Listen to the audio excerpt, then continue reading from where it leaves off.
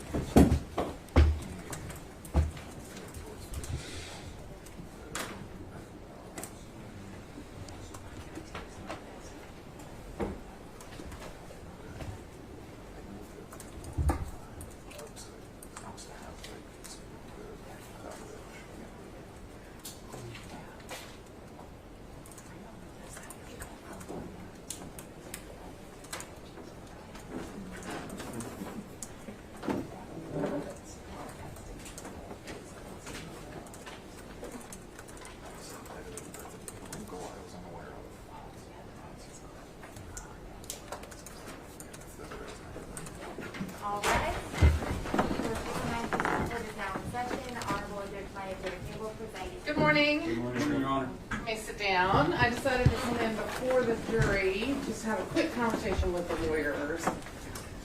I was just thinking last night about today, and some of the parties, I'm not all here, that today is probably going to be among the more emotional days, potentially heated. And so I want to make it clear that if at any time I feel like a performance is being given or this is being used for some purpose other than the trial, I will shut down the live stream and potentially throw out the news media as well. Okay? You'll pass that on to your client? I will. And you are here. So we're good.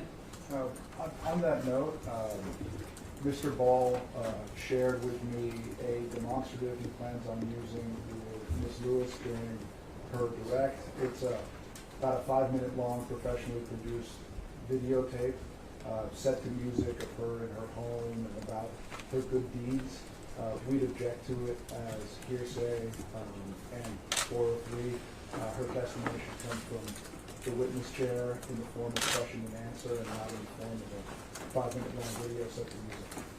So first off, it's not 5 minutes, it's about 3.5 minutes. Secondly, it's used for demonstrative purposes only. It is about her foundation.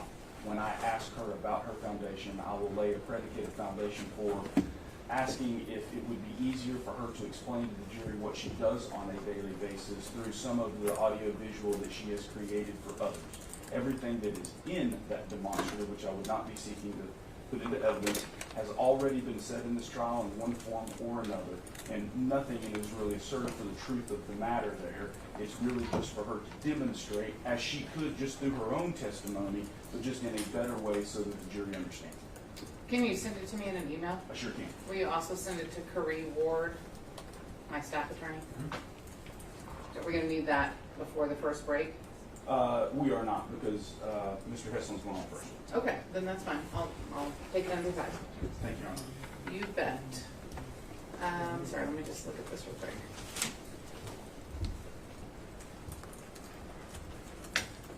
Oh, I see. Okay.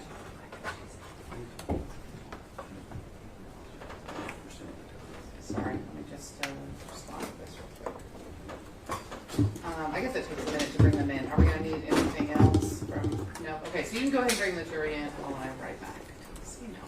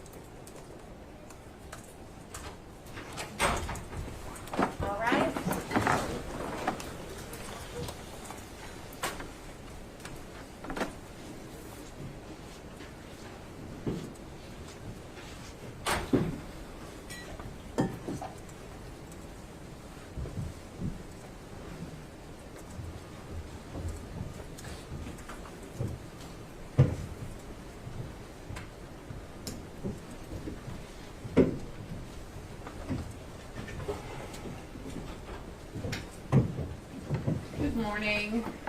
Everyone may be seated. Mr. Ball, your next witness. My name's called Mr. Neil Heslin. Mr. Heslin, will come in front of me, please. I can swear you in. Raise your right hand.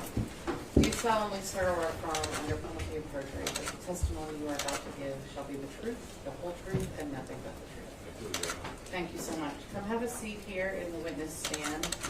I know you've heard me say it, but I'll say it again. There's water. There are microphones. If you are loud enough, you won't have to lean in too far. I'll let you know if we can't hear you. Remember to let the lawyers completely finish their question before you begin your answer. Take your time. If you don't understand something, ask for clarification. Try to answer out loud in words. And try not to.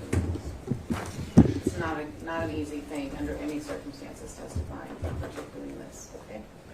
The only thing I ask is that everybody did counsel speak loud. I don't hear that well. Okay, great. Let's use the microphone, and if you're not going to use it, you'll project your voice. I certainly will. Can we maybe pull the mic? And he just needs to, the chair moves, right? You can just move the chair a little closer. Yeah. Hopefully that'll work. Now, is one of these speaker? They're both, yes. The They both work. long, skinny one is the one that projects into the room. Okay. Okay, thank you. Thank you. Mr. Heslin, if you would, introduce yourself to the ladies and gentlemen of the jury. My name is Neil Heslin. I'm the father of Jesse McCord Lewis, killed at Sandy Hook Elementary in a school murder. December 14th, 2012. Mr. Heslin, why is today so important for you? Today is very important for me, and it's been a long time coming. And I feel very good about being here today. To face Alex Jones, to hold him accountable for what he said and did to me, to restore the honor and the legacy of my son that was tarnished by Mr. Jones. Mr. Heslin, you might have seen yesterday that Mr. Jones' attorney said that he would be here today. You might have known that it was understood he would be here today. How does it make you feel sitting in this courtroom right now and Mr. Jones is not sitting here facing you? I think it's a disrespect, and I think it is a cowardly act of Alex Jones not to be facing me here in this courtroom. I've been here for a week and a half, and my final testimony, Mr. Alex Jones does not have the courage to sit in front of me or face me on this morning. Explain to us how it is that you expect to restore Jesse's honor with your testimony and through this process. It's very important for me to have this trial and this testimony today. The reason to hold Alex Jones accountable and Infowars for their actions. The statements and the remarks and the comments made by both Infowars and Alex Jones repeatedly have tarnished Jesse's legacy, questioning whether he died, whether he's still alive. I can't even put in words how difficult it is to lose a child, regardless of that age, and under such brutal and horrific circumstances. Sandy Hook Elementary School, the massacre.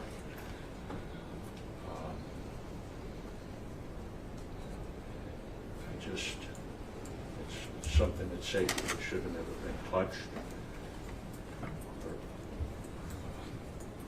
brought into a conspiracy theory, a hoax.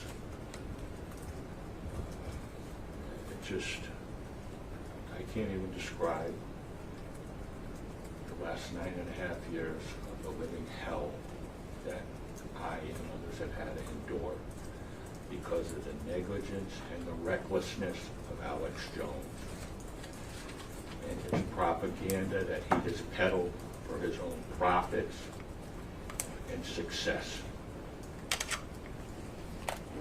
Mr. Heslin, tell us about when you first remember hearing of this ugly, profane conspiracy theory that Sandy Hook didn't happen, that Jesse wasn't murdered. Well, I wish the fact that in those statements, I wish that it was true. I wish that Jesse was alive. And that's not the case. Can you speak up for us a little bit on this so that we can hear you, please? I said I wish that was the case, and the fact that Jesse was alive, but that's not. He's not here with us. I became aware of the statements, the remarks, that it didn't happen, Sandy Hook, that Jesse didn't die in 2013.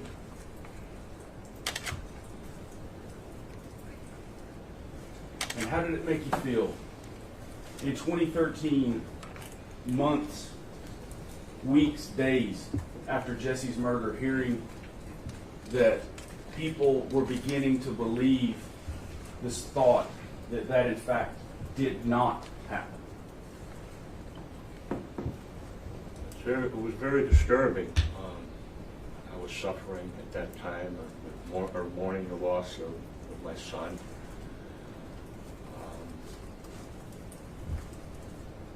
And I just couldn't fathom or understand why people would or question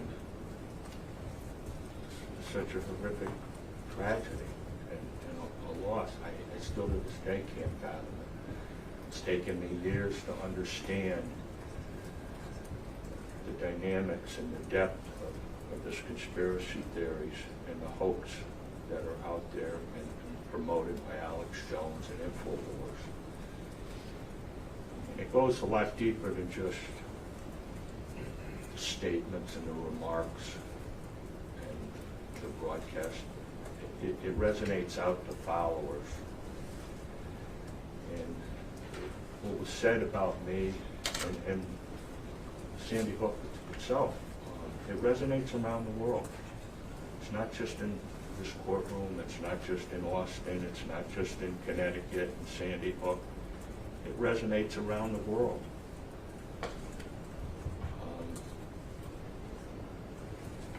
And as time went on, I truly realized how dangerous it was. And the extremists that believe this and follow Alex Jones and Infowars and other sources that repeat this, the conspiracy and the hoax. My life has been threatened. I fear for my life. I fear for my safety and my family's safety in my life. Mr. Heslin, did you hear what was being said by Alex Jones and his associates as a denial that Jesse ever existed? Did you hear it that way?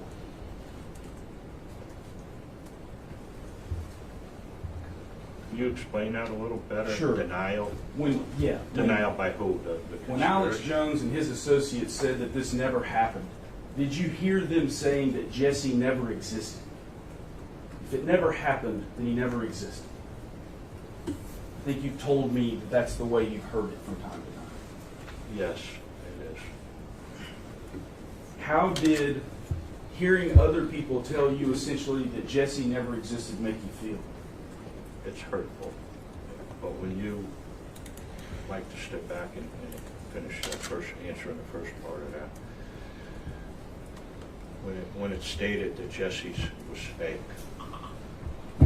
that is an indication that he didn't exist and he didn't live. He did live. I was blessed with 6.5 years. He's been gone 1.5 times that.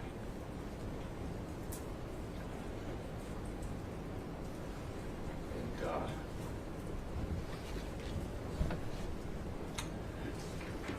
but I cherish those days, those years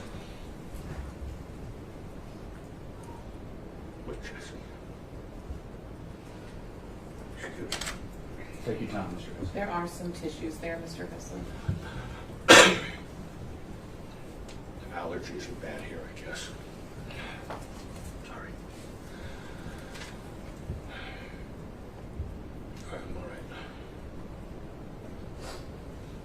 I know what you're doing today is incredibly difficult.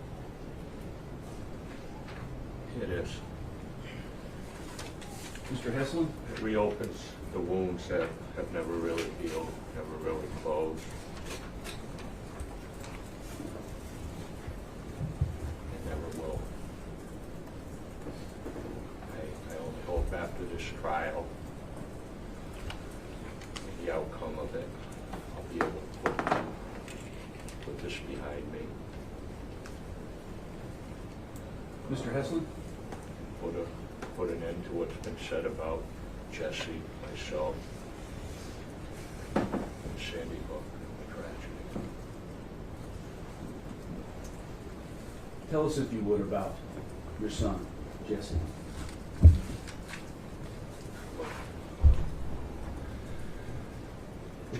Before you do that, Melissa, if you would, please put up 3PX.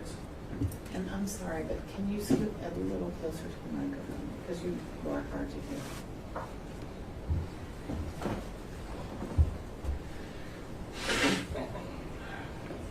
You'll notice that I put up a picture of Jesse. How old was he when this picture was taken? That picture was taken about 2 weeks or so before Jesse was murdered. That was his class picture. And we didn't get that class picture till a week or so after he was killed, or maybe after the funeral.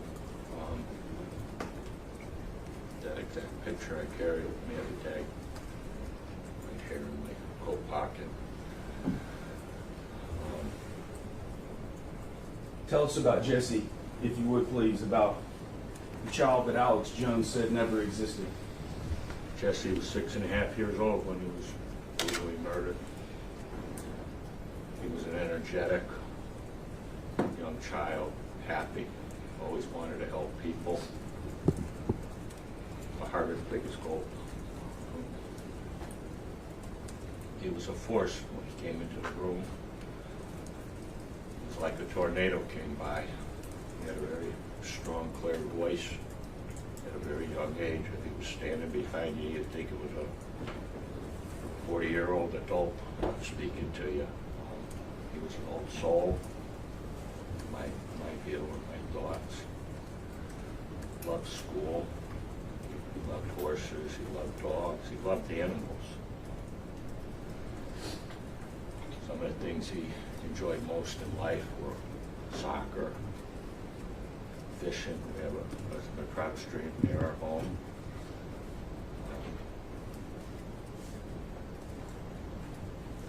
He loved that. He was learning to ride a bike. Just before he got killed in the summer of 2012. One of the most fond memories were in school. They were just learning to add. It's the basic 2 + 2 is 4. And then they learned that if you put a 0 on that, it would be, 20 would equal 40. So he figured out the more zeros you had, the bigger the number you'd end up with. And he was so proud of that he could add such large numbers. And simple as it is, but it was he was just so proud of that. I have dyslexia. I don't read very well.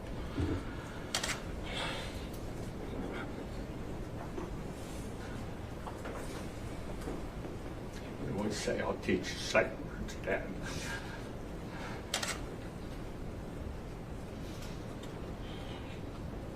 I'm sorry.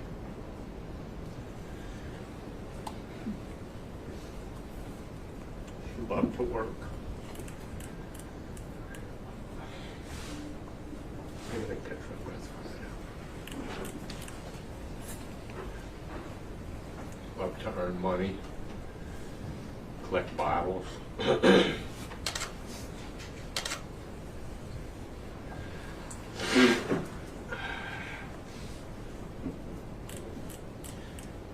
whatever little odd jobs he could. He'd offer to do with her neighbors and friends just to make money. Love to save his money. He collected coins. Yeah, the coins he collected were the coins he made at working, or coins that came from the balance of the bottles that he collected in cans and returned. And one of the biggest thrills and most profitable things for Jesse was collecting scrap metal, taking it to the scrap yard. He was driving down the road with somebody. Trying to get that scrap metal if it was out by the curbside. We had a pile in our backyard. Periodically, we'd go get loaded in one of the trucks and he'd take it to the scrap yard.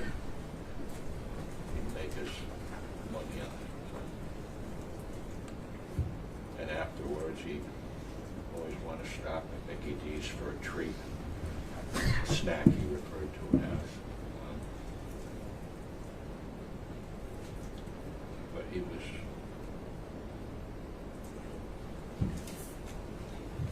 the best. I love him, buddy.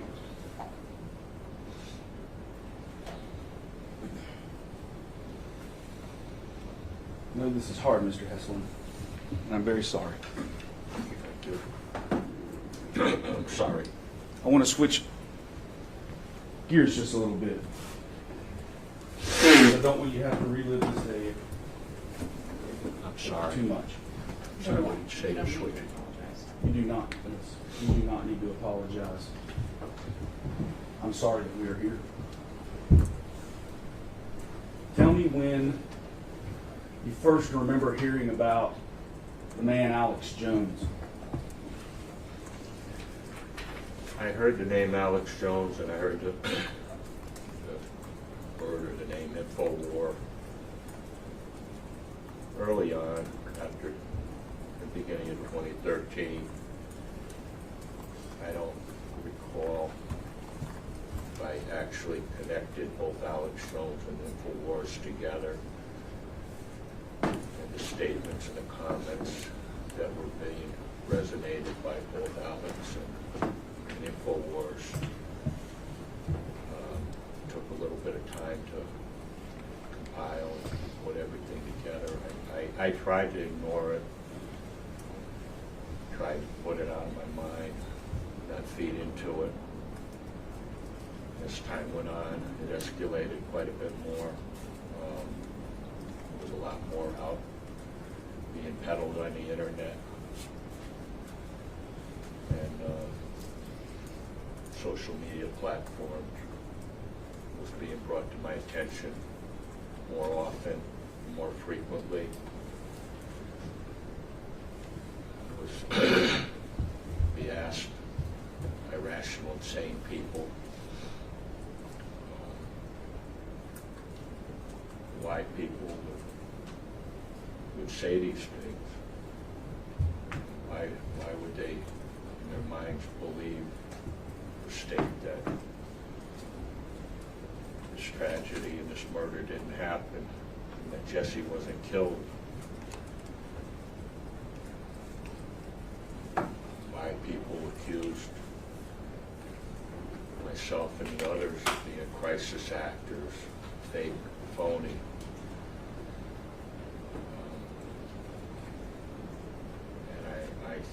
It took me a long time to really understand the dynamics of it, and I couldn't explain that.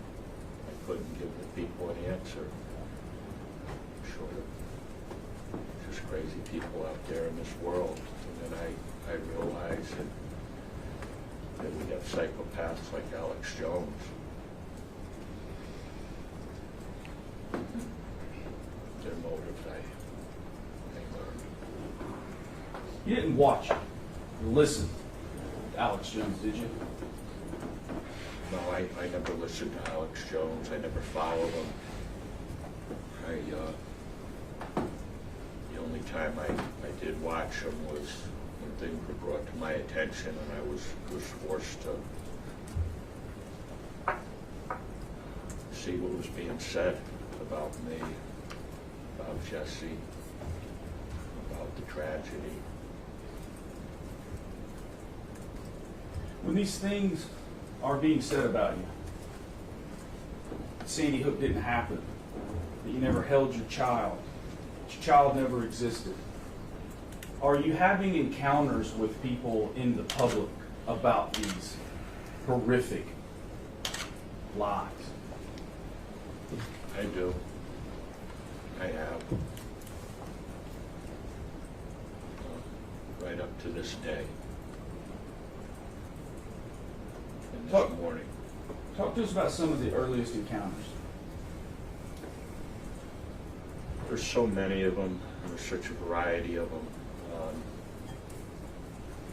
The encounters or interaction, many of them are on the internet. Many of them are anonymous phone calls.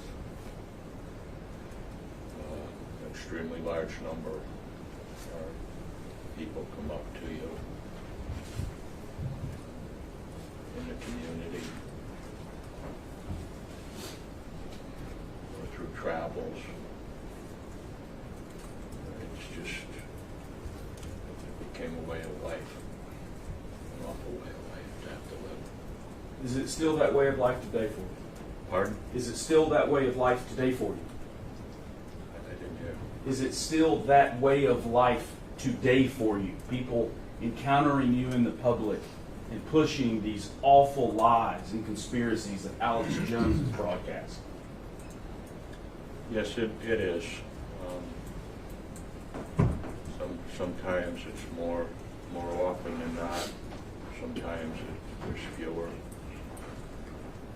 encounters or interactions.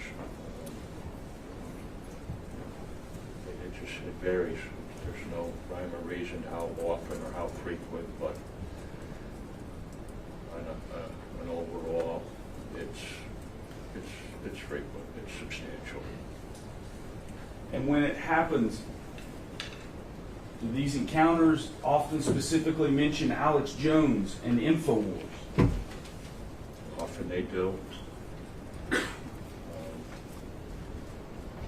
lot of times, no one's mentioned or in particular.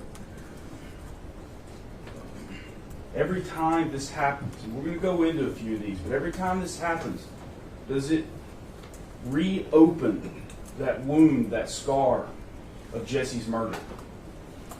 It does. It brings back memories. It brings back flashbacks. That day.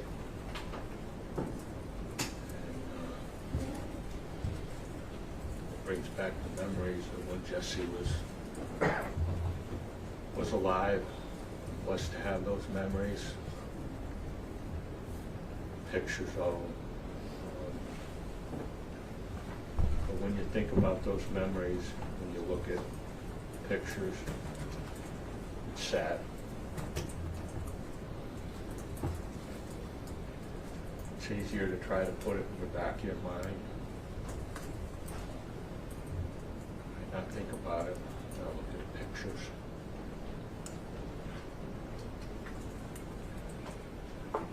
We've in this trial heard about the interview that you gave to Megyn Kelly. Yes. You've seen some stuff with that, and you lived it, right? Pardon? You lived it. You gave an interview to Megyn Kelly at her request. I did. Tell us why you did that, Mr. Heslin. I did that interview for a couple of reasons. Hopes of reaching Alex Jones and trying to get him to stop what he was saying and doing. I never attacked Alex Jones viciously or negatively. In fact, that interview was around Father's Day. I believe I even wished him a happy Father's Day. And I remember thinking and stating how lucky Alex was. He's a very lucky man to have his children with him. And I hope he has them for the rest of his life. I wouldn't wish upon Alex or anybody the loss that I sustained through a child. And, he's very blessed to have his children, and God bless him with that. I don't have that anymore. Before you gave this interview with Miss Kelly, did you ask Alex Jones and his show to stop with what they were doing to you? Did I ever ask Alex Jones to stop what he was doing? What, do you know that he was asked? Let me ask another way. Do you know that he was asked before this interview to stop what he was doing? I do know that. I heard that he was. I personally didn't ask him before that. I never had any attempts or way that I knew of to contact Alex Jones or to reach him to personally tell him. The only way I really had was through the media.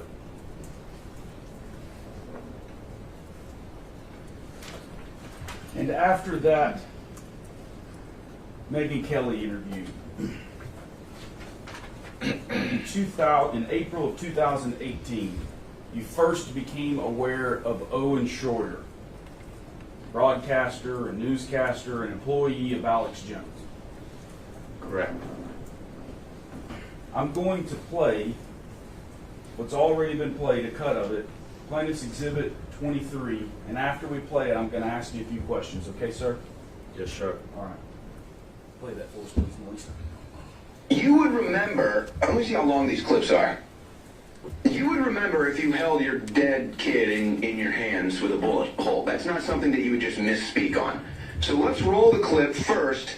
Neil Heslin telling Megyn Kelly of his experience with his kid. At Sandy Hook Elementary School, one of the darkest chapters in American history was a hoax. I lost my son. I buried my son. I held my son with a bullet hole through his head. Neil Heslin's son Jesse, just 6 years old, was murdered, along with 19 of his classmates and 6 adults, on December 14th, 2012, in Newtown, Connecticut. Yeah, I dropped him off at 9:04. That's when we dropped him off at school with his book bag. Hours later, I was picking him up in a body bag. Okay, so making a pretty extreme claim that would be a very thing vivid in your memory, holding his dead child. Now, here is an account from the coroner that does not corroborate with that narrative.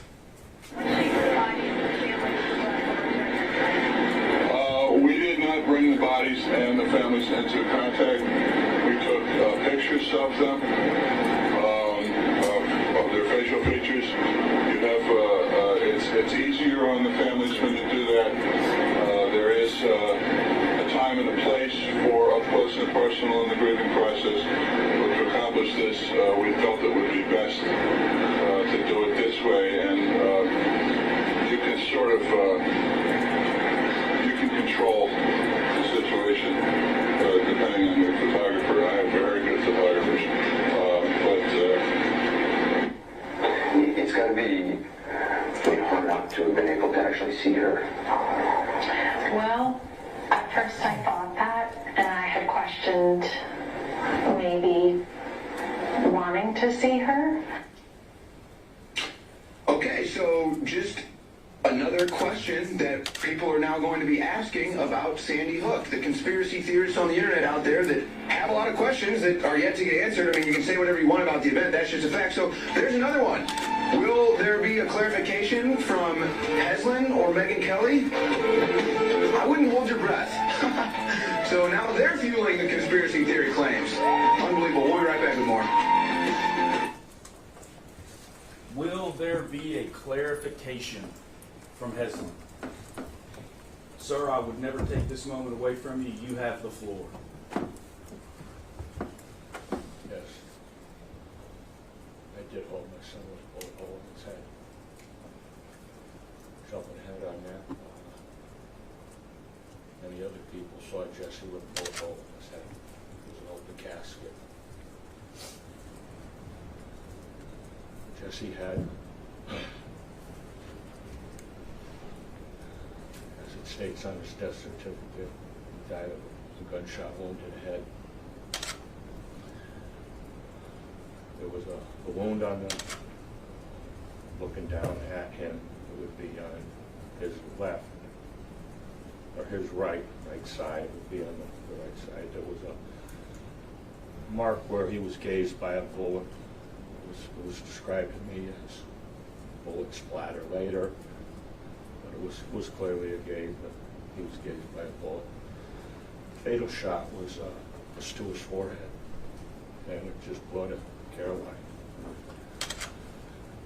just to the left side, the center of his forehead.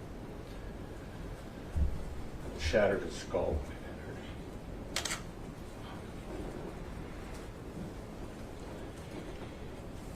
Exited the rear left of his skull.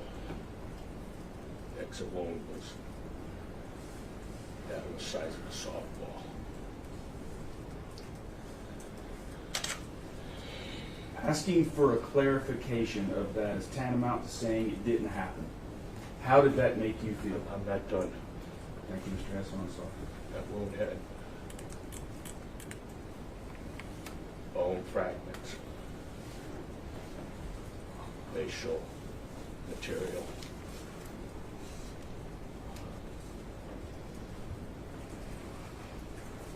That's the way. At the funeral, again, eyes not could touch Jesse's head because it was very fragile. Basically, it would have fallen apart.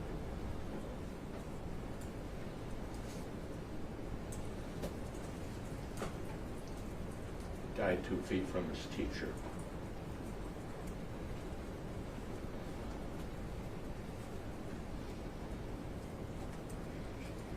There's more about that. The gun jammed. At one point, Jesse knew that. At that moment, Jesse yelled for his classmates to run. They did. 9 of them are alive today because of his actions. 11 survived.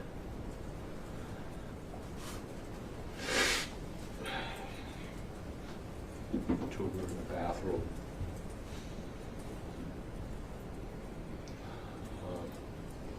Jesse died of him.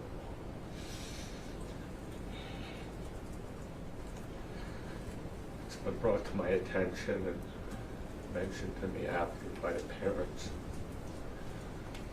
3 of the survivors, the runners.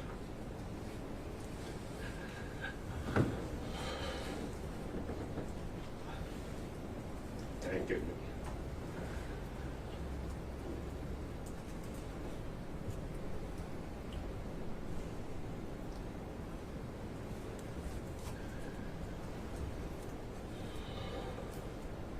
I went into school after.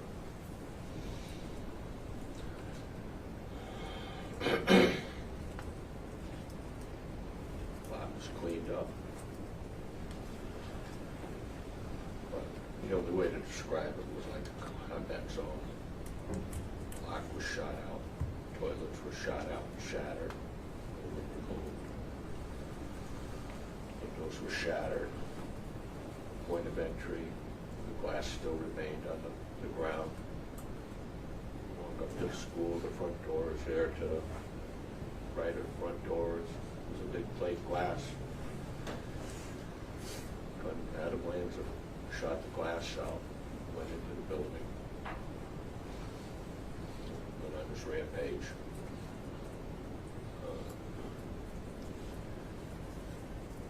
I spent a lot of time in the classroom myself, alone.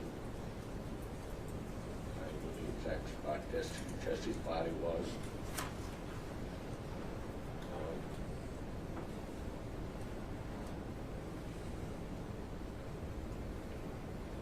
And I left.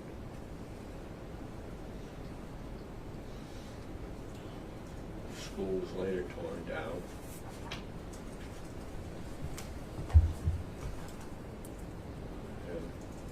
Relocated on the same site where the murders occurred, in the school, in the building, the classrooms. That's referred to as the sacred ground. I'll describe it as a silent memorial. It's just a mound with some trees around it.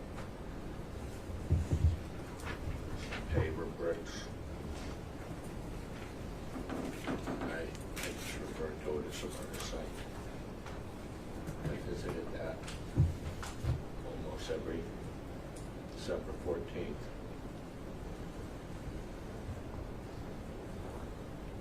The time the murder occurred.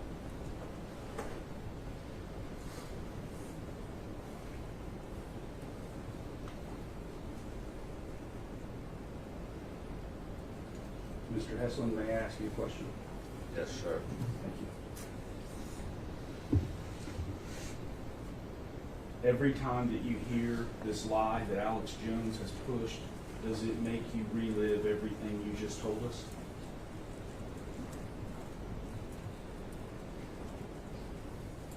Yes, it does.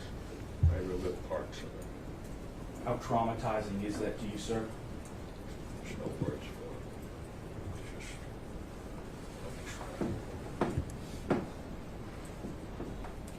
I get anxiety. My stress level goes way up.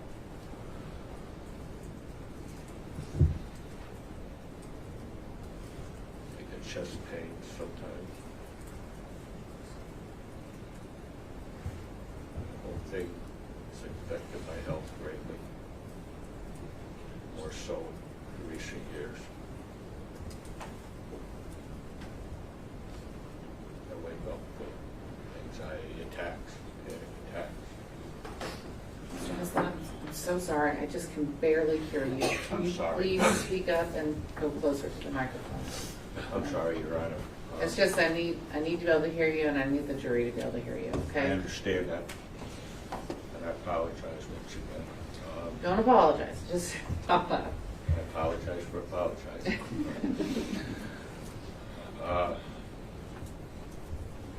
I wake up at night with panic attacks sometimes.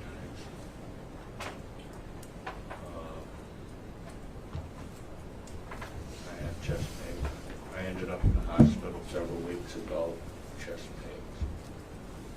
I didn't think I was having a heart attack, but I did.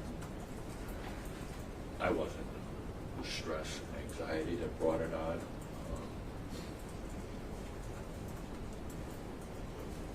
Not a healthy thing. And I hope with the outcome of this trial, that will subside a lot. I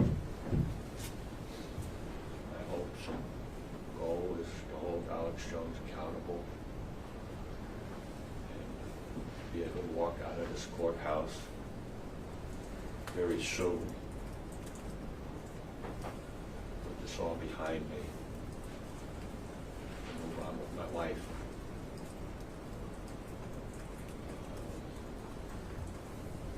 Mr. Heslin, is holding Alex Jones accountable for what he's done necessary in your mind to move on with your life? It is. This trial is the only way I can restore my credibility and reputation. It's been destroyed and damaged by this constant attacks and this peddling of conspiracy and hoax. At one point I was called, I was accused of being a liar.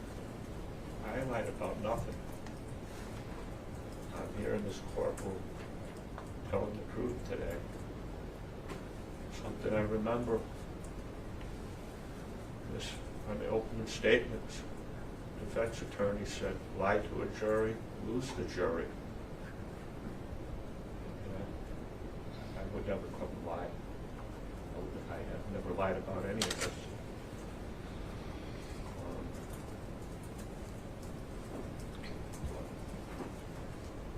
I truly believe it's true what the defense counsel said. Very true words, very good words.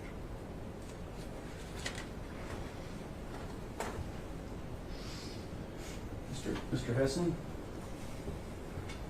I understand that your house has been shot at, while people yell Alex Jones' name in Infowars. Is that correct? That's correct. Tell us about that if you would, please. A few years back, my home was shot up. Vehicles were shot up in my yard.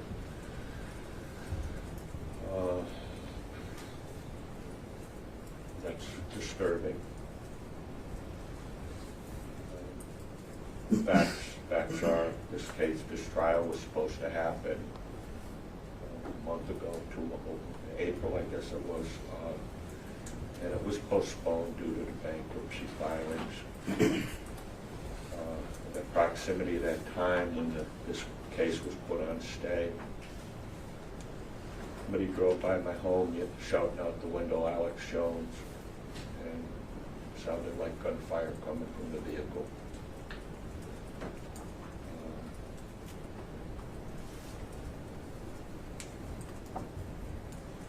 There's no way to have to live. You're aware of other threats to the other families of the Sandy Hook school shooting? I am. And how does that affect how you deal with what is being said and the lies that Alex Jones is pushing? I have my own threats and safety to deal with and worry about. So you have to make it. I'm not Okay, making it for you. I object to Legal objection. relevance to other families. Overruled. Thank you, Your Honor. You may continue, Mr. Heslin. I have my own safety to worry about and my own threats. I am aware of the other, many other threats and situations that have happened. Some of them overlap. So all the families, not just targeting one in particular. It's disturbing. I feel bad for the other families that they have to endure that too. I mean, I endure it. I have to deal with it. I don't wish it on anybody.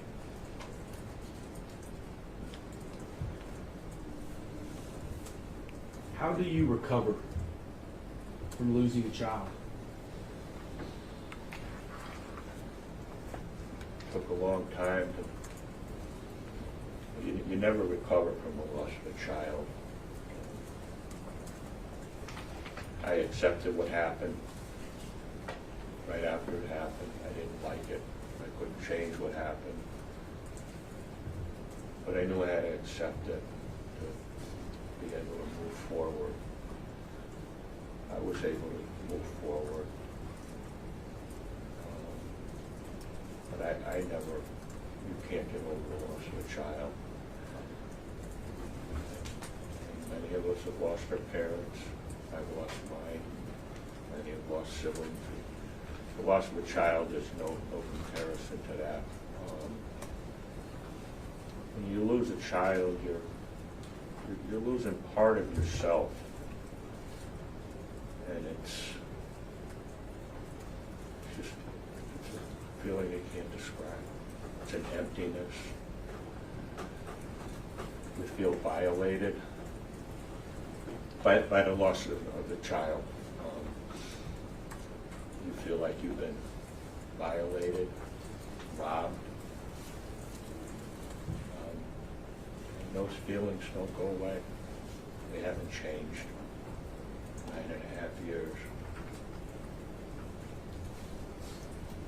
Mr. Heslin, how do you recover from someone lying about the loss or the murder of your child?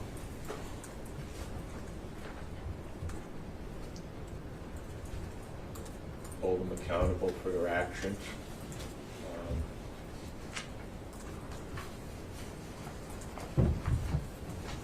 Being able to have the opportunity to stand up, clarify the truth. And I don't have any more of an answer. I hope that I could provide an answer, and I hope I have closure to it after this trial. There have been some questions about an apology versus a payment for damages. If you could, explain the difference between those two in your mind. Alex Jones's policies or apologies are worthless at this stage. Any apology would not be sincere, and it's come too late. His apologies in the past, it was Linda Chobani we saw earlier in this trial. It wasn't a genuine apology. And he continuously went on recklessly Carnival Barker would, peddling his propaganda and his lies.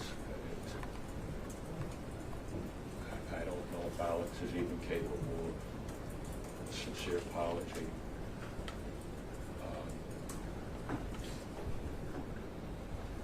What was the other part of the question? The apology that you told us about now I'd like for you to compare that in your words to what you're requesting in this case, damages in money, and why. The monetary side of it, I believe that's the only way to really put a stop to it and prevent this from happening anymore. And it's clear an apology hasn't worked for Alex Jones. He hasn't been sincere. And when you give an apology, you don't turn around and say, I'm sorry, and recklessly do what you did before. You apologize. That's not an apology. It's just useless words. There's got to be a strong deterrent for Alex Jones to prevent him from peddling this propaganda and to put a stop to what's being said to me and about the tragedy, about Jesse. And that, with that, I'm able to restore my credibility, my reputation, and Jesse's legacy and honor, as he so much deserves. He would have been 16 years old.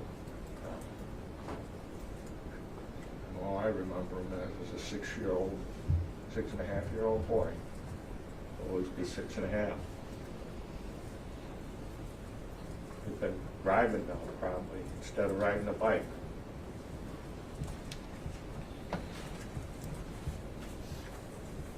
In high school.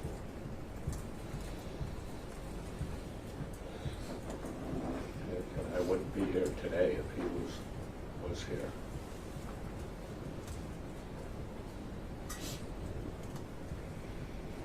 As a beginning to restoring Jesse's honor, I'm going to ask my last question. Share for us, if you would, one of your favorite memories of Jesse.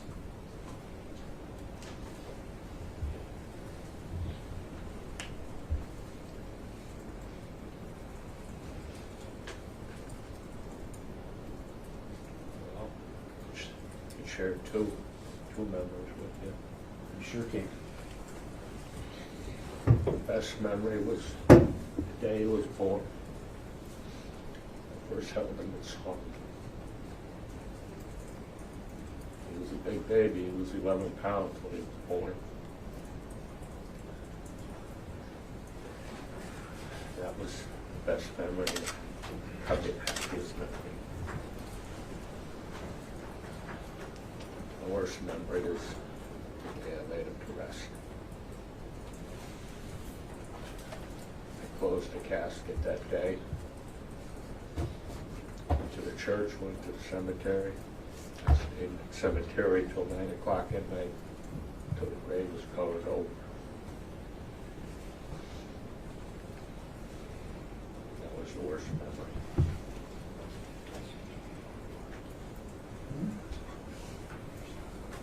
Thank you, Mr. Heslin. I appreciate your courage and your time today. I don't have any other questions. All right. Thank Can you keep going right now, Mr. Heslin? I'm good. Okay. Mr. Reno?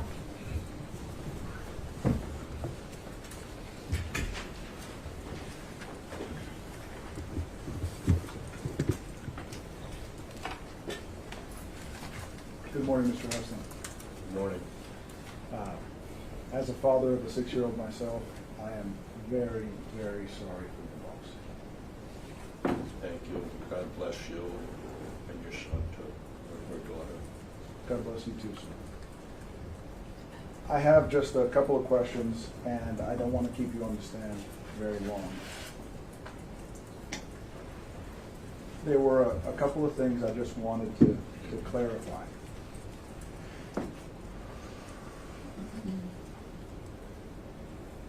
When, or I'll turn it this way, was the first time you actually watched Alex Jones on a screen speaking when it was brought to your attention by Lenny Posner in 2018, the Owen Schroyer report? Yes, that's correct.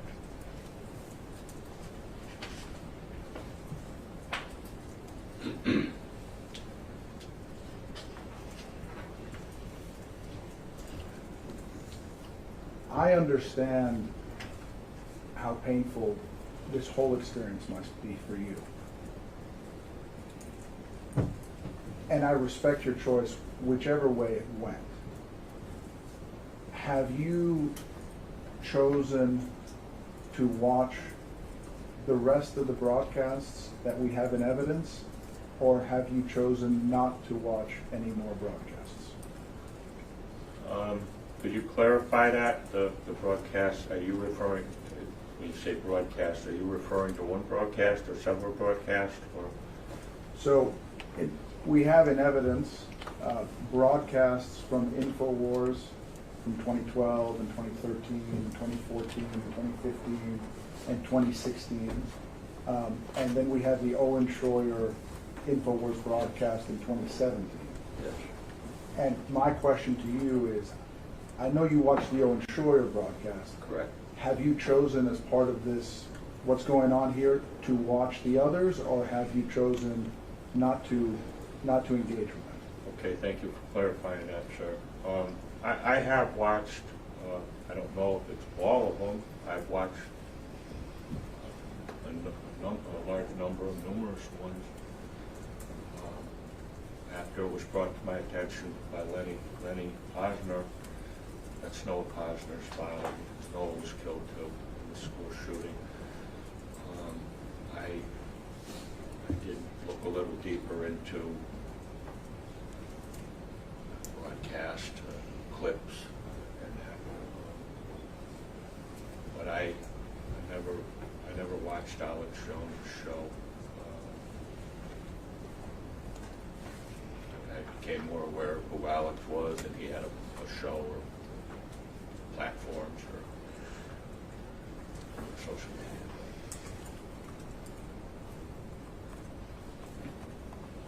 media. You told us that during the period before, Sorry? I'd like to refer you to the period before the Megyn Kelly interview. Yes. That, Period, okay. that during that period, before you went on Megyn Kelly, you were generally aware of conspiracy theorists and rumors online. Is that correct?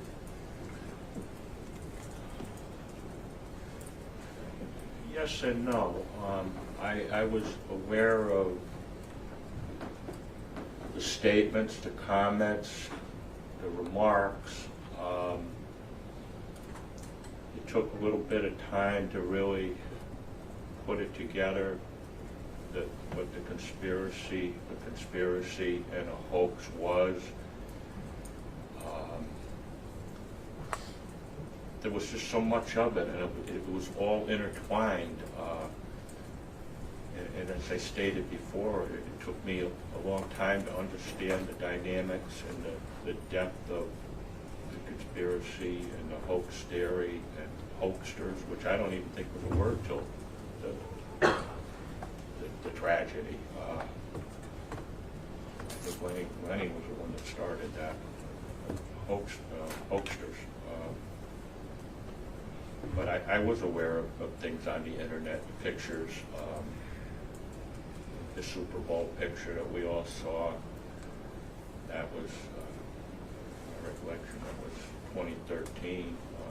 Clearly Jesse was born in 2012. I did see that picture, and it was floating around the internet. I'm not on the internet a lot. I'm not email, social media, or anything. Over the the last few years, became a little more up on it.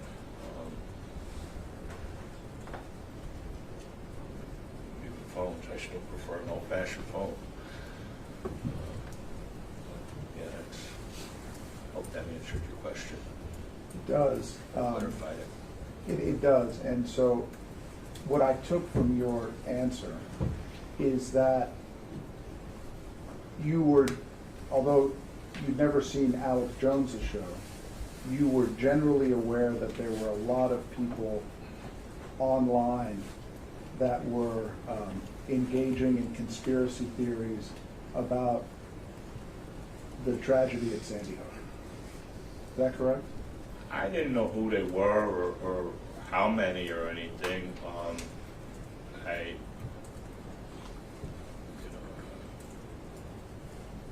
Like I said, I just didn't know the depth of it. You go on the computer, or somebody sends you an article or tells you to look a link up or something, and you look it up, and that's about as far as it went. I never really, I didn't compile everything together until it just grew on me. I learned the connection between them all and how one feeds the other, and you know, with Alex,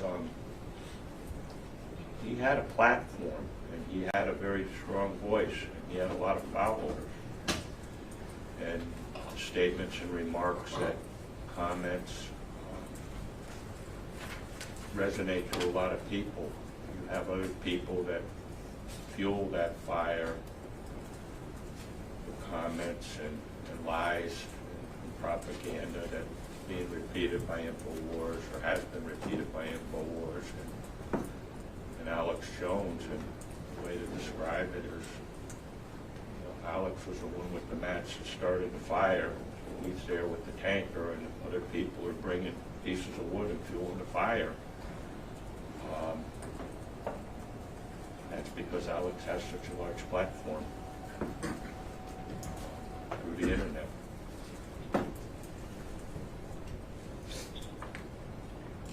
What you just told us, is it fair to say that those are beliefs that you've developed as a result of your discussions with Lenny Posner and with your lawyers and with the expert witnesses? You mean the statement I just made about the fuel tanker? Hang on, there's an objection. First off, I think that directly calls for attorney-client communication. Sustained. Secondly, I think that it mischaracterizes the record that we've heard this far. Sustained. So does that mean I can answer it? Or? No, sir. He has to ask you a different question that doesn't violate the rules. Okay. Thank you. The answer that you gave us previously about what you refer to as the intertwined nature Yes. of Alex Jones and people who believe in conspiracy theories, you came to that conclusion at some point after the Megyn Kelly interview as a result of your conversations with Leonard Posner and others. That's not true. Maybe I could describe it a little better, but there was a menagerie of the comments, the statements, and it was like a can of nuts and bolts. Dump it out, and they're all there till you sort it out. And as I said, I didn't follow it. I didn't investigate it. But then when it got more common and there was more of it going on, I had I looked into it a little more, and I sorted it out, and that's how I put the connection together. And no, it didn't come from Lenny Posner or my attorneys. That was from my personal experience and my personal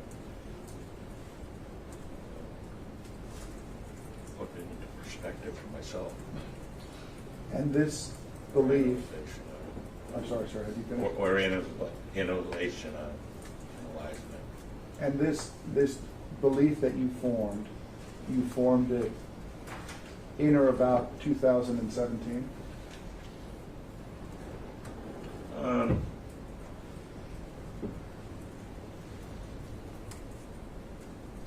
I don't, some before, some, it kind of developed more. I put it more into perspective.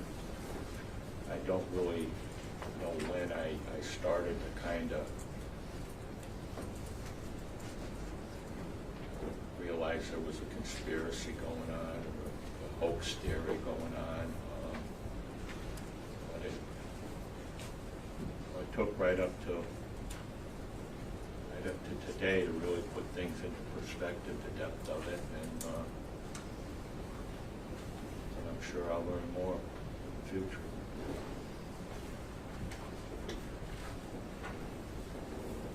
Would you accept the possibility that the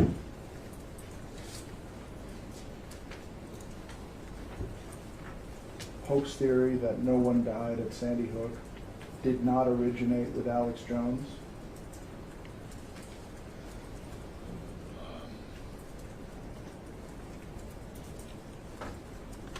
I accept that. As a possibility. Not accepting or not accepting anything. I heard what you said. It was repeated by Alex and rebroadcast on Infowars. Whether it originated there or not, I personally have no knowledge of where it actually originated, but it was broadcast and publicized on, through Alex and Infowars, so it fueled the fire and resonated around the world and through his followers.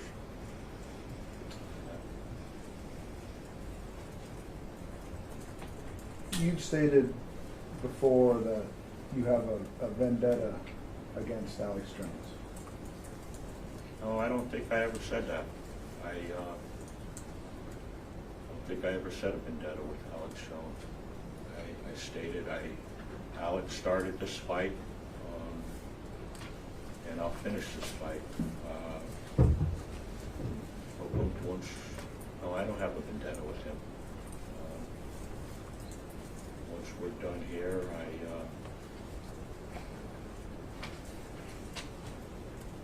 don't have an ongoing vendetta with him.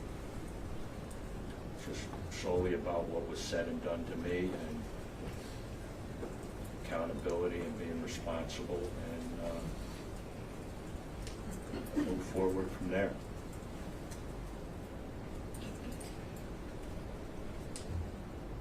Would it refresh your recollection to take a look at your deposition that you gave in January of this year? Yes? Yeah, I'll look at it.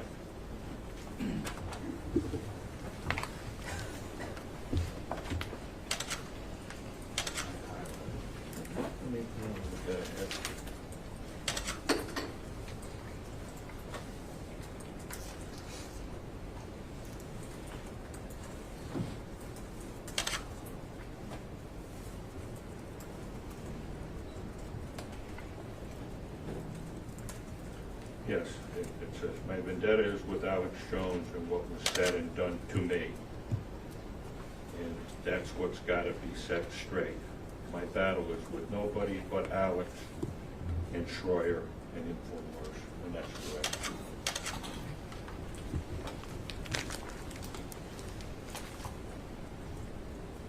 When you use the term vendetta, Correct. A vendetta is a blood feud, right?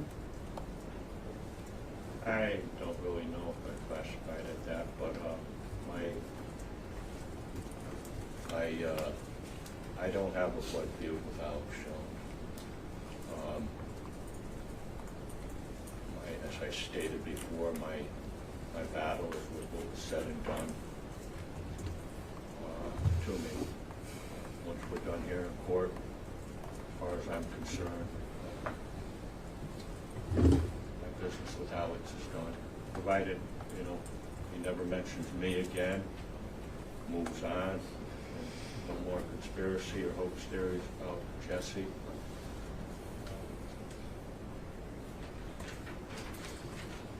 I have no blood battle with Alex Jones. Would you agree with me, Mr. Heslin, that prior to Owen Schroyer using your name, neither Alex Jones nor any Infowars employee had ever said your name or Scarlett Lewis's name? Objection, Your Honor. Misleading question, because we do not have all of the records that we have firmly established over and over. So misleading and false for speculation. Absolutely. Sustained. To your knowledge, before the Owen Schroyer report, had any Infowars employee or Alex Jones ever mentioned your name or Scarlett Lewis's name? I don't have that answer.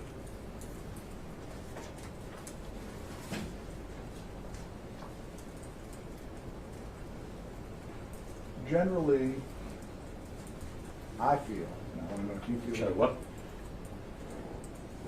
I feel like death is a very private event. Would you agree with that?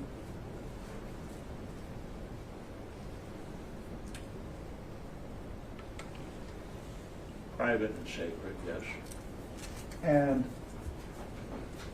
that's every death, but especially the death of a child.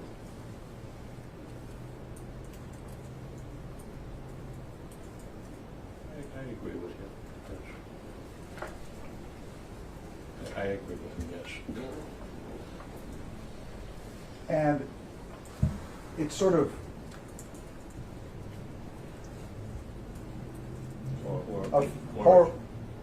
or it should be. With Jesse's death, that wasn't possible because it was such a publicized tragedy and event.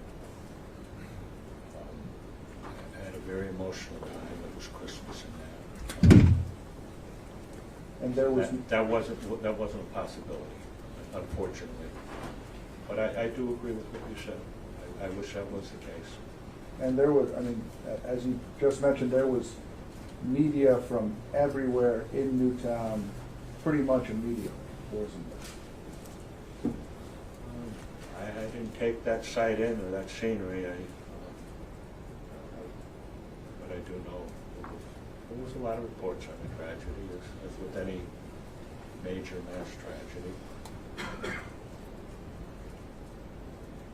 Would you prefer it if no media were involved ever when there's a mass tragedy like what Adam Lanza did at Sandy Hook? No, it's really an in-depth question. I think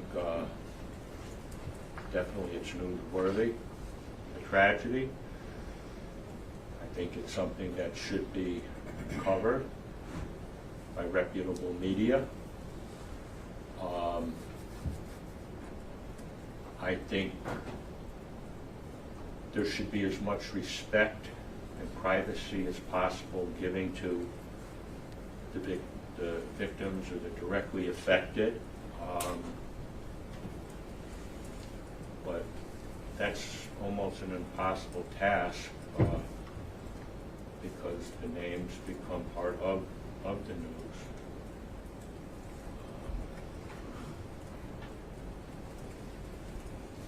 I mean, I wish I had Jesse with me, but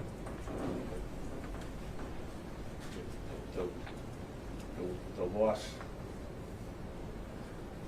I don't want anybody to take it away, but you know, if I had to choose the way he died, and I'm not saying that like, you know, in a way, I wish it never happened, but it wouldn't have been, it wouldn't have been a mass tragedy.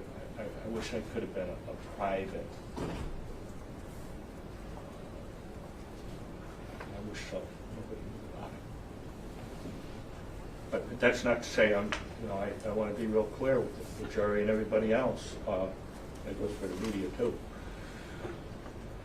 You know, I'm not saying I wish he, you know, I wish he was here, but I'm saying that there was a choice or different. I wish he had perished in a different way, if he had to, in a private way. Sir? Yes, sir. Do you find it disrespectful when politicians and media pundits descend upon a mass tragedy and immediately use it to further political goals? Objection, relevant, speculation, disgusting. It is not relevant, so that is sustained, and I will not respond to the rest. Don't answer that. No, sir.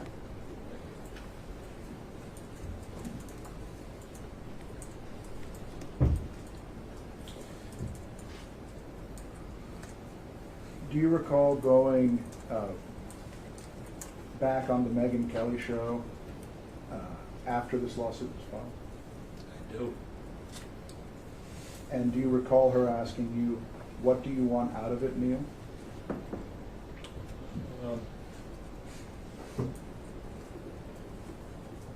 I vaguely remember the question, and I don't clearly remember my response to it. Would you agree with me that your response mentioned nothing about money? I don't recall.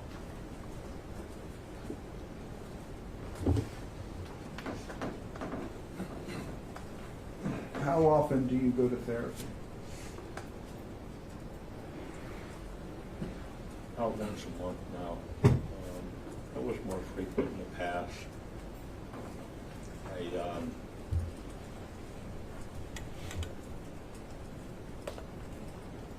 I think I'm on a pretty good path of existence.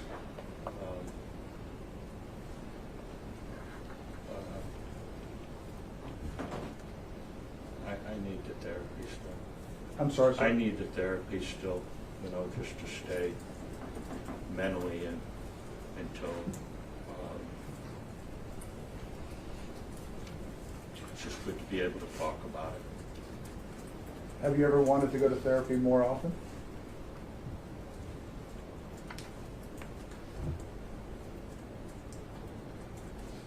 No, I wish I didn't have to go at all. But I know it's at this time something that I need to do and something I should do. But I feel it's important, or for me anyway, everybody's different. You gotta have a balance with that. Where I'm at now, with about once a month, it's a pretty good balance. You know, maybe bi-weekly after this, I get back home. Probably. How much does therapy cost you? It's around $125 a session. With Dr. Crouch? Correct.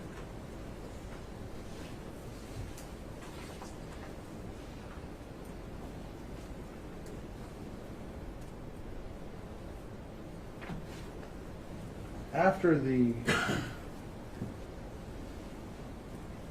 Sandy Hook school shooting, did you become an advocate for gun control?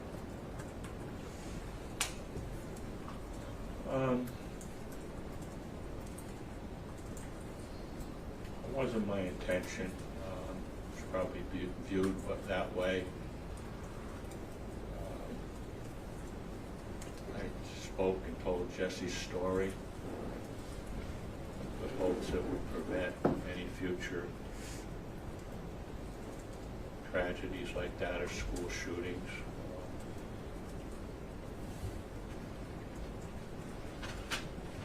And I, in the initial part after I told Jesse's story, it was something that I think everybody needed to hear.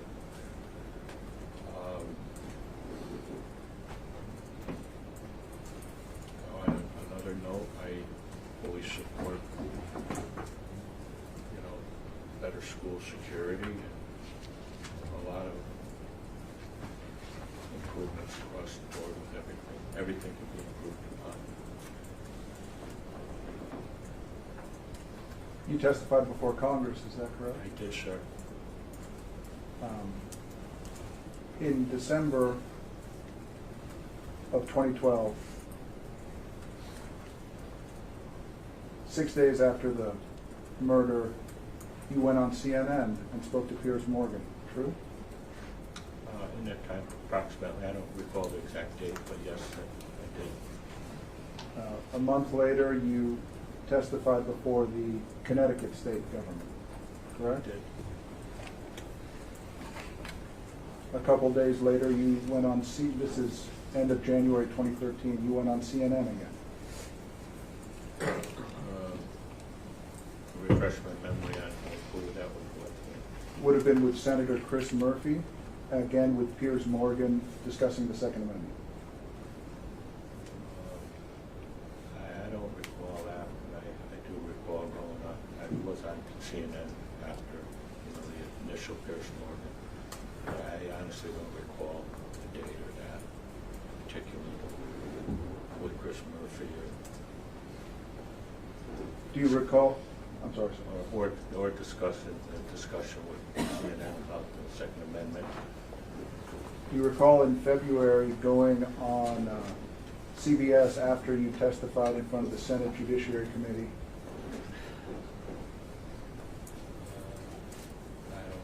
I don't recall, no. A month later, do you recall coming out in the New York Daily News at a press conference regarding politicians?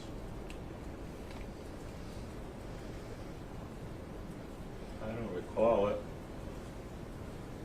That same month, in March of 2013, do you recall appearing on CNN, The Lead, and being interviewed by Jake Tapper?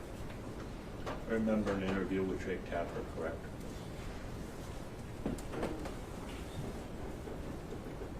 You're familiar with an organization called Demand Action that advocates for gun control?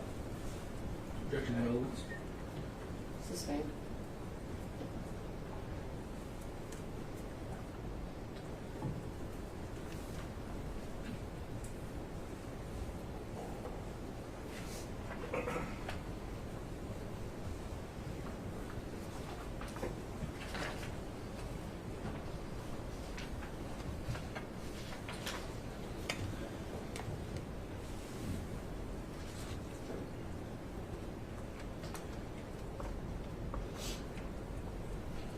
You testified earlier, I believe, on direct, that after this trial was delayed in April of this year, somebody shot at your house while yelling the name Alex Jones and Infowars. Do you recall that testimony? That's incorrect, sir.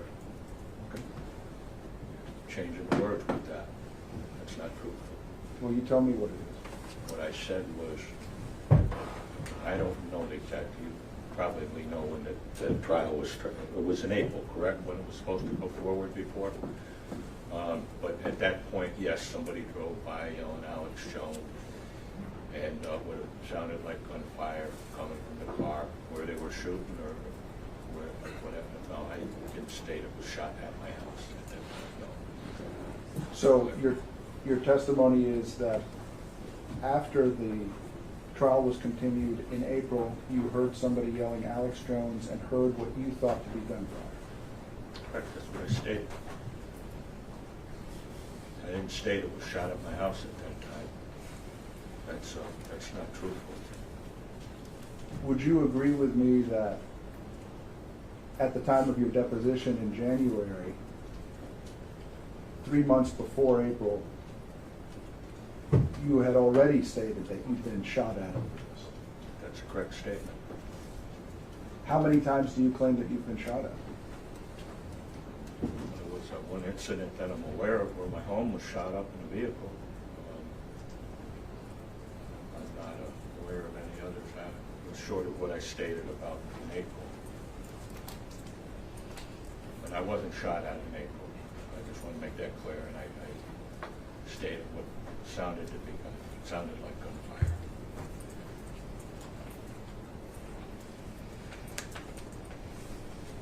You'd agree with me that that's a crime?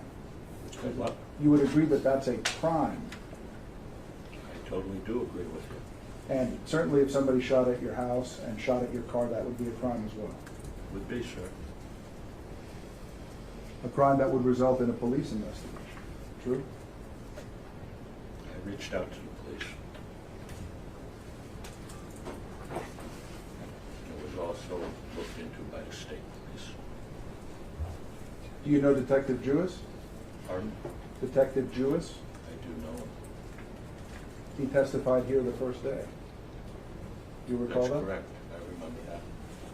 Do you recall his testimony that he hadn't produced or knew of any police reports reflecting harassment by anyone other than Wolfgang Halbig? I remember that. But I will add to that he was aware of that incident at my home. He did come and look at the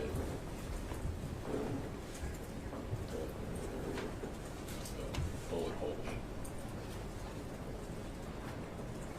No further questions. All right. Mr. Ball, do you have more? It's Very 10. briefly. Okay, so like total 10 minutes? Oh, yes. All right, then we'll just hold off and do one big break all at once. Go ahead. Detective Dan Jewis, do you recall this testimony, sir? I do. Do you remember when Detective Dan Jewis told us that he retired a year ago? I do. So Detective Dan Jewis wouldn't have been someone who would have been involved with those reports that you were just asked about, as though it didn't happen, right? That's correct. When you tell Jesse's story, is that a way for you to keep him alive?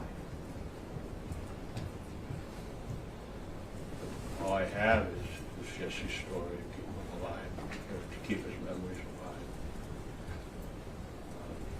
Something I did to keep his memory alive was I started a scholarship fund.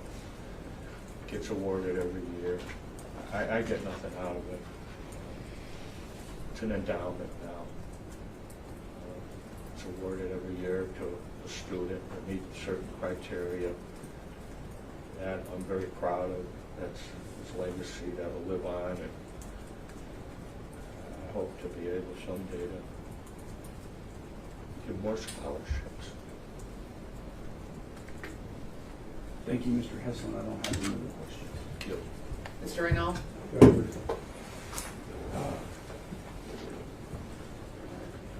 You talk about, you told us about telling Jesse's story. Yes.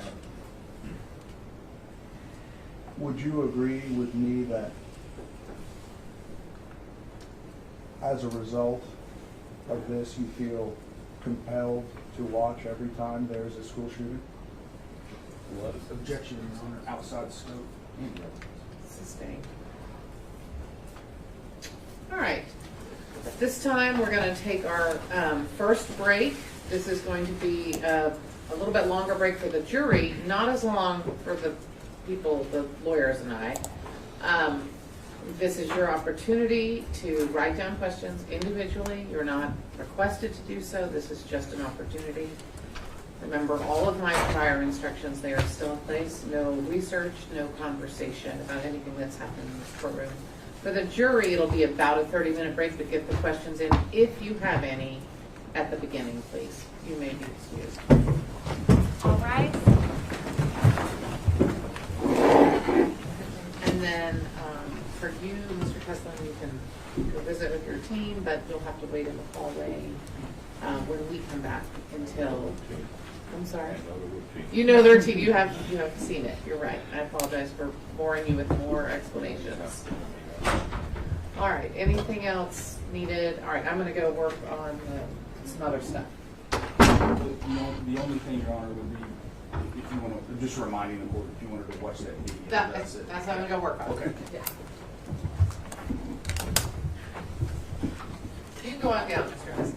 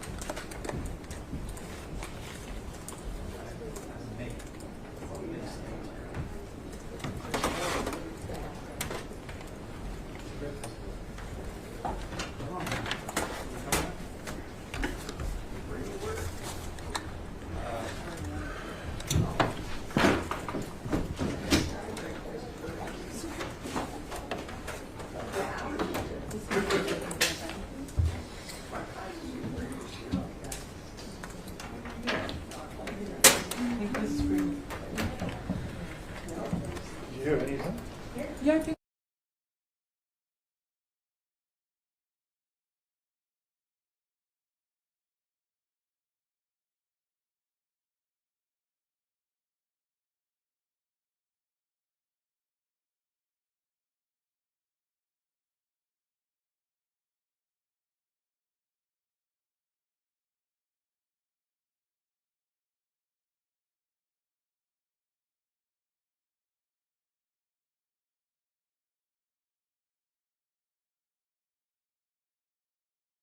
Days after. That is a decided issue in this case.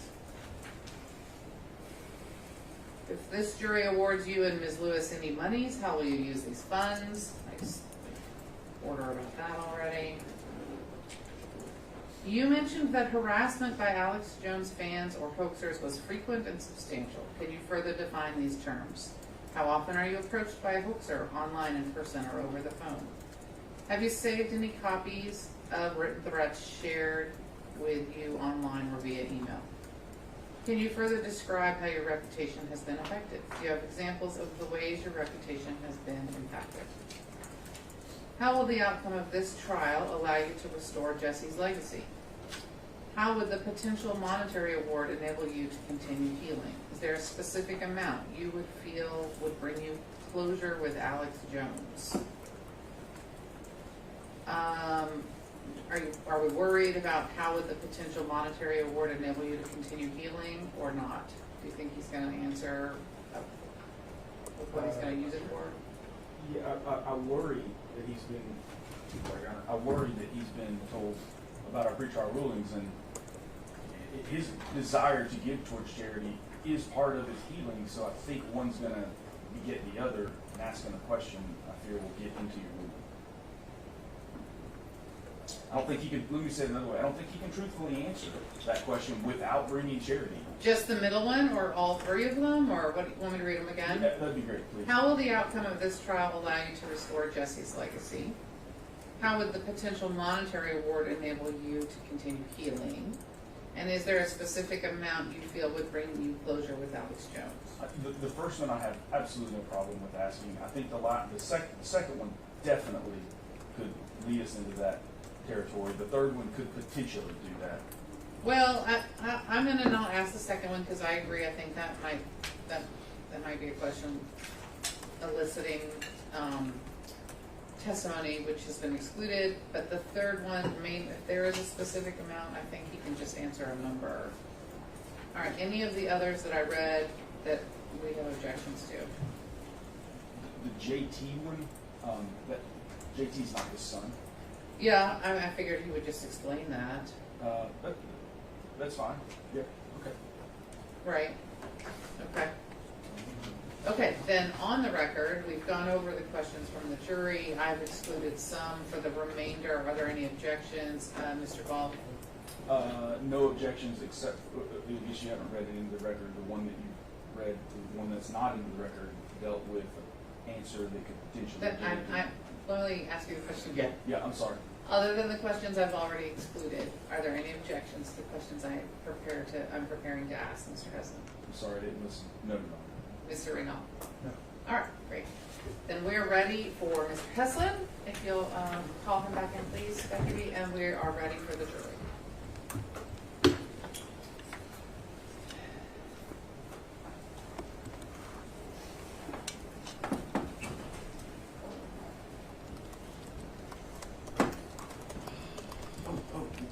Do we want to talk about, because the moment he's done, I'm going to call... It's going to be fine. Okay, thank you. Yeah.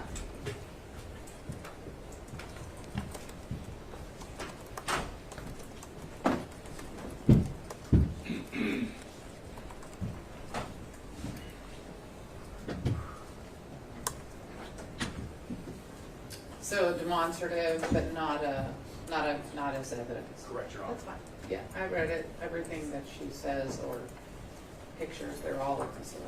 They would all be admissible. So. I think I might have just said I read it. I watched it. I understood every primary.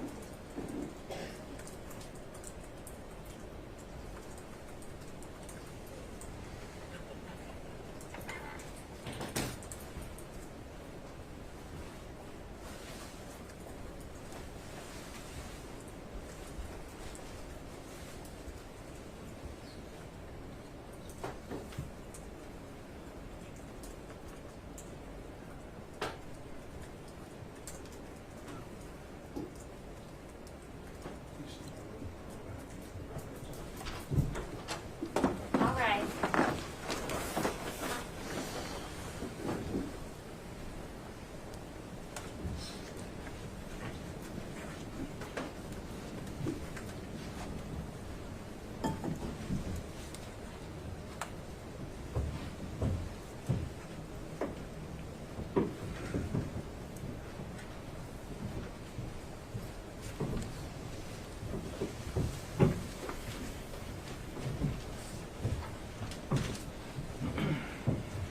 All right, you may be seated.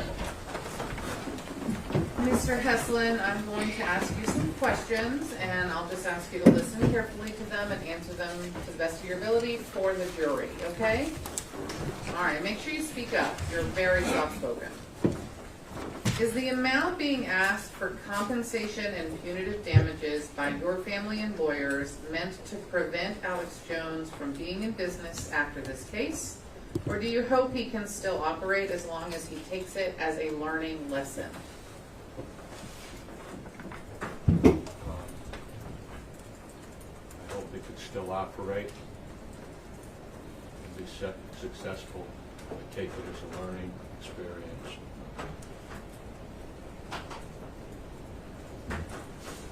When did you first meet and start interacting with Detective Jewis? Detective Jewis, I met through the tragedy and the investigation at Sandy Hook. He was the lead detective that he testified to. The actual date I met him, I don't recall that. It was sometime shortly after the tragedy. When did you first start therapy with Dr. Crouch? That was in 2013. Best of my memory, it was in the summertime. Did you ever try to contact Mr. Jones directly? No, I never did try to contact Alex Jones directly. had a means of getting hold of them or a way of it. And no, I did not. How has Jesse's passing affected JT and your parenting with him? How old was JT when Jesse passed? JT would have been, I believe, 12. I can't answer on how it affected anybody else outside of myself. But I will say JT's done an incredible job. He grew into an incredible young man.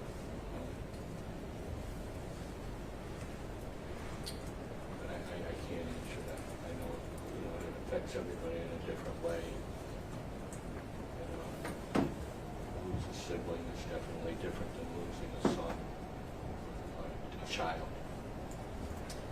Is it fair to say that gun control and take away guns are two completely separate arguments and they are not equivalent of each other? Can you repeat that? Is it fair to say that gun control and take away guns are two completely separate arguments and they are not equivalent of each other?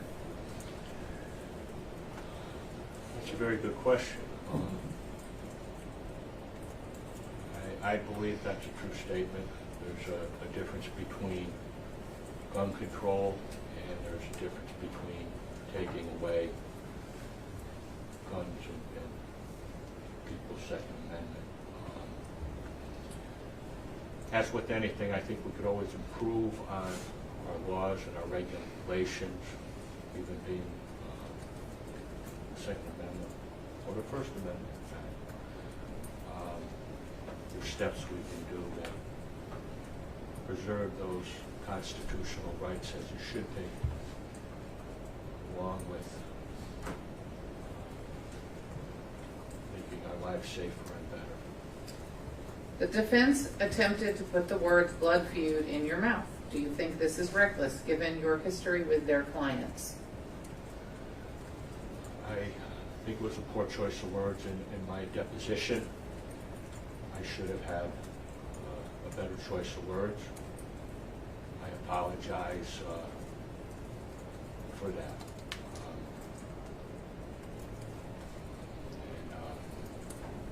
To anybody that has affected or they took it in negatively or wrong way, it was a poor choice of words. And as I, to be clear and stated before, my only business is just to settle the business with Alex Jones through the legal proceedings in the courtroom. I wish Alex Jones no physical harm or any more than that, just accountability and responsibility to the legal system. How were you not aware of Alex Jones after your Megyn Kelly interview, which Alex claims was a hit piece on him? Did you not watch the segment? I did not watch the segment, the segment that they broadcast about me, Schroeder. Yes, the Megyn Kelly piece, the whole Megyn Kelly. Let me just read you the question. Read it. How were you not aware of Alex Jones, how were you not aware fully of Alex Jones after your Megyn Kelly interview, which Alex claims was a hit piece on him? Did you not watch the segment? No, I didn't. I didn't watch the segment till a later date. Approximately the beginning of April, it came to my attention. I had no knowledge of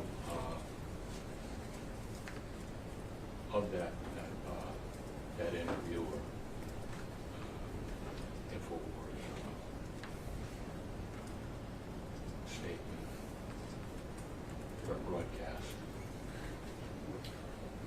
You mentioned that harassment by Alex Jones's fans or hoaxers was frequent and substantial. Can you further define these terms? How often are you approached by a hoaxer, either online, in person, or over the phone? I do my best to do that. It's been over a 10-year period, 10-year campaign of conspiracy and hoax hoax. It's more, sometimes it's more frequent and more often and in a larger volume than other times. I've had a month or 2 months where I've had no interaction, negative comments, no confrontations. I've had other weeks where there's been dozens of comments, anonymous calls, or personal interaction. There's just no way to really give an accurate, more accurate description than that. Have you saved any copies of written threats shared with you online or via email? As I said, I'm not a big email person or computer person, not even like cell phones. They're kicking around, some of them, a few of them, but I never, probably should have categorized them, but I haven't. No. Something that I don't really care to remember. The easiest thing to do when you get the call or you get a message or an email is kind of just push it away, ignore it.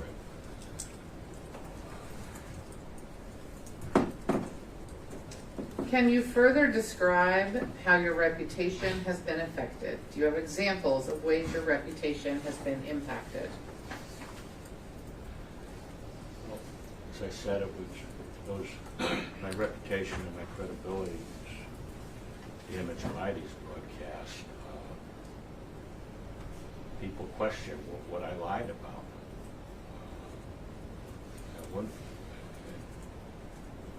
It's hard to even go to do a job for somebody or work or give a price. So many people, especially in Connecticut, the area where I live, they know who I am, they recognize me, who I am, by the name or by the person. It just always seems to come up. I've done jobs and you could be working on the job and then whether they look you up or what, I don't know, but if the topic comes up, what did I lie about? What was fake about the tragedy or what didn't happen? As I stated before, it just, people can't fathom it. I guess unless you're not a rational person or a sane person, maybe you could. But sane and rational people just can't wrap their mind around it and understand it. How will the outcome of this trial allow you to restore Jesse's legacy? Well, the outcome of this trial, it'll set it straight that Alex Jones was wrong with what he said and did. And my hopes is with that, I'll be able to declare Jesse's legacy and his honor, and moving on in the future, we won't have to deal with the conspiracy or the hoax theory about Jesse or myself, but mainly Jesse. He's the one that deserves it. That's my hopes. Is there a specific amount you feel would bring you closure with Alex Jones? That's a very good question.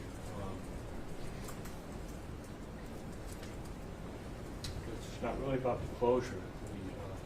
The monetary amount is about making a strong statement and preventing Alex Jones and people in the future from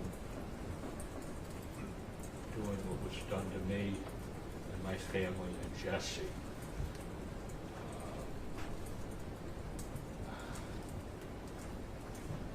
I don't, it can't be a slap on the wrist.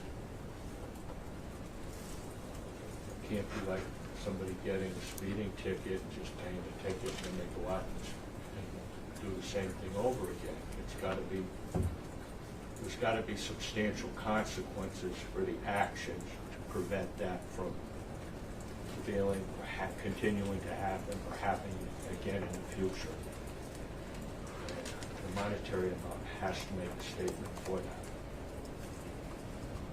that. All right, thank you, Mr. Heslin. You may return back to the council table. Thank you, Your Honor. Thank everybody in the courtroom for their time. Thank you. I have a motion I can bring after Ms. Lewis is done, if you prefer, Your Honor. Sure. Mr. Ball, your next witness? Yes, sorry. Sometimes I look over and I forget which one I'm looking at, but I got that one right. Plaintiff's call Scarlett Lewis is its name. Ms. Lewis, if you'll come stand in front of me, please.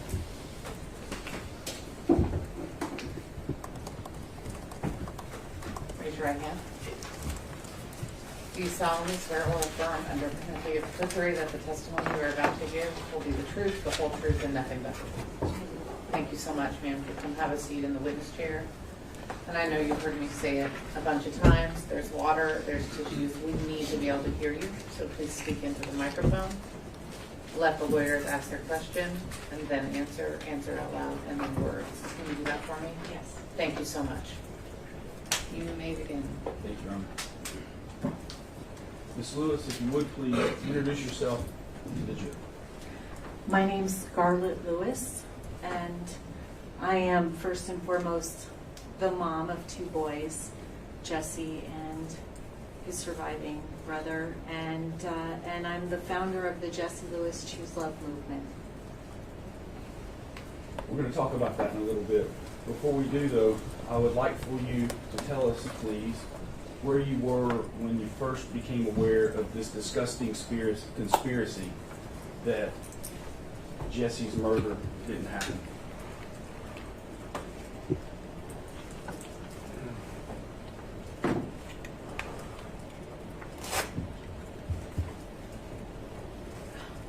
After the firehouse, the firehouse is where we congregated to find out if Jesse was coming back or not. I actually went to my mom's house.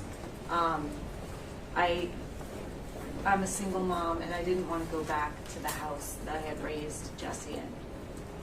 So I went back to my mom's house, who lives nearby, and all my family and friends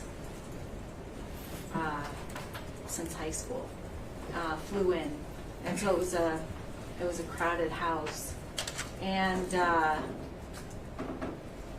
I was in shock and just trying to maintain, but I do remember that there was some hushed whispering going around about people talking about something, and they didn't want me to know, so of course I wanted to know. And they were telling me that there was someone saying that that the tragedy hadn't happened, which was so crazy to me because I was living it. Is this the first time you became aware of Alex Jones and his associates? Yes. Tell me when the first time it is that you became aware that this general conspiracy, this disgusting web of lies began to spin about your son's murder and Sandy Hook in general.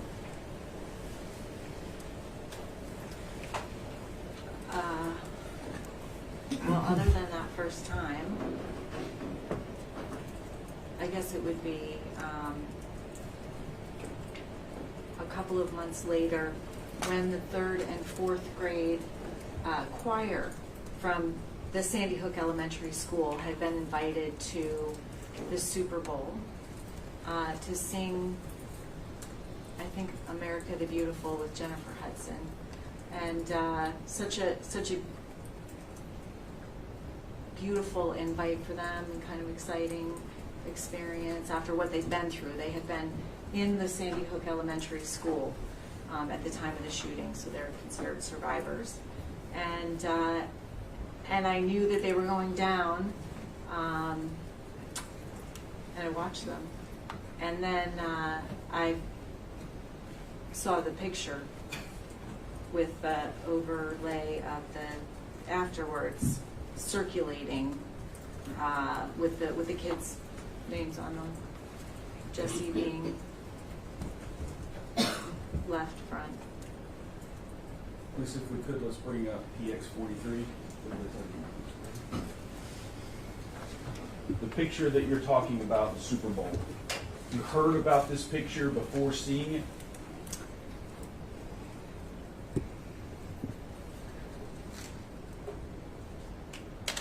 I heard about it before seeing it. I can't remember. I don't know, things circulated back then. Sure.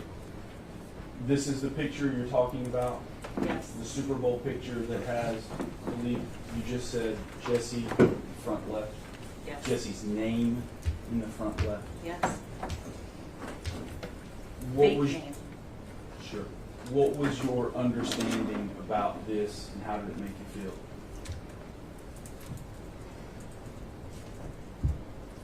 It was deeply unsettling. What people were saying about the December 14th, the shooting, that it didn't happen, that these children from the Sandy Hook school were actually the victims, alive, older. It was deeply unsettling to me because it's so out of touch with reality that it's scary. It's scary to think about who would think like this.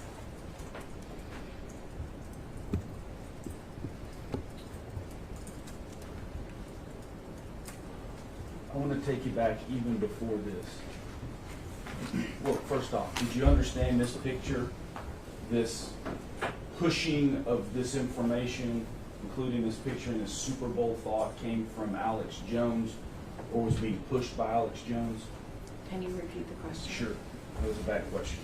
Did you understand this picture, this conspiracy here, to coming from Alex Jones? Yes. Pushed by Alex Jones? Yes.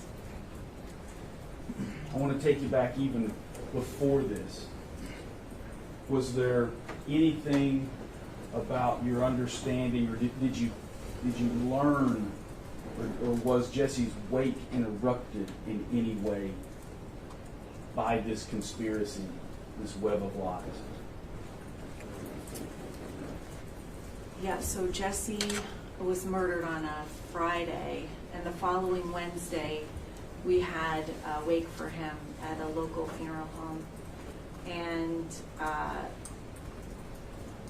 people were lined up outside and then coming in. We had an open casket, and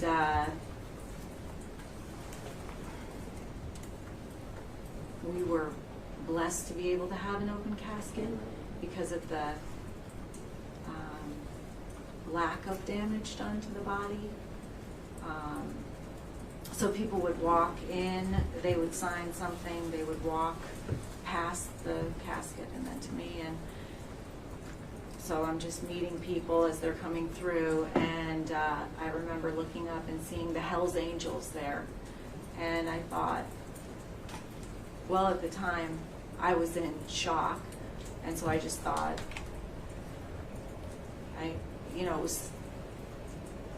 it was surreal anyway. But then I found out later that they were there to ironically keep the peace, which was also surreal to me, to make sure that there wasn't a disturbance at the wake. Your understanding is that this came from the beginning of this conspiracy and web of lies that Jones was pushing? Yes. I want to talk to you a bit about other encounters that you've had with the public as it concerns this web of lies and what Jones was pushing, okay?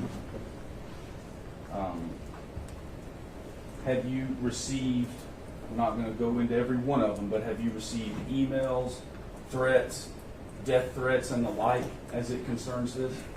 Yes. One of those emails, let me provide to you.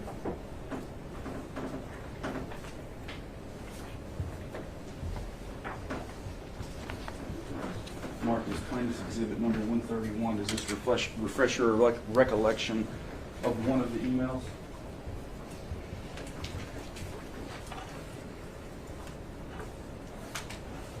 Yes. It's actually a couple of emails. I'm giving you the one that is highlighted there. I'll give you the one that's highlighted there. No. Okay. It's a bunch of emails.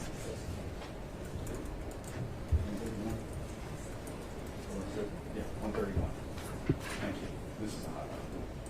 If we could, plaintiff's move exhibit one first. Plaintiff's move exhibit 131 indictments. Any objection? No. Plaintiff's 131 is admitted. If you would please, Melissa, bring up 131.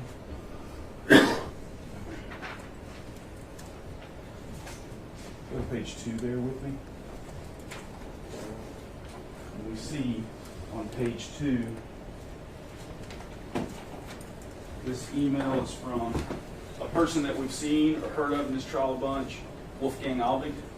Yes. You know who Wolfgang Albig is? Yes.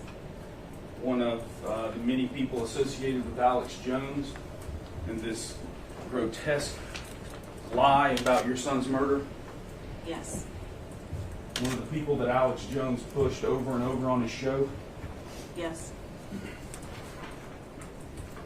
We can't go to page 3. We have there at the very top, and we'll highlight it for you, Rob D. Infowars.com. Yes. You might be able to see it on the screen. I'm highlighting it here. I can, yes. Yeah, that's an Alex Jones Infowars website, Yes. or email, should I say? Yes. I want to talk to you a little bit about this email.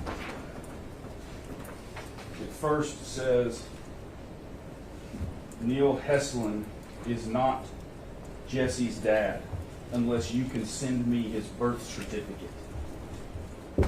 How did that make you feel? It's not the only time that Jesse and his birth certificate have been questioned. It's deeply unsettling. If you read the rest of the email, it's pulling names from different parts of my life. All my family, you know, my friends, previous relationships, it's deeply unsettling. What is it like having people associated, or Jones and his associates, asking you for birth certificates? How does that make you feel?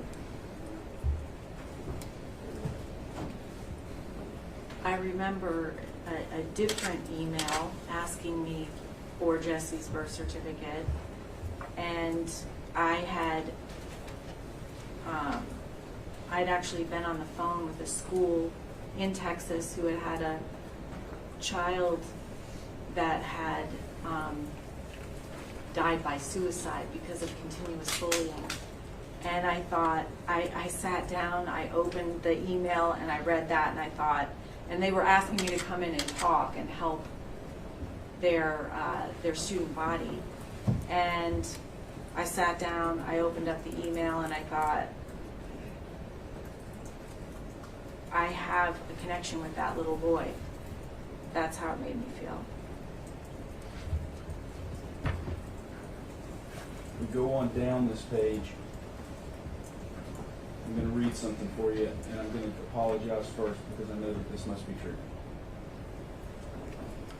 It says, I have been avoiding Scarlett because I find her appalling and disgusting. If the Arkansas Democrat-Gazette published a spin article on Scarlett and her beginnings in Fayetteville, then further research is warranted into this woman's past and her extended family. We know she is a fraud, but how deep it goes, we may not know yet. What is it like reading those words after what you've gone through?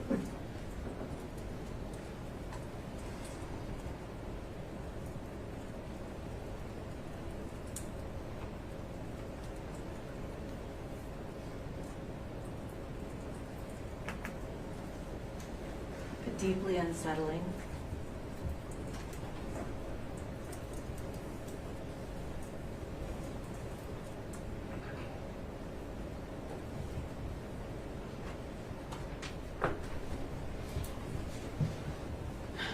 The Arkansas Democrat Gazette was actually doing an article on me because I was there speaking in schools about a movement that I started in my son's honor. And I'm actually from Arkansas. And so it was, deeply, deeply upsetting, and then also upsetting that you have people that are thinking that of you. Appalling and disgusting. It's in your face.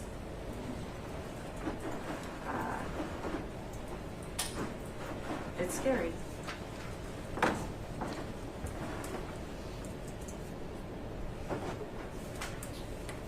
There is another email where you have, well, let me ask it a different way. How does this make you feel as it concerns your own security and safety?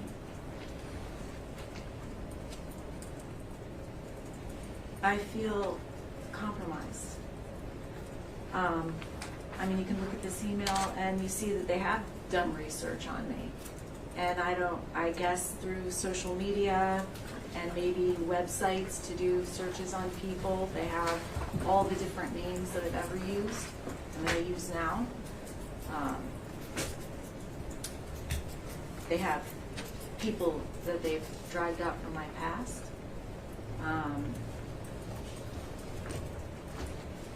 It's I know I'm using this word a lot, but deeply unsettling to your very core. You reference research that they're doing on you. Let's look at the next page, page 3.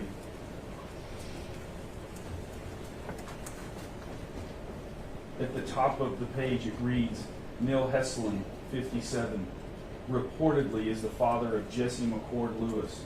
Not very likely. Perhaps JT stands for Jordan Trent. And then there is a picture of you with other people in your family. How does this make you feel? Explain this for us, please. Well, I'll go back to the previous page for a second, and it says that I attended in 1984, so I was in high school, a concert, and I did, but that's not my name. And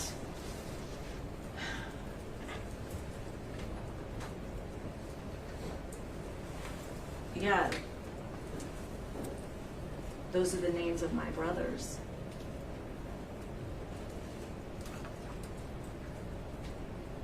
So it definitely makes me feel victimized, and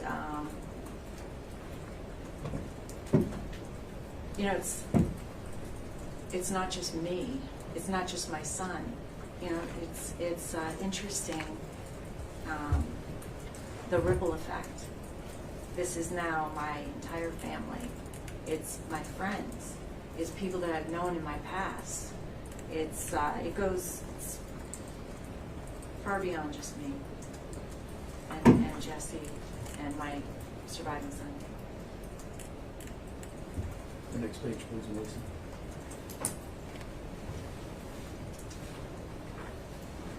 Having pictures sent to you by someone you don't know who is clearly mentally unstable. What does that do to your psyche? To your trust in the outside world? This is supposed to be me, but it's not. It's actually another victim's family. Supposedly, they think it's me.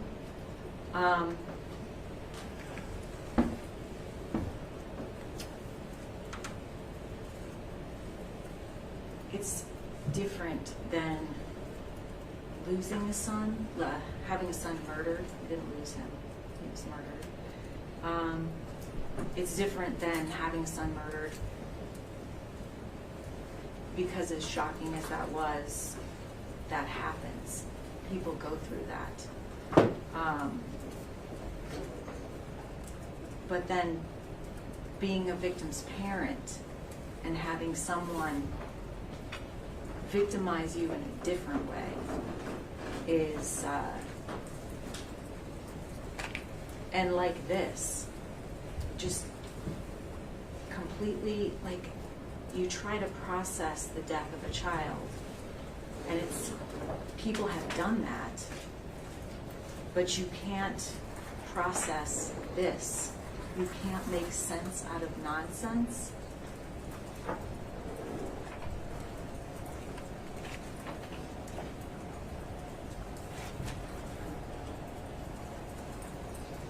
This is one of many emails you have received. Is that fair? Yes.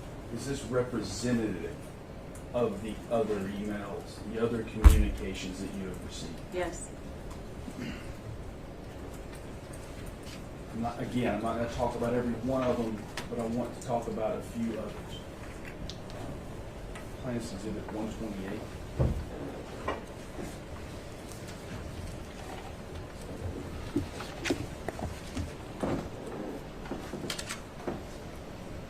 Does this refresh your recollection of questions further that were sent to you from this Wolfgang Halbig that Alex Jones over and over again referred to on his radio show? Yes. Plaintiff's moving into Exhibit 128. Any objection? Yes, Your Honor, like a foundation as to how received, what year. Can I see it? Sure, no.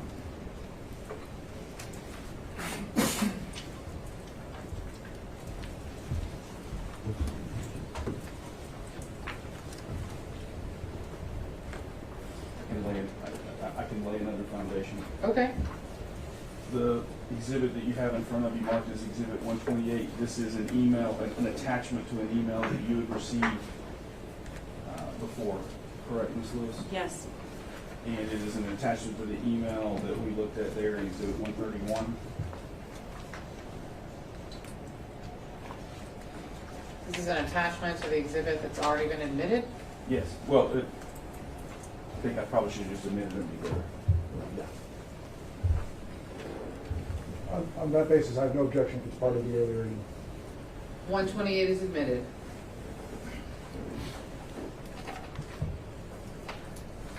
$128, if we could, please put that up, Melissa.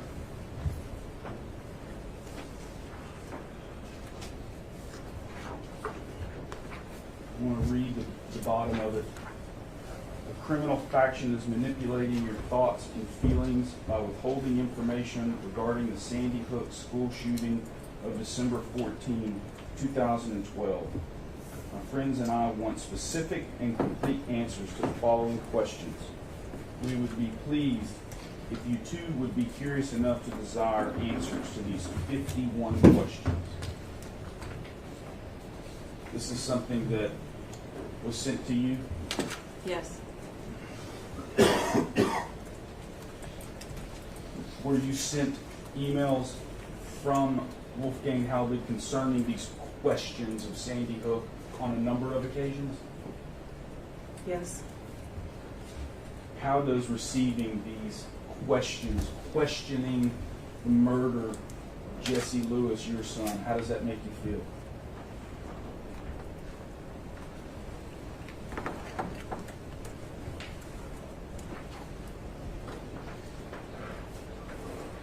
Unsafe.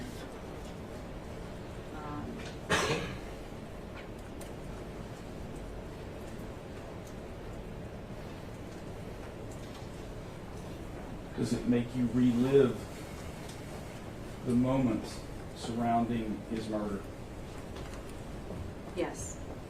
Does it reopen the wounds that were created as a result of your grief? Yes. Does it make them difficult to heal? Yes. Tell us about that.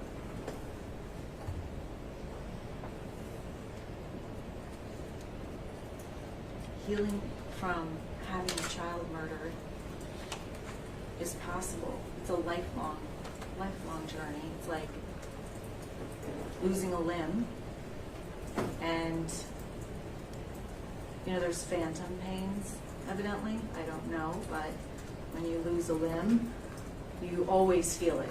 It's like it's always there because you're so used to having it. You should have it, and you probably reach out for something with a hand, and that's how I kind of compare losing a child like that.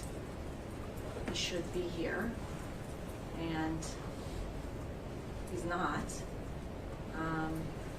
But it's something that you can process. This, I think, the fear and anxiety and unsafeness, and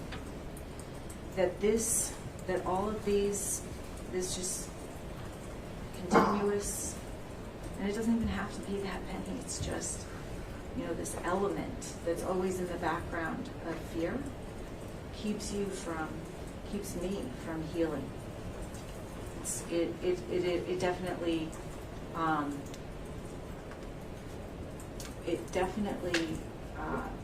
negatively impacts the healing process. Ms. Lewis, by the way, where do you live? I live in Sandy Hook. Do you live in the same house that you lived in with Jesse? I do. And have you had people come to that house and make you feel unsafe there because of these lies and conspiracy that Jones has been pushing? Yes. Tell us about that.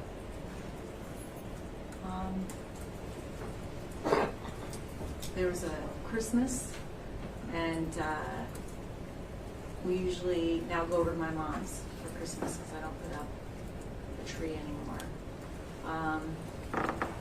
But it was Christmas morning, and I had a car drive into my driveway, and a man got out, started taking pictures. And so I walked outside, and I said, "Excuse me," and he took pictures, and then got back in his car and drove away.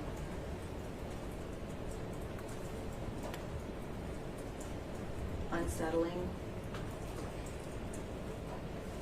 Do you feel unsafe at your own house? I have, yes. We heard briefly, I just need to address it, we heard briefly that you own a gun at your house. Yes. Is that because of the safety fears that you have?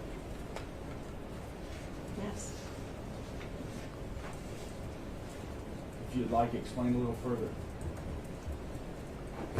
I'm a single mother and responsible for the safety of both of my boys. And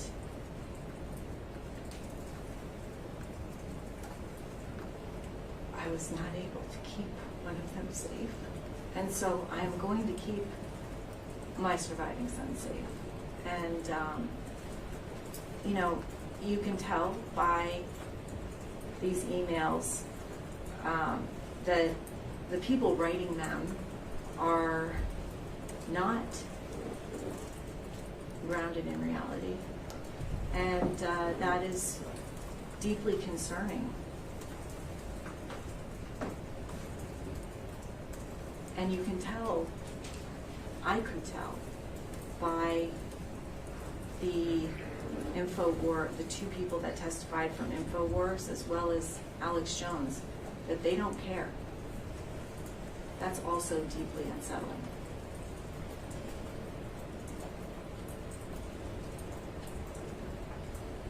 When Infowars and the Dondi, I think you've seen on the screen, and others from Infowars would come to town in Sandy, in Newtown, the Sandy Hook community, would you hear about it? Yes. How? The mayor at the time would send out an email to the parents advising us of the fact that they were coming to town and telling us to stay in our homes, stay safe, just be aware, and so I would. How did it make you feel when someone told you that these people were coming into town, knowing what they were saying?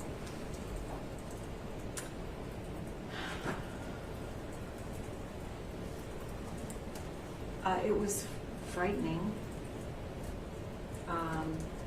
You didn't know what to expect. You didn't know what they were going to do.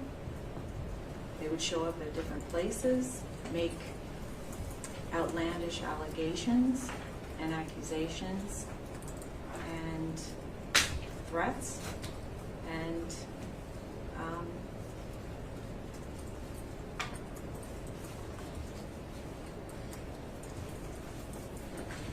you felt limited by that.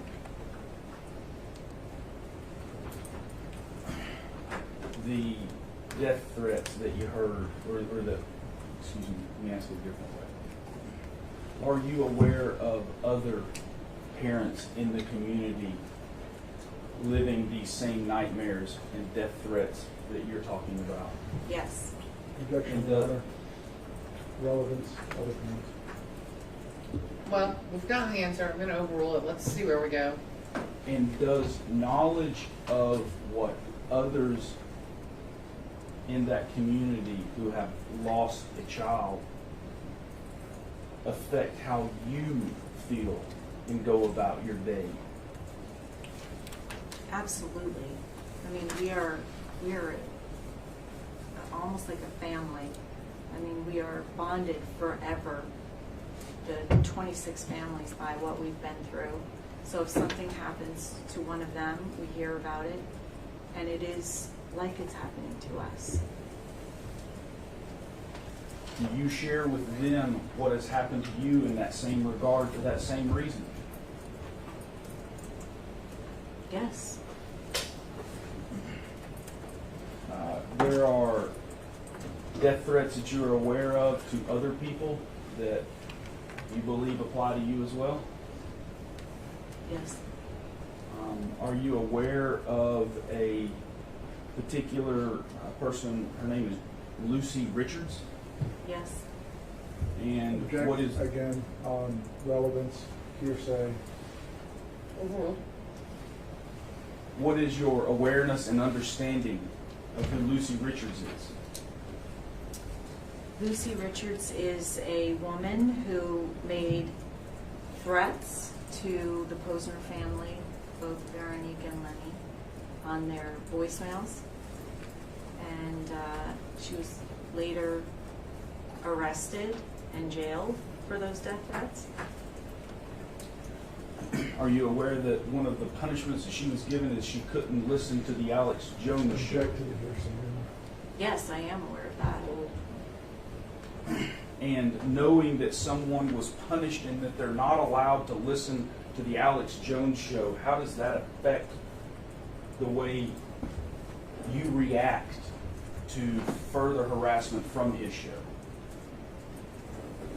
You see the type of, some of the people that listen to his show and take everything that he says at face value. You have heard the actual death threats from Miss Richards? I have. Would hearing one of those death threats better help us to understand how you receive them and the anxiety that's given to you? Yes. Let me see if we can play the.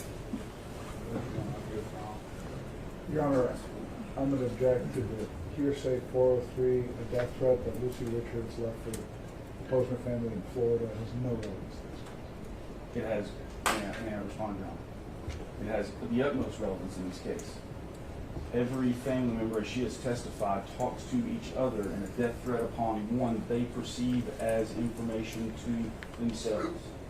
This is something that I think should be well understood thus far that causes her anxiety, and talking about the death threat certainly isn't going to be as easy for her to relay to the jury her feelings than actually hearing the death threat. So it is for the purposes of not for the truth of the matter, certainly, but because for demonstrative purposes, should I say. So you're asking to play it but not admit it into evidence? That is correct, Your Honor. I'm sorry, I should have said that. How long is it? 4 to 8 seconds. All right. It will be played for the purpose of further questioning of Ms. Lewis about her state of mind and how it affects her as relates to this case, not for any truth contained in it itself. Thank you, Your Honor. What are you going to do about it? You should do absolutely nothing. You're a loser. You're going to run.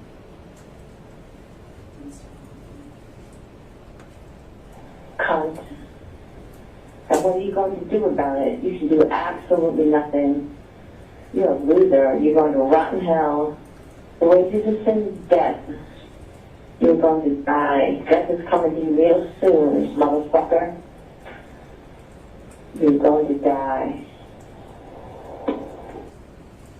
When you hear, by the way, this was sent to Lenny and Veronique Posner.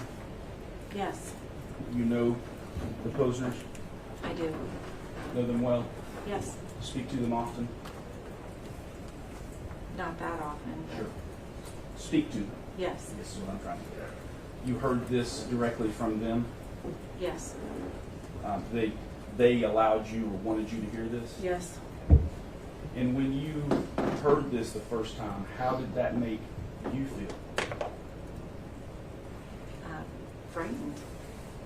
It's a death threat. Did you feel as though it was directed to you as well? I felt like it was directed to all the families. Does that affect you knowing one family is receiving death threats? Absolutely. Are there a number of other of these recordings that you've heard? Yes, I'm not going to have you listen to them today for obvious reasons, but have all of the other recordings from this woman caused you fear, anxiety? yes. The objective fact's not an evidence,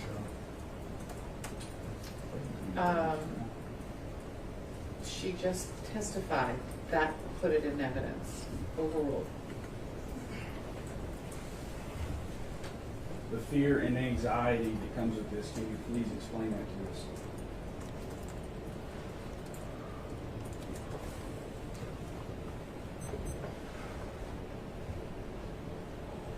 It's fear for your life, but I guess it's not even mostly fear for mine. It's fear for my surviving son.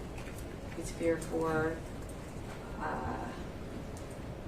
the other people that have been brought into this, my family and friends.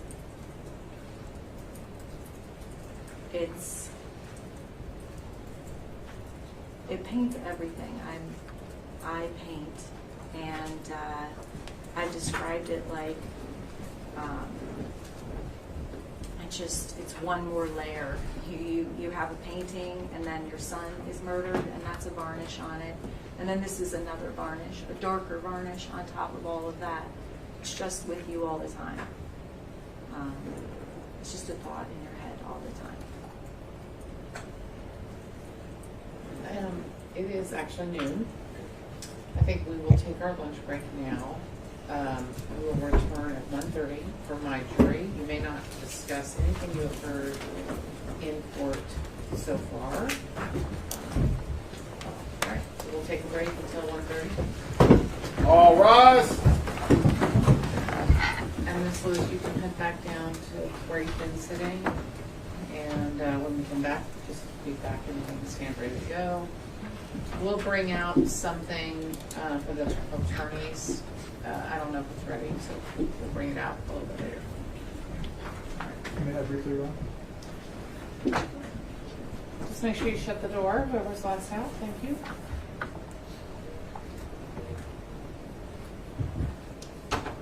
You may be seated. Yes, Mr. Randolph. Just to re-urge my motion for mistrial under 4111 based on the testimony of Mr. Heslin and the testimony that's just been elicited from Ms. Lewis. All right, that motion is denied. Anything else? No.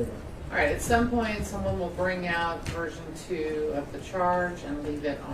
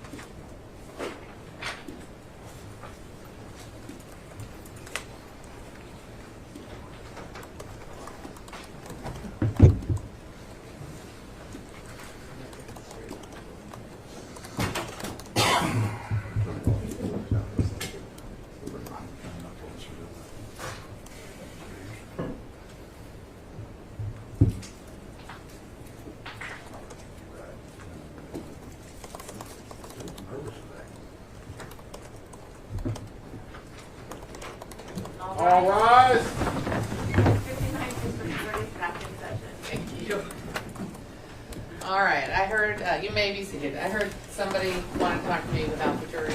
Yes, Your Honor. Okay. I want to bring it to the court's attention. On the record? Sure. Okay. I want to bring it to the court's attention now that while Mr. Heslin was on the stand, Alex Jones was on his radio show saying what I believe to be pretty much per se defamatory statements of Mr. Heslin. And in addition to that, what he had to say about Mr. Heslin in this process, and even mentioned Mrs. Lewis's name, I believe goes directly to her claim for intentional infliction of emotional distress. And I am going to admit through her the video of Mr. Jones on his show not 45 minutes or so ago. I want to bring that to the court's attention now in case we need to talk about it so that the jury doesn't have to leave when I bring it up. All right. Are you going to have an objection? I haven't seen the clip. Is it the whole show that he'd like to bring in, or just a piece of It it? certainly isn't the whole show I'd like to bring in. I don't think it has any value except for the statement that I'm talking about, and I can play that now. All right. Why don't you do that? Sure. Please play that for us if you would, Melissa.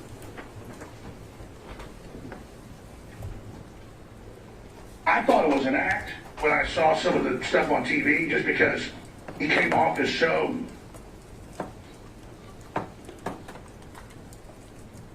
Let's just say he's a nice man, and he's not an act. He is being manipulated by some very bad people. And I'll just say, because I gotta be honest, he's slow, okay? And his ex-wife is not. I don't think he's stupid. I'm just saying I've got family members that are really smart in a lot of ways, but they're just real kind of quiet and have this way about them, and they move at a different pace. Like they're fast in some ways and slow in others, and I think Heslin acts like somebody on the spectrum. And it makes me feel like an even bigger jerk. But when I saw him, I'm like, there's something about this guy. This doesn't look... And now that I've been around him for over a week, I'm like, okay, now I know. And look, folks, I don't have some calculated point just bringing that up here. It's just that I'm around these people, and I'm looking at it, and I'm watching what's being said and what's going on, and it really then makes it clear what happened. So I think this goes to direct evidence of her intentional infliction of emotional distress. It goes to punitive damages. And there's a number of different ways that it goes with both of those, and I would like to play that during her further direct examination. I've been told that it goes on, and he says that he's sorry, and we'd ask that the entire part be put. Spit your gum out, Mr. Jones. It's not gum. What is it?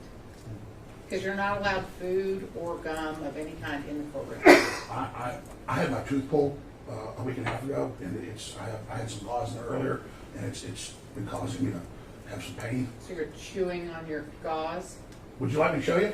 No, I Right just here? want you to answer my question. No, I was massaging the hole in my mouth with my tongue. I'll show you right here. Here. I don't want to see All right. the inside of your mouth. Oh no, honey, there's no gum. Hole. Sit down. Do you want to play the rest of it to see if you'll... I mean, if we're going to go on this path, it could go on all day. I don't want to play it because defaming someone and continuing this whole saga and then saying I'm sorry is an optional completeness. Well, I agree with that. You haven't seen it. You don't know what it says. I'm not going to play it. If you are not prepared to play it. So, your request would be denied at that time, I guess, or now. I can deny it now. We're not gonna play. I'm not gonna play anything extra that I haven't seen, that you haven't seen, that you're not prepared to show me. We don't know what it says. I would object to playing of any tape, Your Honor. I think that it just injects error into this record. There is no purpose to it. I object, Your Honor, and I object also that, I haven't been given adequate notice or been able to review the whole tape to see what other things should be played as well. Well, it's hard to give you more notice when it just was created today. That's about as much notice as you can get, I think. So that is certainly overruled as far as an objection. The other objections, I don't know what objection there is no purpose to it is. I guess relevance. It's definitely relevant. So the objection is to relevance, what I'm reading into what you said is overruled. The objection as to notice is overruled. We've also had other attorney and judge conversations about statements made during this trial and how there doesn't have to be any more notice than it's made, it's new, that's the notice. I don't know. Let's see what the testimony is, and how we continue. And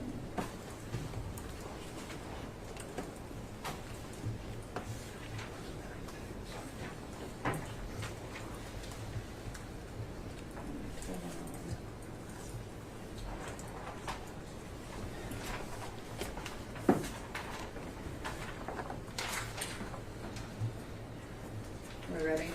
I'm ready, Your Honor. All right, Ms. Heston, can you come back up here, please?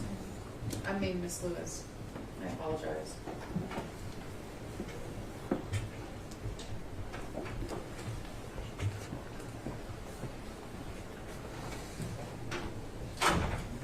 We're ready for the jury.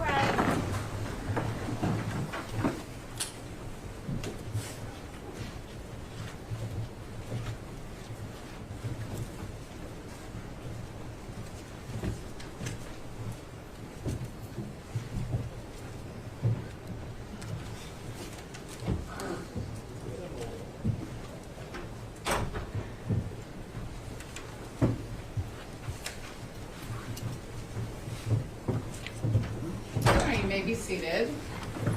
Mr. Ball and Ms. Lewis, are you ready to proceed? All right, you may do so.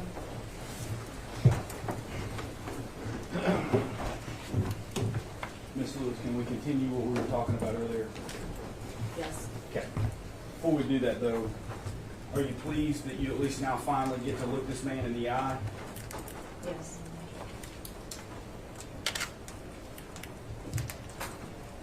Then I would like to put some context to what we have spoken about before we continue, okay?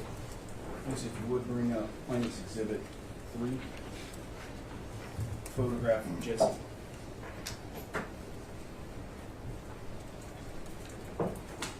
Jesse Lewis, your son. Tell us about it.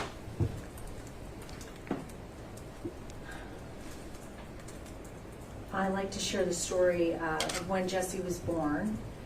And Neil shared a little bit of this earlier, but he was 11 pounds, so he was a C-section.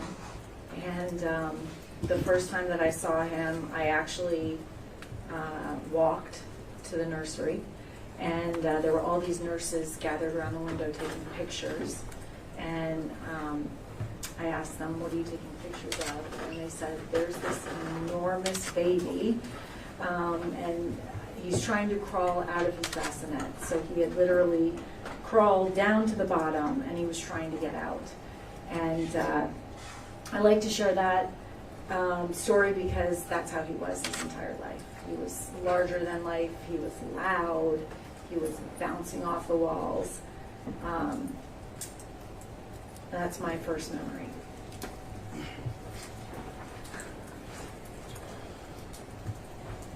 Tell us more about Jesse. What was his personality? He was very bold. He was very old for his age. He would walk up to a group of people and he'd introduce himself, a group of men. "Hi, my name is Jesse Lewis. What's your name?" He was very protective of his family. And I have a little farm. He would put on an army helmet that my friend had given him, and he would, we called it patrolling. He would walk along the walls, all the corners, and then wait for people to come in at the gate. And what was some of the, let me ask it this way. What is your understanding of Jesse's last day?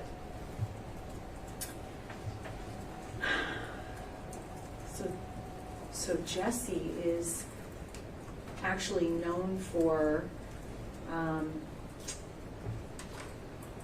during his final few moments, the shooter came into, he shot his way through the glass doors of Sandy Hook Elementary School, and then he made a left, and he shot his principal and guidance counselor. They were coming out of a meeting on the first door on the right of the hallway. Now Adam Lanza had been to this school, so he knew the layout. He knew that this was the first grade hallway, and so they heard the gunfire. They came out of the room. They were murdered right outside of Jesse's classroom, and then he made a left into the classroom door and was firing adult height and hit his teacher, who he was standing right in front of, and then his gun either jammed or ran out of bullets. And during the short delay, he actually stood up to the shooter, and he saved 9 of his classmates' lives before losing his own. And for that act of bravery, he was actually given a commander-in-chief funeral reserved for heads of state and returning war heroes. And Jesse was actually considered a war hero because his first grade classroom was a literal war zone. This man, through his show and his lies, has denied the very existence of your son, Jesse Lewis.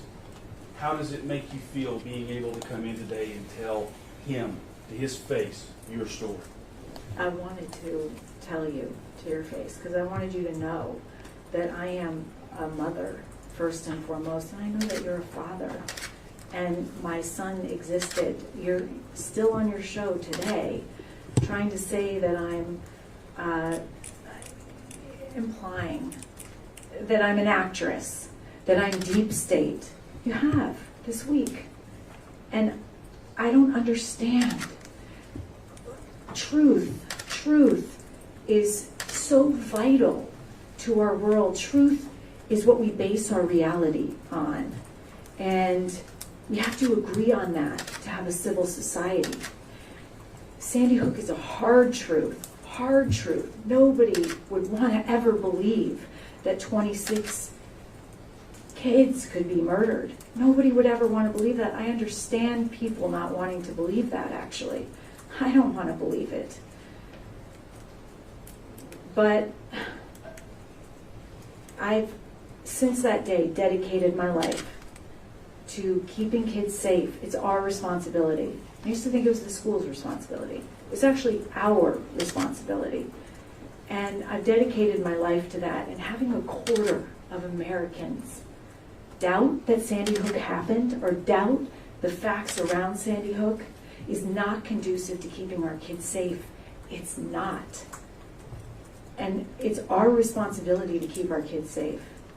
This happened almost 10 years ago. We've had over 350 school shootings since then. We have to keep our kids safe. Jessie was real.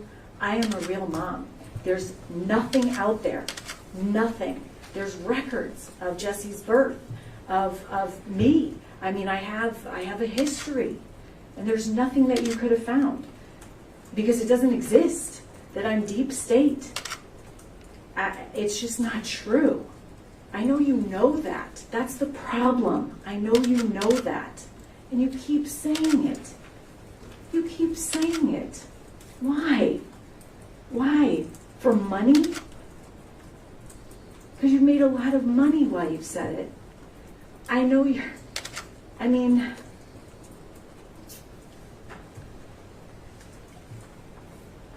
I know you believe me. And yet you're going to leave this courthouse and you're going to say it again on your show. You're saying no, you just did it. Over the break, Ms. Lewis, did you have an opportunity to hear what Mr. Jones had said on his show about what Mr. Heslin about Mr. Heslin and his testimony? Yes. I'm going to object, Your Honor, for all the reasons I stated before. It's an edited clip. Don't think it should be played. Overruled. Ms. Heslin, you have a claim for... Ms. Lewis. Did I say that? Excuse me. Ms. Lewis, you have a claim for intentional infliction of emotional distress. Do you not? Yes. And when this man says bad things and lies about your son's father, Mr. Heslin, how does that affect you? It affects me because that is the father of my son. That is, we're bonded forever through that connection, through Jessie's spirit. And that impacts me. If you have the capacity to put yourself in my shoes, do you have empathy? Because the two people that work for you don't seem to have empathy or care. They really don't. I was looking for some caring. I did not see it. Do you? Ms. Lewis, does it continue to cause you emotional distress when you hear this man peddle the thought that you are in some way or another an actor or controlled by other people or like thoughts? Or that Sandy Hook was a total hoax, that it was a false flag, that it never happened, that there were no children killed. And you know that's not true. You know that's not true. But when you say those things, there's a fringe of society that believe you, that are actually dangerous. The video that you saw over break from Mr. Jones' website, radio show, Infowars, did that cause you or affect you emotionally further? Absolutely. If we could, please. What exhibit will this be, Melissa? PDX 32. Please play PDX. We offer PDX 32 into evidence, Your Honor. Objection, Your Honor. The objections are overruled. I, however, think that you need to establish a little bit more about this video, when it was aired, etc. Sure. You haven't done that yet. While you were on break, did part of your team download this video? Yes. And are you aware that the video was created during or shortly after Mr. Heslin's testimony? Yes. Okay. And did that video come from the Infowars website? Yes. And did you personally see that the video came from the Infowars website? Yes. PBX 32 is admitted. Thank you, Your Honor. Please play that, Melissa. I thought it was an act when I saw some of the stuff on TV, just because he came off as so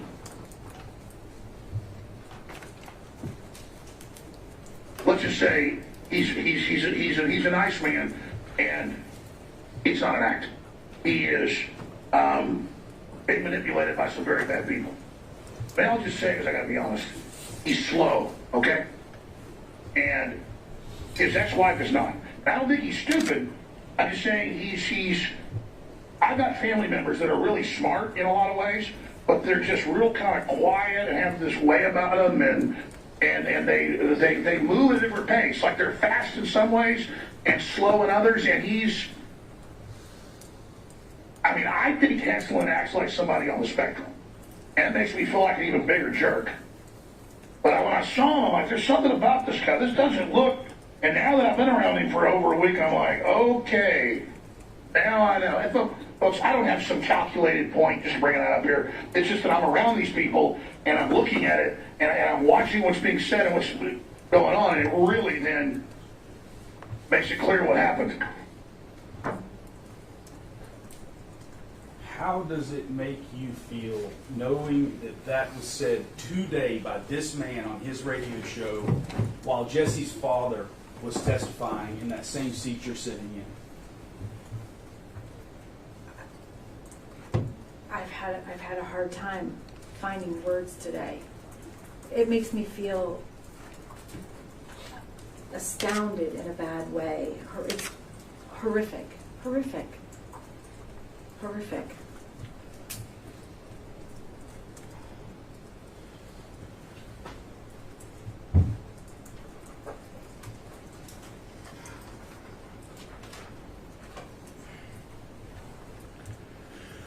Tell us, if you would, please, one of your last memories, Jesse.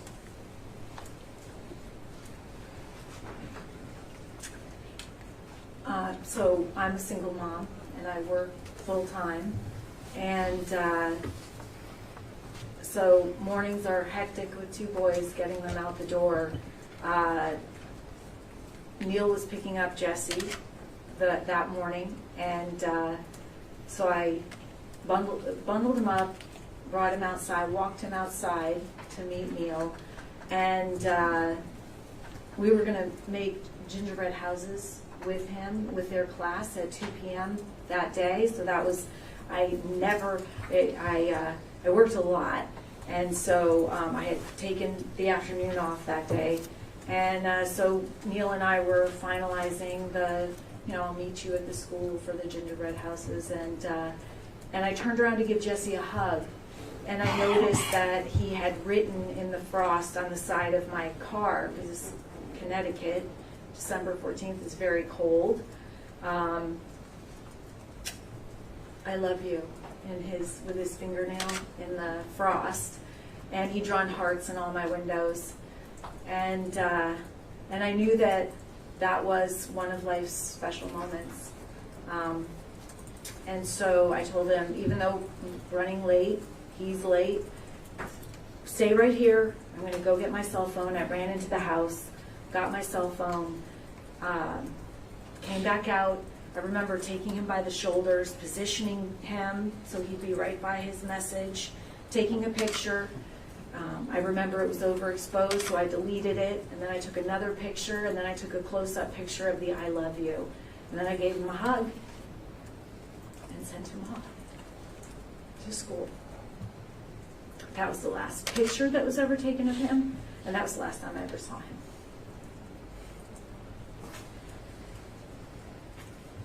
Was Jesse honored for his heroism that day? He was. he was honored for his heroism at his funeral.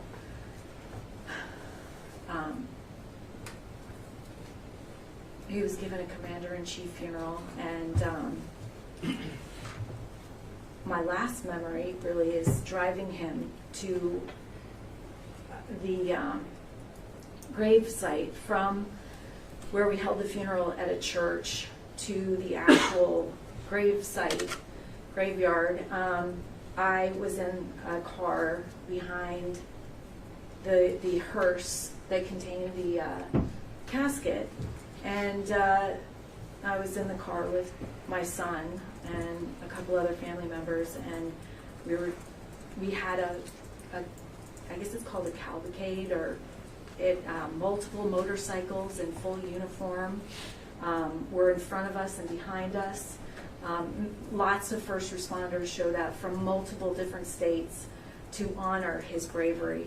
So they would, when we approached an intersection, the back would come up to the front and they would block off the intersection. And cars, just a line of cars, pulled over to the side. People had gotten out of the cars. They were kneeling on the ground, praying, saluting for his bravery.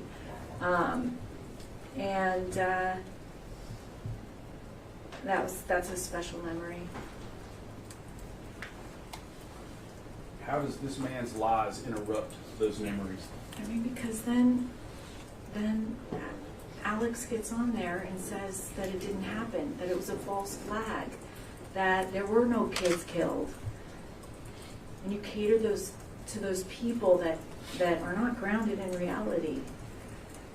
You're not telling the truth. You know the truth as a father. And as someone that said they researched Sandy Hook, and there was lots of things on there. And so to come on and say that Jesse never existed, that it was a hoax, I know there are hoaxes that are out there, but this was an incredibly real event, and I lived it, and it's unbelievable that you would continue to say that it didn't happen. How does it affect your grieving process? What a mother has to go through when she loses a son.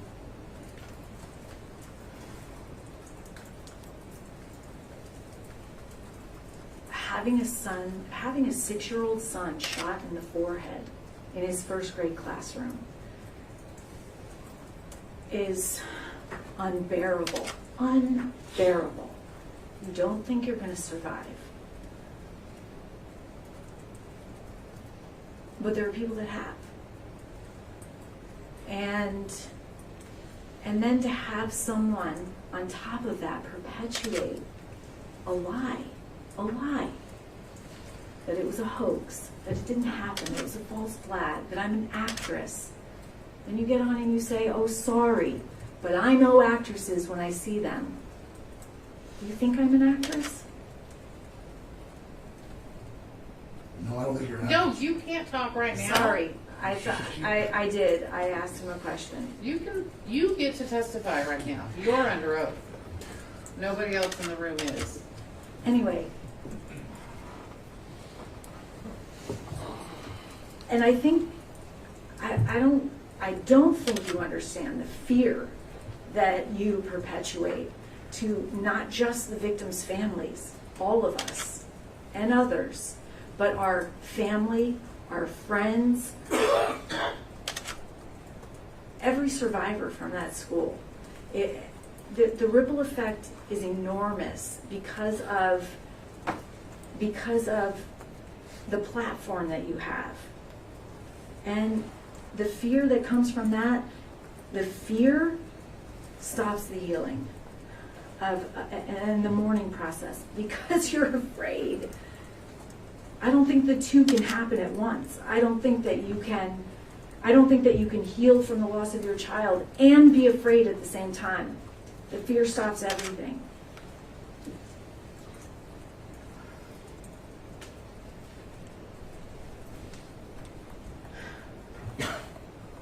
How do you recover from someone saying your child wasn't murdered?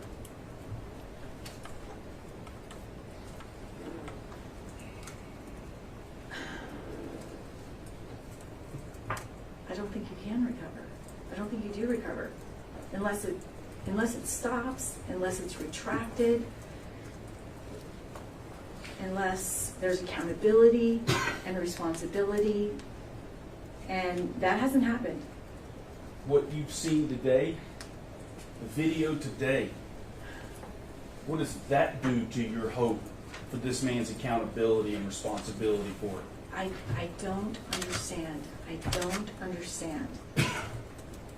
I cannot even make sense. That's one of the problems. I can't make sense out of nonsense, out of why you would say it didn't happen, is not happening. I'm an actress. I'm part of the deep state. It's a hoax. It was a false flag.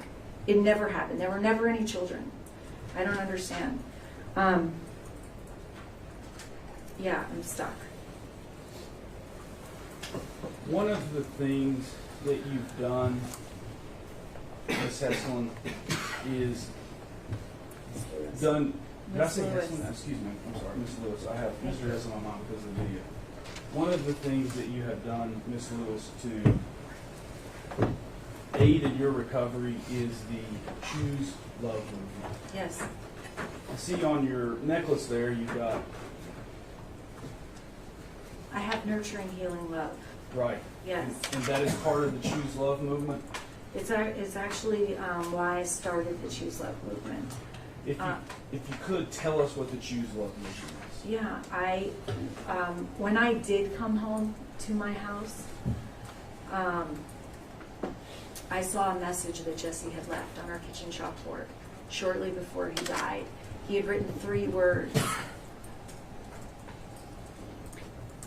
Alex, I want you to hear this too. He'd written 3 words: nurturing, healing, love. This is what Jesse wrote on our kitchen chalkboard. 3 words: nurturing, healing, love. Phonetically spelled because he was in 1st grade and just learning to write. But I looked at those words and I found a solution for what had happened. I knew that if Adam Lanza had been able, Adam Lanza is the former recent student, recent graduate of Sandy Hook Elementary, the Newtown school system, if he had been able to give and receive nurturing, healing love, the tragedy would never have happened. And so I dedicated my life to spreading that message, have it on my body at all times. I believe it was a spiritual awareness that he had, that he wasn't going to be on earth very much longer, and he wanted to leave a message for his family and friends of comfort, but also inspiration. I believe that that message is where we need to turn in order to survive and thrive, keep our kids safe. It helped me determine how I was going to respond, knowing that we are responsible for our children's safety, that what we had been doing wasn't working. Obviously, my son was dead, and so I decided to take a completely different course. I decided to address the root cause of the pain that led up to Adam Lanza doing what he did, the root cause of the isolation, loneliness, pain, suffering, bullying, even the root cause of substance abuse and a lot of mental illness. And so I started the Jessie Lewis Choose Love movement.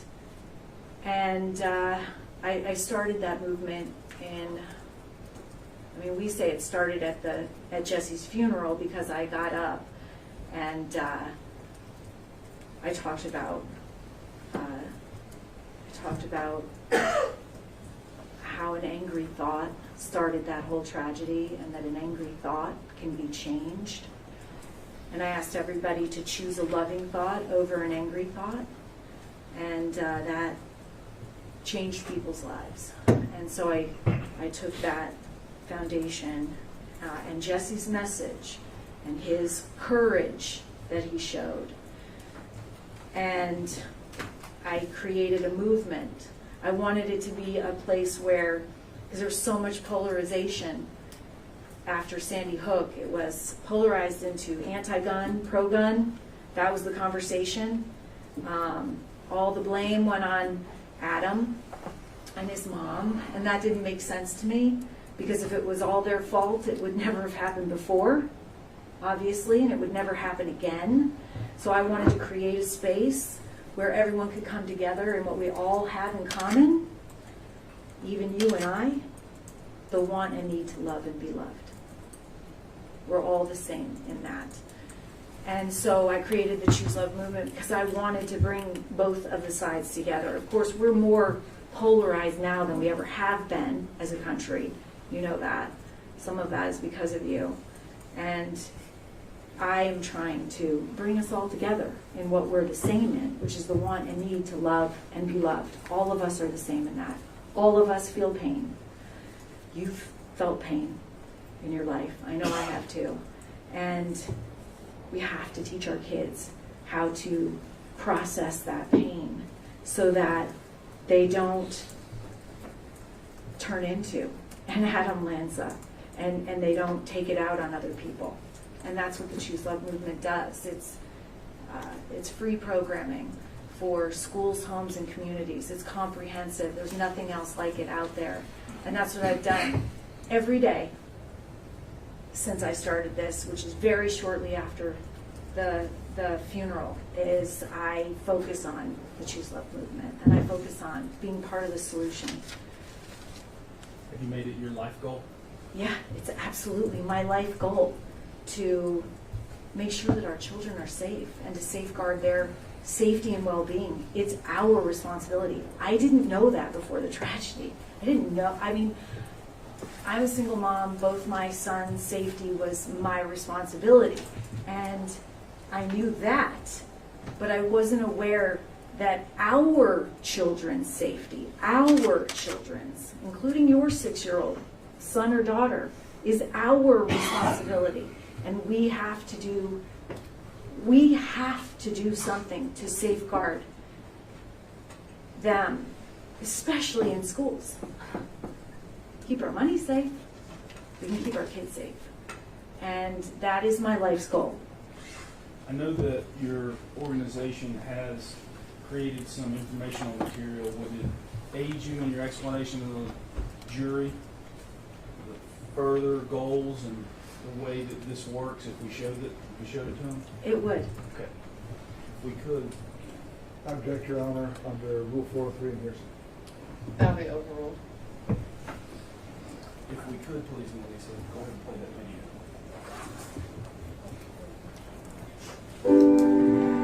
Love those moves. Awesome, Jess. It is I'd like you to watch August it, Alex. 24th, I'd like you to watch 2012. it, please. And Jess has brand new soccer shoes. So prior to 12/14/2012, I was a single mom with 2 boys.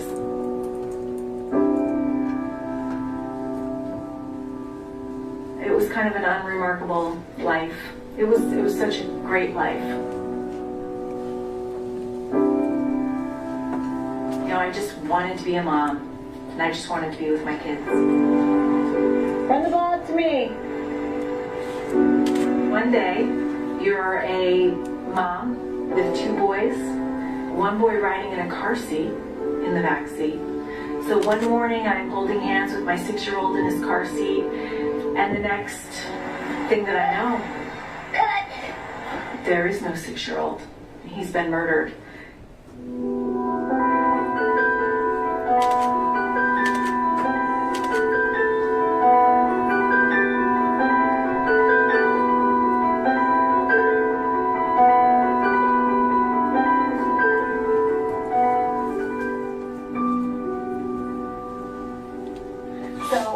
had come home for the first time and I was getting Jesse's clothes for the funeral. And I walked through the kitchen on my way out and I noticed these 3 words that Jesse had written on the kitchen chalkboard shortly before he died. He wrote, "Nurturing, healing, love." These words were a message of comfort for his family and friends and inspiration for the world is where we needed to turn. And I knew I'd be spending the rest of my life spreading this message.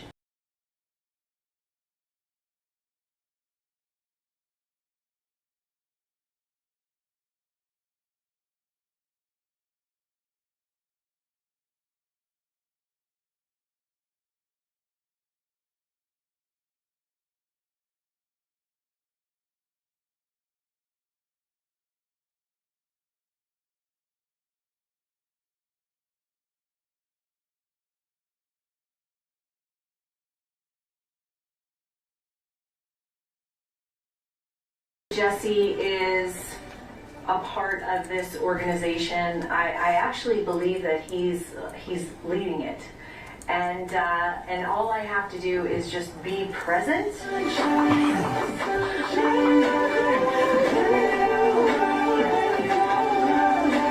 I live with a tremendous dichotomy in my life every single day. It's never out of my mind why I am leading a worldwide movement to choose love. It's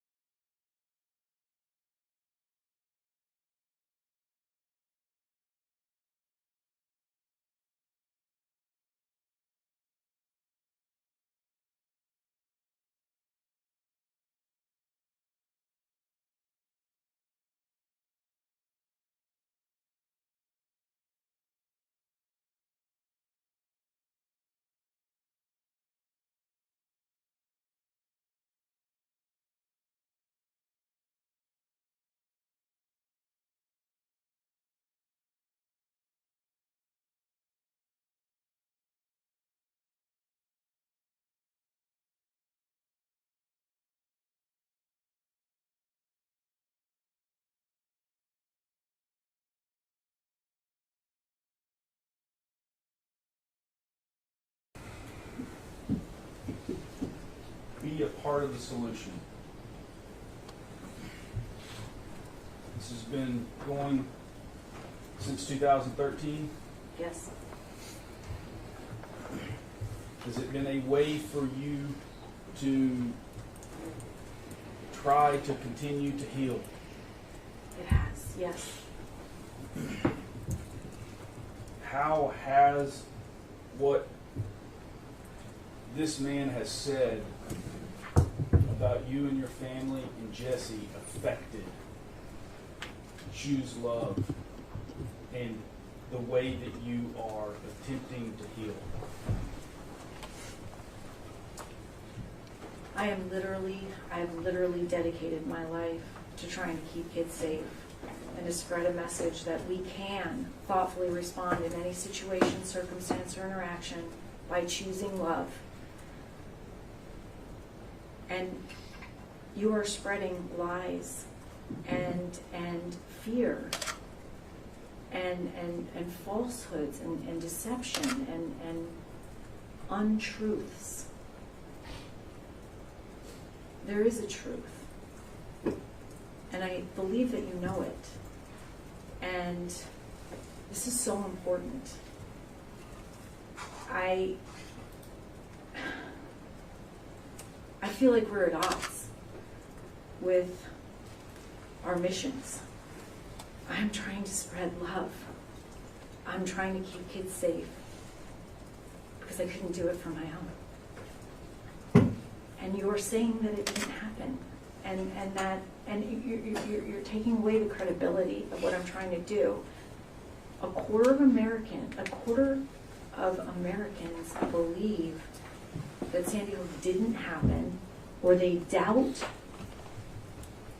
the facts surrounding it, and you continue to peddle that conspiracy theory. And that is not conducive to keeping our kids safe. It's not conducive to keeping our kids safe. That's,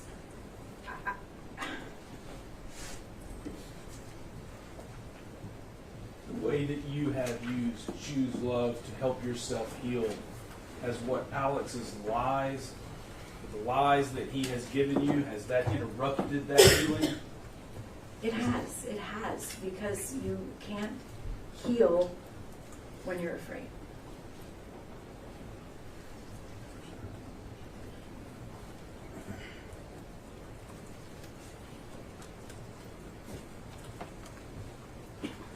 There have been a couple questions that have been asked in this room about apology versus money or compensation for damages. You've heard those questions?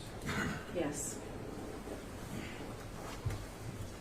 Talk to me about apology and compare that to paying for the damage that has been caused. The way you feel about those two. Well, first of all, there has not been a sincere apology. But if there was, ever, I liken it to being in a car accident and you run over someone and cause tremendous bodily damage, and you look at that person lying on the ground and say, I'm so sorry, but I'm not accountable or responsible for any of the damage that I just caused. But I'm sorry.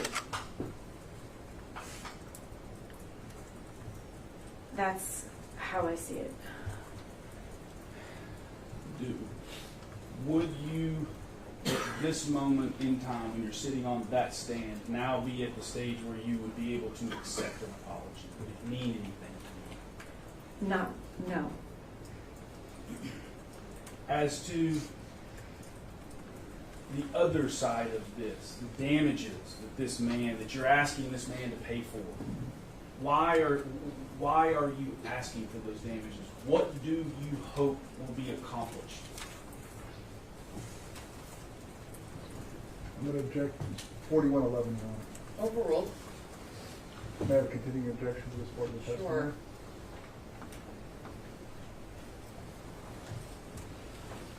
Alex has been asked to stop, and he hasn't. He's still doing it today. You've been doing it last week, every day, this week, or at least, I don't know, shows you've had. While you should be in here, you've been on your show, and you've been talking about this. Your counterpart has been talking with you about this, and so you're not going to stop. I don't even think my pleading with you up here is going to get you to stop. And so, and all of the damage that you caused, the fear that you've put people in, the from your following, the way that you've impacted so many lives, I think that there has to be accountability for that. I don't think you understand. I think you know that Sandy Hook is real and that it happened. I know you're shaking your head no, but I know that you think that it's real. I know that you know that it's real. But I don't think that you understand at all, because the people that work for you don't understand the repercussions of going on air with a huge audience and lying and calling this a hoax and a false lie. You don't understand the repercussions to individuals' lives. You don't understand the net that is cast in a negative way. You don't understand that. You don't understand. And I don't think you will understand unless there's some form of punishment that is significant, that would make you understand that this is real. This isn't staged. Like one of your people said, this is a real event. It seems so incredible to me that we have to do this that we have to implore you, not just implore you, punish you, to get you to stop lying, saying it's a hoax. It happened. It's like surreal what's going on in here. I think everyone in here probably feels that way.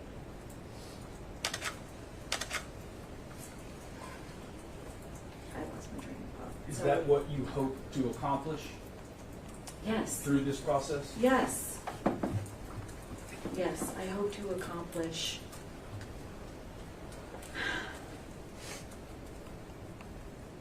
an era of truth. An era of truth.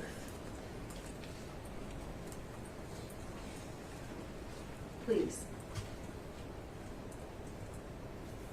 How difficult has it been for you waiting for this day, literally for this very moment where you're sitting in that chair right now, this reality? How difficult has it been for you waiting for that?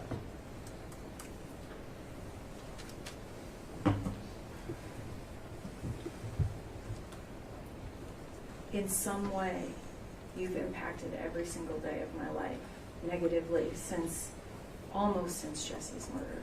Since 2013, when your videos were going around in my mom's house about starting to say that this didn't happen. And I'm so glad that this day is here. I'm actually relieved because, and grateful to everybody that's here in service to our society. And I'm grateful that I got to say all this to you and that I got to speak my truth. And I'm really looking forward to this being over so that I can get back to healing and spreading my message, spreading Jesse's message of love. Ms. Lewis, I cannot thank you enough for sitting and being so brave on that chair. And I don't have any other questions. And I want to thank you for representing us. Mr. Randolph, do you have any questions for Ms. Lewis?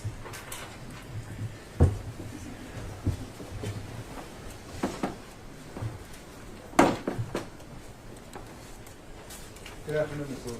Good afternoon.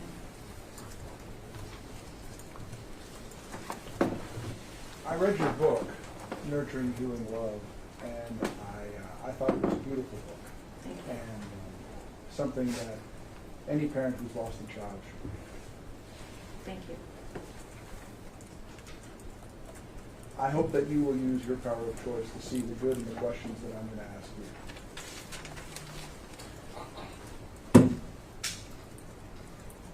In your book, you describe how after Jesse's murder by Adam Lanza, you went on a journey of healing. Yes. And even before, you said that you had read a book called You Can Heal Yourself by Louise Hayes. Yes. And that you educated both JT and Jesse in their power to choose how they would react and view life. Yes. And that sometimes you'd say, you know, you have the power to, and then Jesse would say, yeah, Mom, I know, choose, choose, choose. Yes. In the aftermath of the shooting, there were more than 500,000 letters of condolences that were sent to you. Yes, and mostly by little kids. And drawings. And drawings. Shortly after the shooting, you participated in an EMDR session. Yes. And during that session, you described a tunnel of light. Should we explain what that is? Well, EMDR is something that Dr. Crouch testified about. Yes. And Okay. it is a process whereby there's bilateral stimulation and visualization of bad memories. Yes. And you described seeing a tunnel of light. I don't remember that. Can you read in my book where it says that? Well, maybe this will remind you. Okay. And if not, we can go to the book. Sure. But you described seeing the children who've been murdered ascending into heaven. Yes. And a dark figure. Yes. And that dark figure was Adam Weinstein. Yes. And the therapist that was helping you asked you what you wanted to do with him. Yes. And you sent him up to heaven too. Yes. Later, you spoke to the bipartisan task force on gun violence prevention and children's safety. I don't remember that, but I'm sure I did.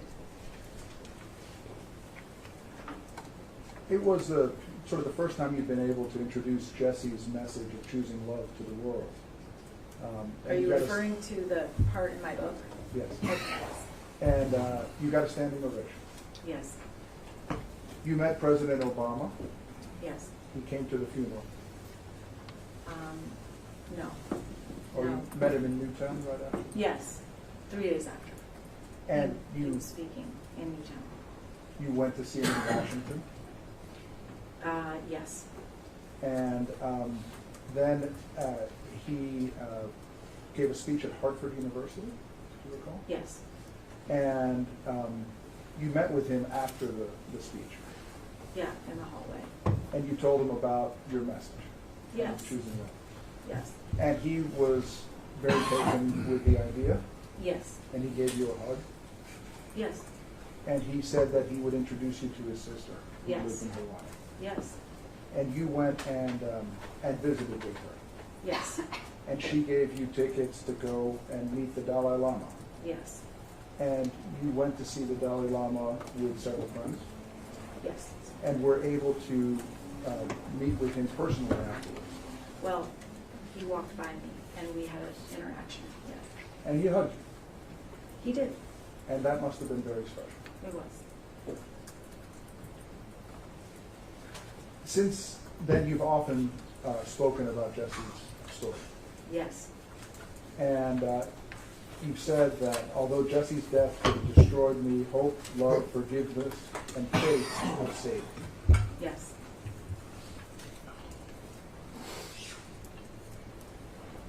You wrote, on that day the world became one. On that day the world chose love.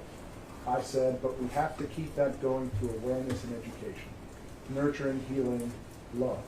Getting that message to the world is the reason Jesse was put on earth. Yes. He died for it. Yes. Your book was published in late 2013, early 2014? October 2013. 10 months after the shooting. Yeah, it was about the first 6 months of my healing process. Would you agree with me that in the book you don't discuss Alex Jones or any kind of hoaxers? Absolutely not. Absolutely not? You don't agree, or you don't? No, I'm discuss sorry. it? I did not. Before the controversy that arose from the Megyn Kelly interview, had you taken time to watch Alex's show? No, I did not. Who brought to your attention what had happened on the Megyn Kelly show and the subsequent Owen Schroyer show? Neil did. Have you chosen to watch the entirety of the videos that have been presented in evidence here? I have not. You would agree that it's our jury's job to decide the case based on the facts and evidence? Yes.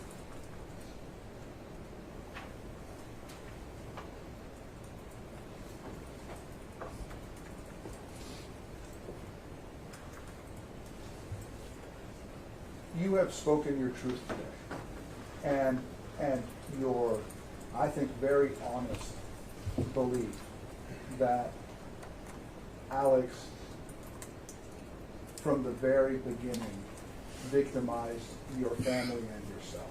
Yes. Wouldn't watching the broadcast be the best way to know whether that was the case or not? I had seen enough. Objection, Your Honor. Let's go back to the thought. It's already ruled that he has done that. So ask that question as soon as it hasn't. Hang on.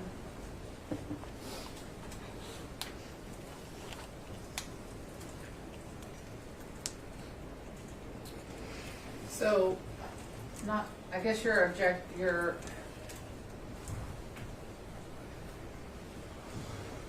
right, I am going to strike the question and the answer because they go to an issue that's already been decided.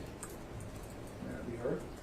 So you can try and rephrase it in some other way to get to whatever you're trying to get to, but not that way.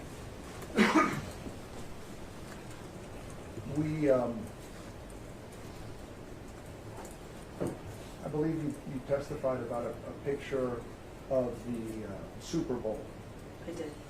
With the names of the victims of Sandy Hook written on top of the photograph of the children who sang that. Yes.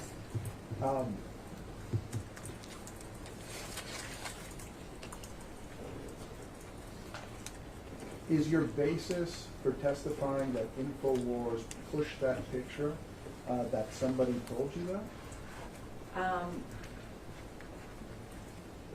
I know that Infowars has given a platform to the conspiracy theorists that say that Sandy Hook never happened.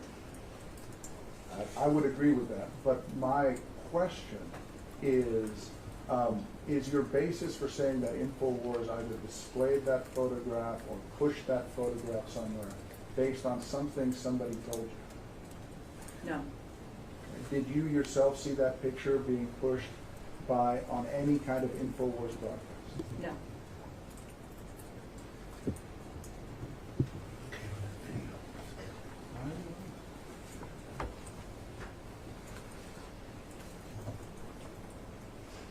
The video we saw played earlier. Which one? The video of Alex that was represented as having been taken today. Yes. Was just that clip given to you, or did you watch the entire broadcast? I watched that clip. Okay. Did anybody tell you what was said before or after that clip? No. Who provided you with the clip? My team pulled it up. My son pulled it up and showed it to me. Was he the one who created the clip, or did somebody else create the clip? I don't know. No, my son was not. No, I don't know who created the clip. Do you know who gave the clip to your son? He found it on the internet. Oh, understood. Let me ask you about Plaintiff's Exhibit 131. I think it's in front of you. Yes. And that is the email from Wolfgang Halbig. Yes.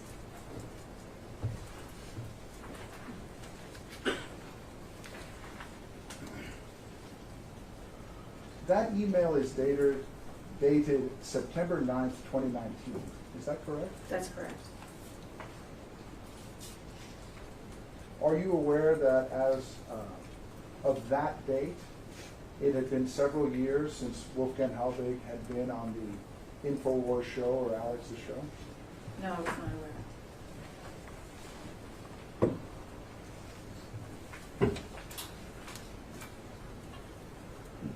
And Plaintiff's Exhibit 128 was an attachment to that email. Yes.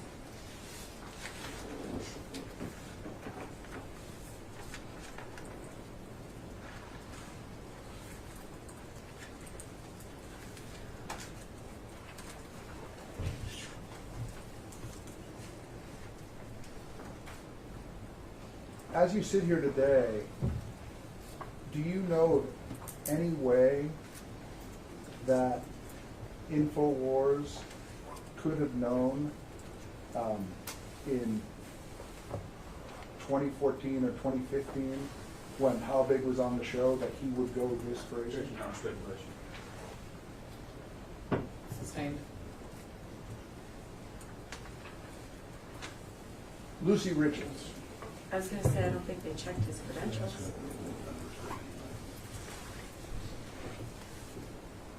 May I respond to that? Let me sustain it. I mean, you know what lawyers can do. You can ask for another question. You can make an argument to me about something. I'm not There you go. telling you how to do this. Were you present for the testimony of Adon Salazar by deposition? Was I present, like in the room? Yeah. Oh, yes, yes. And so you saw that he testified that maybe he could have done a better job, but that he did look into Wolfgang Heidrich's credentials at the time. I saw that he did just a surface scratch of looking into his credentials. Lucy Richards, she's the woman who left the terrifying message that we heard. Yes. She, thankfully, has never left a message like that for you. Correct. Lucy Richards has never worked for Infowars, has she? She is a devout follower of Infowars. I don't know that she's ever worked for Infowars. I don't know. In fact, she's just a crazy lady, isn't she? Seemingly so. And there are crazy people in the world. That's correct. And sometimes they see things on television or they hear things on the radio, and they do crazy things. You testified about Dan Badandi. Did I believe you were asked some questions about Dan Badandi coming to film a town hall meeting at Newtown. Do you recall that? Questions I was asked? Yes. I don't remember, so I'm sorry. Can you read? It's fair. Do you, as I sit here today, do you know the name Dan Badandi? Yes. Okay. Have you ever had any personal contact with him? No. I know what you're talking about. The mayor that would send out the emails telling us to stay home when they were in town. Yes. Correct? Correct. Yes. And so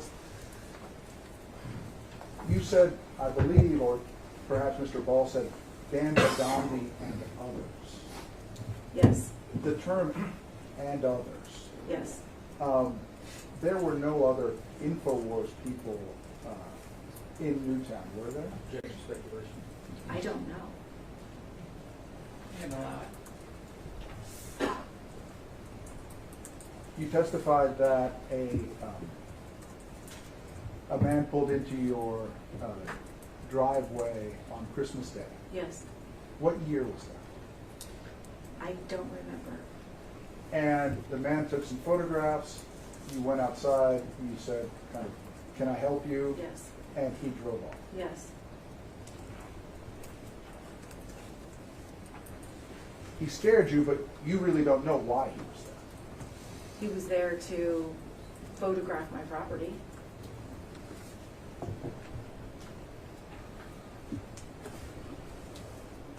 He took a picture of me standing on my porch.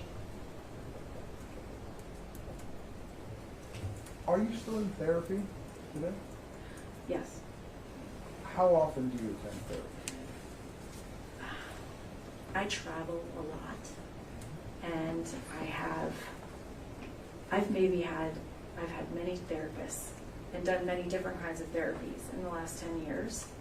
So I am currently in therapy. The different kinds that I have, several times a month. I'd say different types of therapy I have different on types different of days. therapy, yes. Can you estimate for us how much you've spent on therapy since the tragedy at Sandy Hook Elementary School in 2012?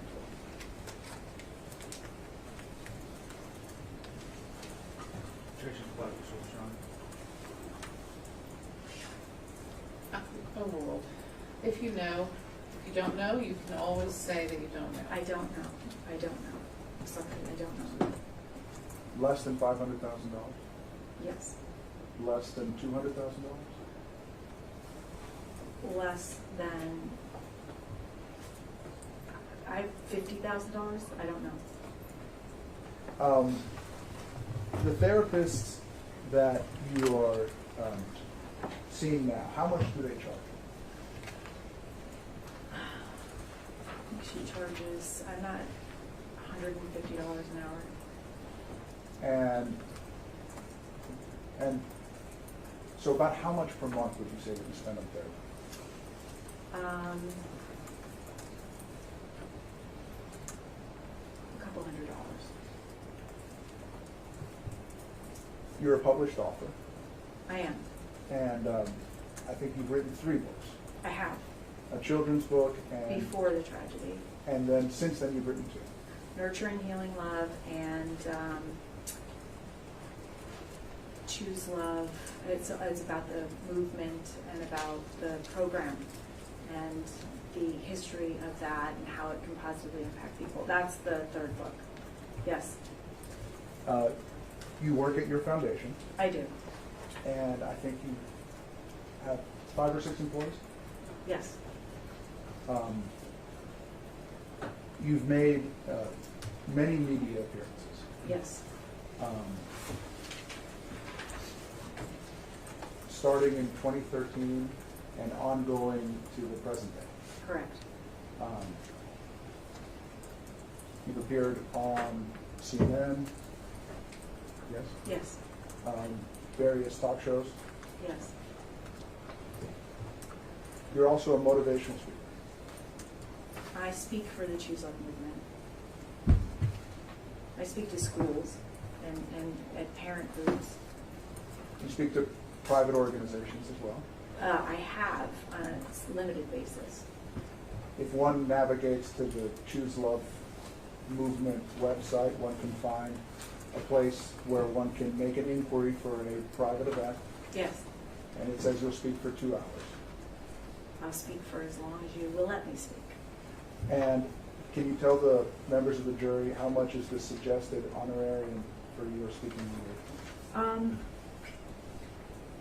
It may be $5,000.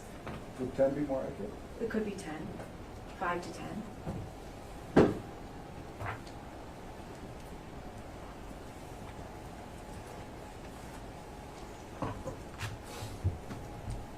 During this period that we've been discussing, from 2013, at least... Can I clear something up? 100% of the proceeds of all 3 of my books, as well as 100% of the proceeds of everything that I do, including my speaking, go directly to the Choose Love movement. If an organization pays me, they do not write a check to me. They write a check to the movement. I just want to clear that up. Understood. The movement does, the movement, your 501c3 nonprofit does employ you as well. I am employed. I am a human being. I have expenses. I have to live. Yes. To my previous question, from 2013, from the day of the shooting until, let's say, this litigation began, no one at Infowars, and certainly not Alex Jones, ever said your name. I don't know that. Have you asked? Have I asked Infowars? Have you asked anyone whether your name was ever mentioned? I guess I feel like it has been an association. And that's because you feel that by speaking about parents in general, that is a reference to you in particular. It includes me, yeah, I feel like it does. Infowars has never published your photograph. Thank you. Infowars has never published your address. Are these questions, Mr. Reno? Have they? I don't know. Are you asking me or telling me? I'm asking you. Oh, I'm sorry. I don't know. And Infowars has never directed anyone to harass you, isn't that true? I don't know. They sent people to Sandy Hook. Then they've definitely harassed people there. Well, in fairness, they sent... That's my community, and they don't know that I was not going to be around. Well, the person, Dan Badandi, went to a meeting that was set up to hear FOIA requests for information regarding the Sandy Hook shooting. True? I don't know, but I did see him harass people on the way out, and I know the people that he harassed. Understood. That was Yes. that was an open government meeting, true? I don't know. I don't really know. I don't know what FOIA stands for. Freedom of Information. Okay. That was a meeting to address Freedom of Information Act requests made by Mr. Halvin, true? I don't know. I don't know what the meeting was about. Certainly a meeting like that, it's fair to have a press out. Yes. That's what. All right, Mr. Paul? Very briefly, Your Honor. Kevin LaPratte and Will Turbot. Those are names of people who were with Mr. Badani. You aware of that? Yes, I saw other people there. I wasn't aware of their names. All right, so to say that Mr. Badani was the only person that went to Newtown would not only be misleading, but it would be a lie. Right? Yes.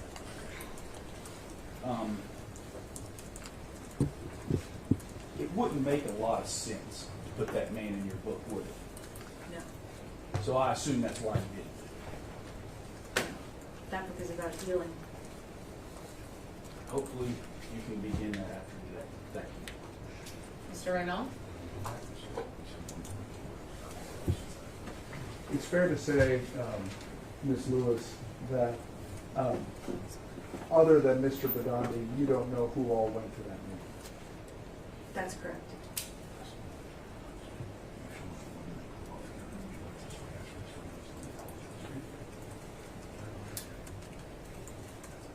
Would it be relevant to you, as you sit here today after having answered those questions from your lawyer, to know whether or not Mr. Jones apologized during that same broadcast?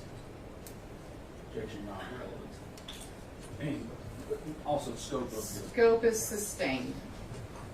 Sustained. All right. Now it is the jury's time. It's 2:47. We'll probably end up making this our mid-afternoon break as well. But let's try to get the questions, if there are any, to me relatively quickly so that I can look at them.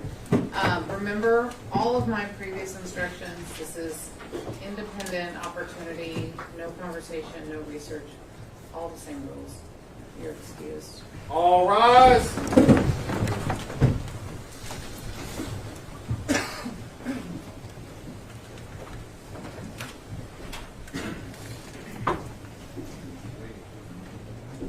Is anyone else as cold as I am? Or are you guys comfortable? Because some of the fans can be turned down or off. Turn these two in the front off and we'll leave them on in the back. Shut the door. I don't tell them, they don't shut it. You can sit down. Ms. Lewis, you can go back down to the council table. When we come back in, you'll need to be in the hall, and I know you already know that. You can go down now. Did you both get copies of version 2 of the charge? How has Jesse's passing affected your parenting of JT? How has Alex Jones and Infowars affected your parenting? How many lives has the Choose Love movement touched, and how has it made them better? Would you include Alex Jones and his family in the Choose Love movement if he was inclined to join? Would you forgive Alex Jones if he truly apologized and compensated monetarily and stopped the propaganda on or off the Infowars platform? So, not asking about her income, not asking about what she'll do with the money. Is it your opinion that Infowars has a First Amendment right to say whatever they want about Sandy Hook? I mean, they don't. That's the law. There are some things you do not get to say. No objection. All right, then we'll. I think it just confuses the issue. If it were about free expression or something like that, it would be different. So There is any party that has introduced the idea, what are you chewing? nothing. Seriously. No, you're absolutely right. I'm sure some people think I'm crazy about the gum, but it is like a foundational rule that you do not chew gum or eat in a courtroom. I agree.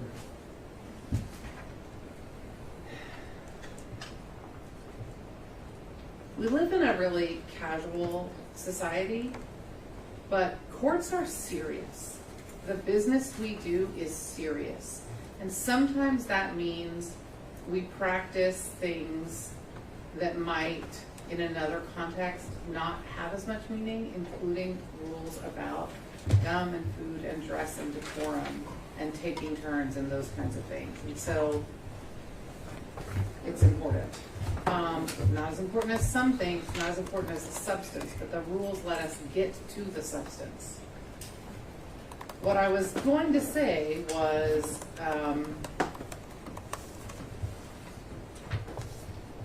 that I think you have, Mr. Reynal, introduced the argument through your questions. You've asked, I don't know if the transcript in front of me, you've asked a few witnesses about the First Amendment. I don't know, I'm gonna think about it for a minute. How has Jesse's passing affected your parenting of JT?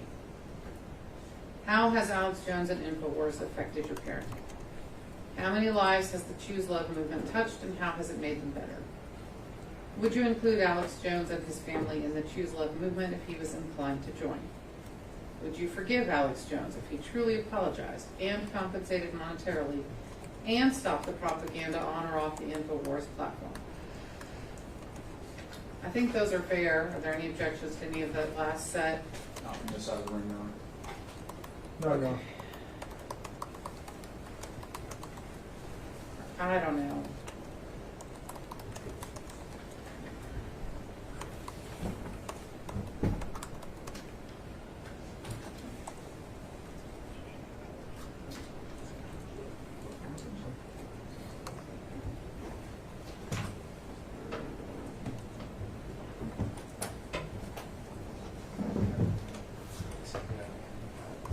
You object to the question? I do, yeah. All right. I'm not going to ask it.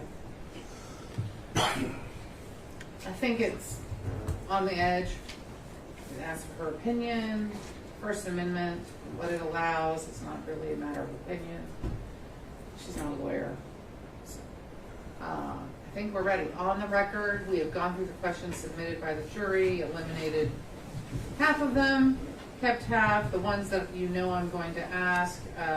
Any objections, Mr. Ball? None, Your Honor. Any objections, Mr. Reynal? None. All right.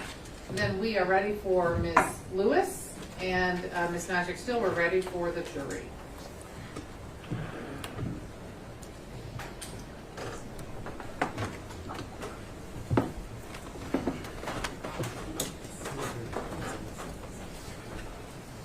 Yeah, you just come back up to the stand, please.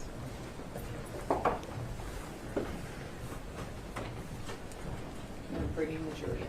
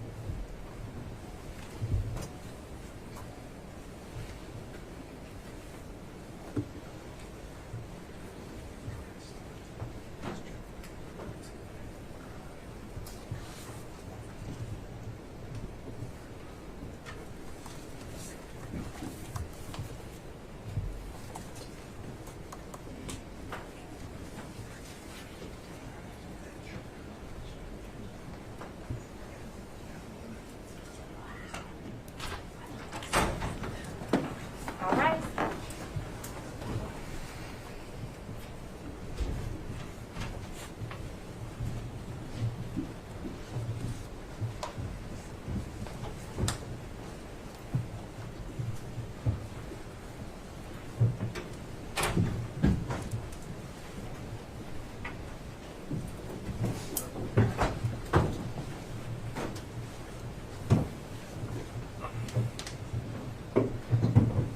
All right, you may be seated. I think I forgot to give you the same repetitive reminder with Mr. Huslin's question, so I'll do it here now for then and now. If you don't hear a question, that's because I made the decision that it wasn't appropriate for some reason. so you don't have to rest your frustration at me. Now, Ms. Lewis, I am going to ask you a number of questions, and I'm going to ask you to respond to them to the jury. And if you'll just listen carefully and answer the question, I can't explain it, so you just have to answer the question as it is, okay? Yes. How has Jesse's passing affected your parenting of your other son, JT?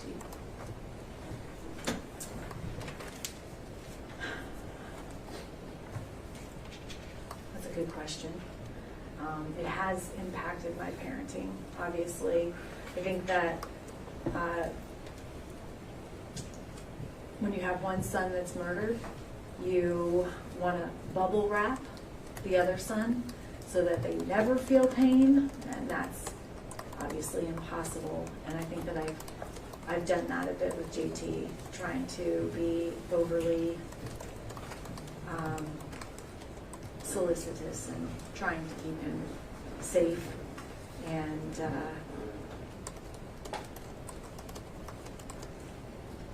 how has Alex Jones and Infowars affected your parenting?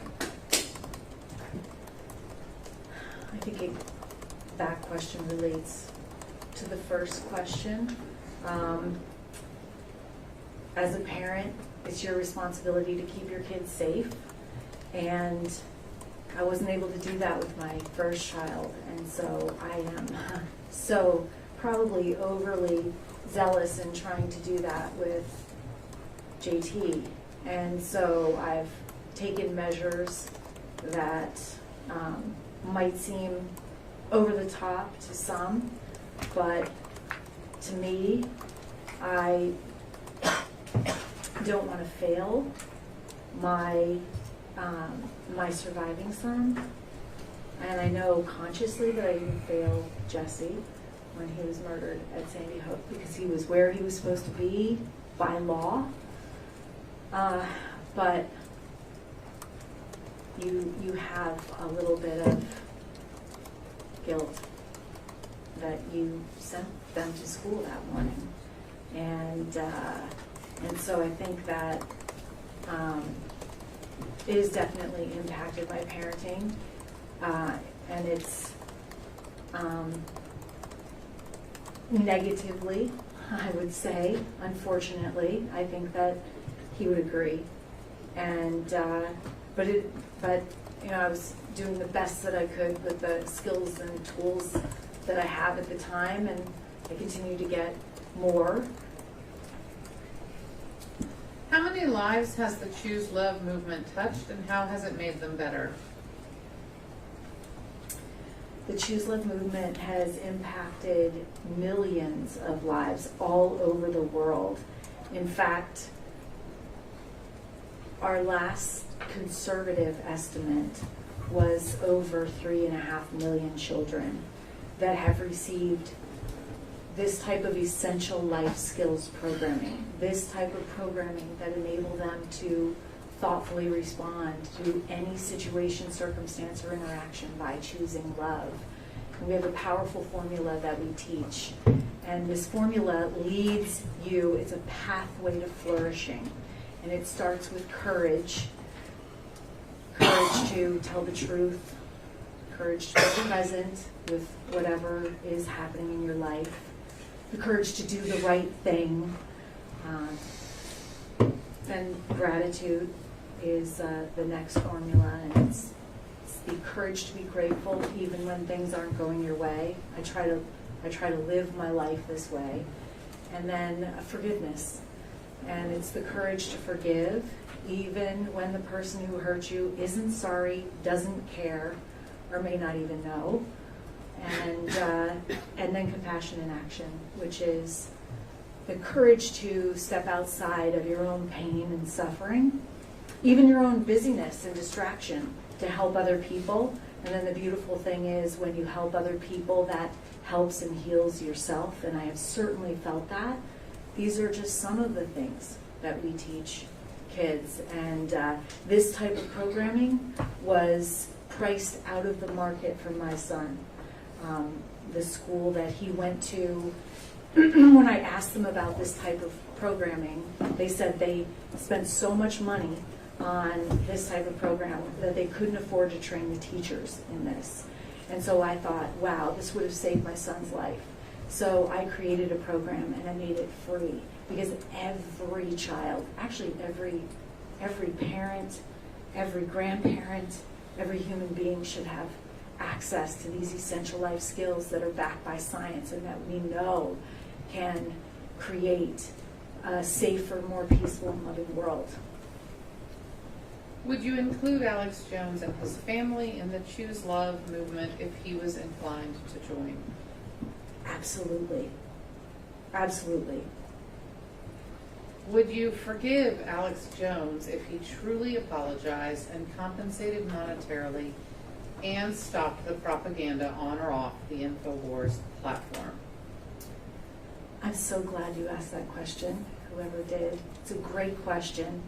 And forgiveness is something that I've learned so much about since the tragedy. And I didn't know much about before. And it's really instrumental in my own personal healing. And I think a lot of people are going to learn about it today with me speaking about it. But I actually, I have said that I forgive Alex. I've said that I forgive Adam Lanza.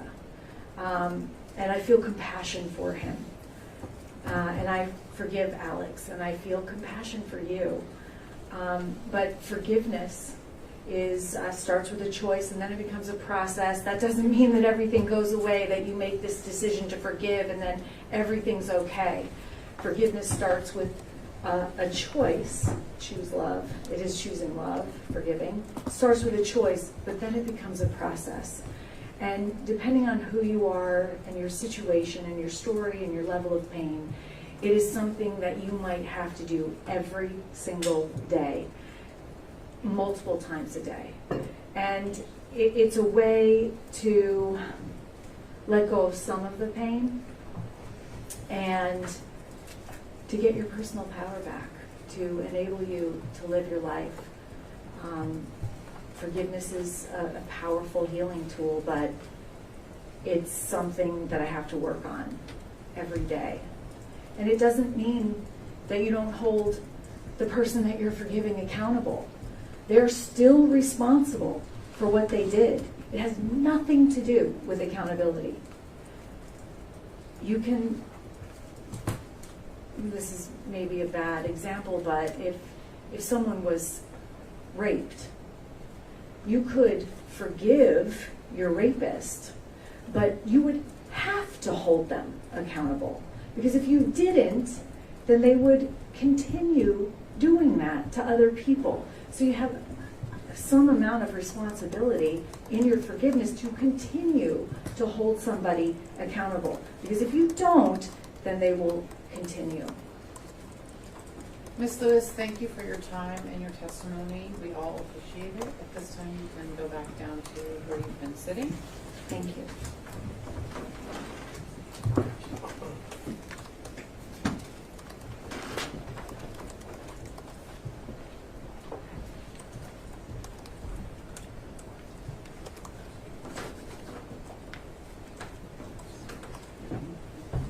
And somebody from the plaintiff's side, we have another witness for the jury. Your Honor, plaintiff's rights. Thank you very much. Mr. Reynal, it is your turn to present your case. Do you have a witness for the jury? I have a motion I need to make outside the presence of the jury, Your Honor. All right, this shouldn't take very long. Remember, my instructions are all still in place. I have to go back to the jury. All rise.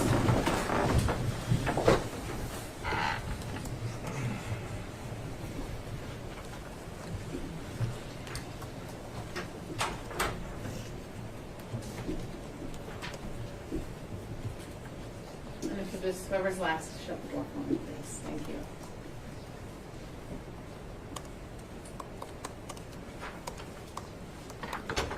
You may be seated. You may. Thank you. At this time, defendants would present their motion for directed verdict. Just make sure the door's shut. Yeah, okay, go ahead. At this time, defendants would present their motion for directed verdict. We'll file same with the court, but I just wanted to give Your Honor a brief summary. It is our position that plaintiff's IIED claim fails as a matter of law. The evidence as adduced from the witness stand shows that it is predicated upon the statements made by Mr. Jones as well as his employees on the air, and as such it is duplicative of the defamation claim, and under Texas law shouldn't go forward. Either as to Ms. Lewis or as to Mr. Heslin, who also has a standalone defamation claim. As for the defamation claim itself, we believe that the evidence shows that the statements were not on the Owen Shroyer broadcast, were not defamatory, and so we think Your Honor should reconsider her decision. We urge that reputation damages have not been properly proven. In Anderson versus Durant, a Texas Supreme Court case, the court wrote that rumors within a community are not enough, and instead the evidence must show that people believe the statements and the plaintiff's reputation was actually affected. As to Mr. Heslin, who has the only reputation claim, we have no evidence of anybody who denied him work or denied him credit or denied him access to some sort of social organization. So we think those should be stricken. We also would urge that the mental anguish damages have not been properly proven. All right. Response? Yes, first with regard to the IED claim, defendants first advance a gap filler argument, meaning that the claim sounds in defamation and it doesn't fill a gap in the law and can't be IED. First, we would point out that this is already law of the case. Defendant has appealed this on both of the claims, Lewis and Heslin. Texas Supreme Court rejected that appeal. Texas Court of Appeals says they are not duplicative. It is not a gap filler issue. Even if there wasn't already law of the case, Mr. Heslin's claim for defamation clearly sounds in statements about himself, while the two plaintiffs' IED claims sounds in statements regarding the circumstance of their child's death. There are statements in which Mr. Jones made, for instance, in which he did not claim that children had died. Instead, he claimed that the children were murdered as part of a 2-year pre-planned CIA plot. That does not actually affect their reputation whatsoever. It does not even accuse them of killing, but it is nonetheless that is also law of the case. With regard to reputational damages, the simple evidence alone that Mr. Heslin testified that an individual, while yelling out Alex Jones and Infowars fired a firearm near his home, is clearly legally sufficient on its own to achieve reputational damage. But there's been plenty of testimony about people in the community who had negative thoughts about these parents and them in particular, and Mr. Heslin in particular. And so for that reason, the reputational falls.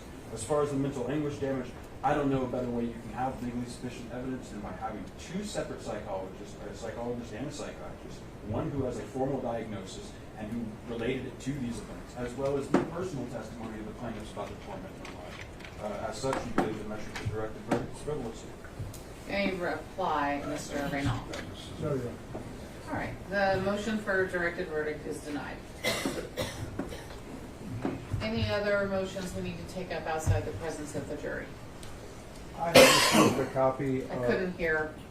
Could you say it again? You did what? I don't have any other motions, Your Honor, but I have a copy of the full clip to play for the jury of Mr. Jones' broadcast today.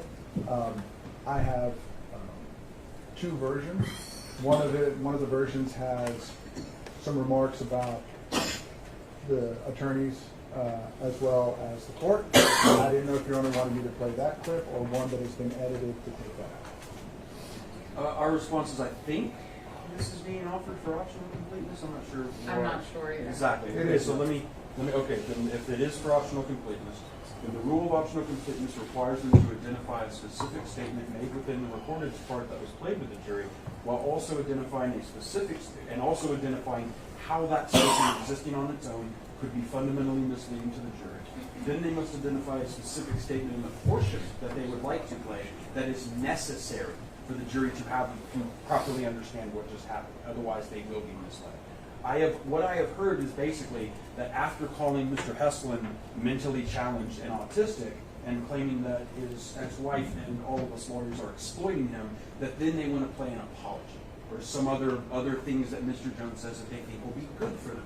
That is not a way in which you actually clear up any fundamental misleading bit in that video. So for optional completeness, I don't see how it is. Your Honor, the argument that's been made is that Mr. Jones continues on his show to deny that the plaintiffs are real, to say that they're actors, that there's some kind of a CIA plot. And this seems to be a big part of the plaintiff's presentation, and it's just not true. And this clip shows, he says, these are real people. I've been sitting next to them. I'm sorry for what I did.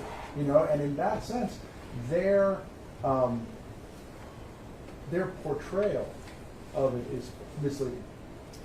So I didn't actually hear any of that from Mr. Ball, so that's not their portrayal. I heard some testimony from Ms. Lewis about how she feels about it.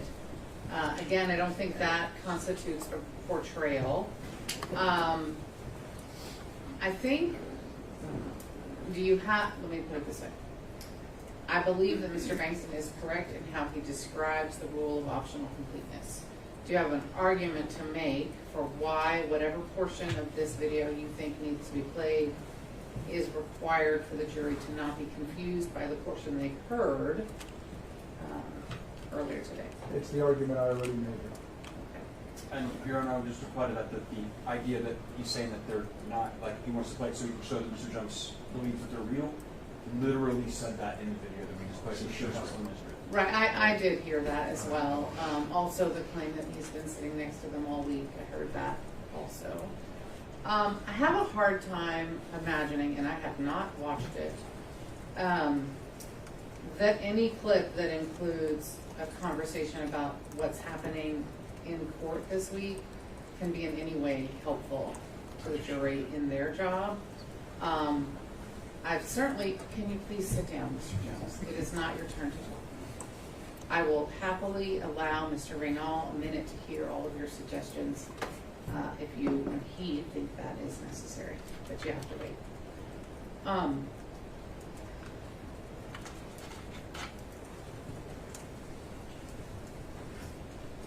I haven't watched any of it, so I don't know what it says. If you want to send it to me and have me watch it on a break, I will do that. But there are a number of people who have been writing to me and telling me what Mr. Jones is saying every day. I don't know if they're accurate or not in their descriptions. I'm not otherwise going to find out. So I will only see this if you send it to me and ask me to look at it. Would you like to confer with your client? I think he wants you to say something else. They got the 3 seconds off. I said, I don't know, she is real. They cut that off. So she thinks I don't think she's real. She's totally confused because they gave her a confusing clip. It's the definition of the law. We'd simply re-urge that it's confusing for the jury because the clip leaves out the part where Mr. Jones says that he certainly believes that Ms. Lewis is real. All right, so if you want to send me that part, that may in fact meet the requirements of the rule of optional completeness, and send it to my staff attorney, and she'll review it, and then I'll review it on a break, and I'll let you know. Thank you. Anything else before we bring the jury back? No, Your Honor. Anything from your side? All right, we're ready to have the jury back.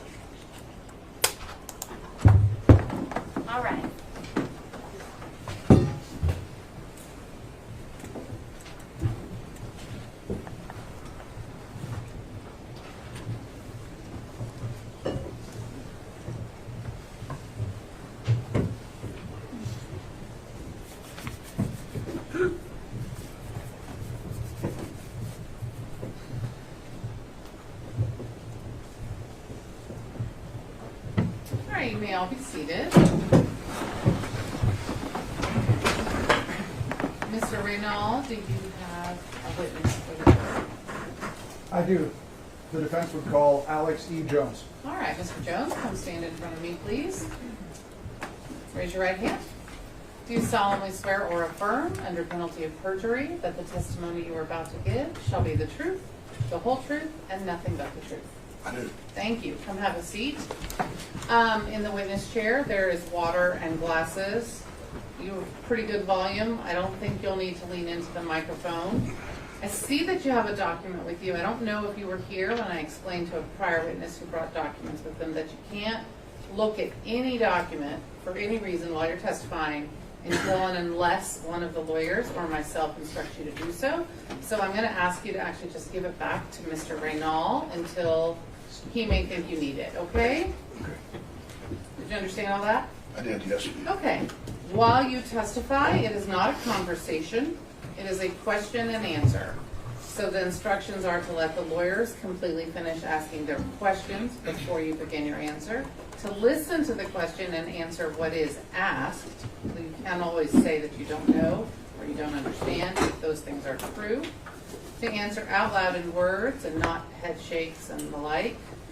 I think that's all my instructions. I say it so many times, sometimes I forget one thing, but I think those are all. Do you understand them? I do. All right. You may begin, Mr. Reynal. Alex, would you please introduce yourself to the ladies and gentlemen of the jury? I am Alex Jones. How are you feeling today, Alex? I actually feel good because I get a chance to, for the first time, say what's really going on instead of the corporate media and high-powered law firms manipulating what I actually did. I want to start by kind of letting the jury know a little bit about your youth and where you grew up so they can get to know you better. Is that okay? Okay. And you know, before we do that, I just do want to say this on record because I've said it many times. I apologize to both. Sustained. So, Mr. Jones, one of the instructions I just gave you is that this is not a conversation. Question and answer. So she got the monologue, but not me. I got it. And so you have to only answer questions that are asked of you. Mr. Reynal will ask you, I'm certain, all the questions you want, but you have to wait for the question. You may proceed. Mr. Jones, have you been wanting to apologize to the plaintiffs in this case for a long time? Yes. And what would you like to say to them? That I never intentionally tried to hurt you. I never even said your name until this case came to court. I didn't even really know who you were until a couple years ago when all this started up. The internet had a lot of questions. I had questions. And over that 6-7 year period before I got sued, or 6-year period, it's clear you can see the whole progression of us, the few times we covered it, trying to actually find out what happened. And that's really been my big frustration, is that people have said that I'm personally trying to hurt them or coming after them when I question every big event, and a lot of times it turns out that we've not been told the truth. And a perfect example is today, where they play a 30 or a 1 minute clip, and I had just done that this morning, and I knew that I said, I believe that Scarlett Lewis is real, and she's a really nice person, and she's really a sweet person. And then I went through and talked about her ex-husband too, and then I said, I believe they're being fed and manipulated. And this is a perfect. This is a perfect. Sustained. When you hear sustained, you have to stop talking. Okay. Do you feel that the video clip was a fair representation of what you meant to convey? No, it had the front and back. No.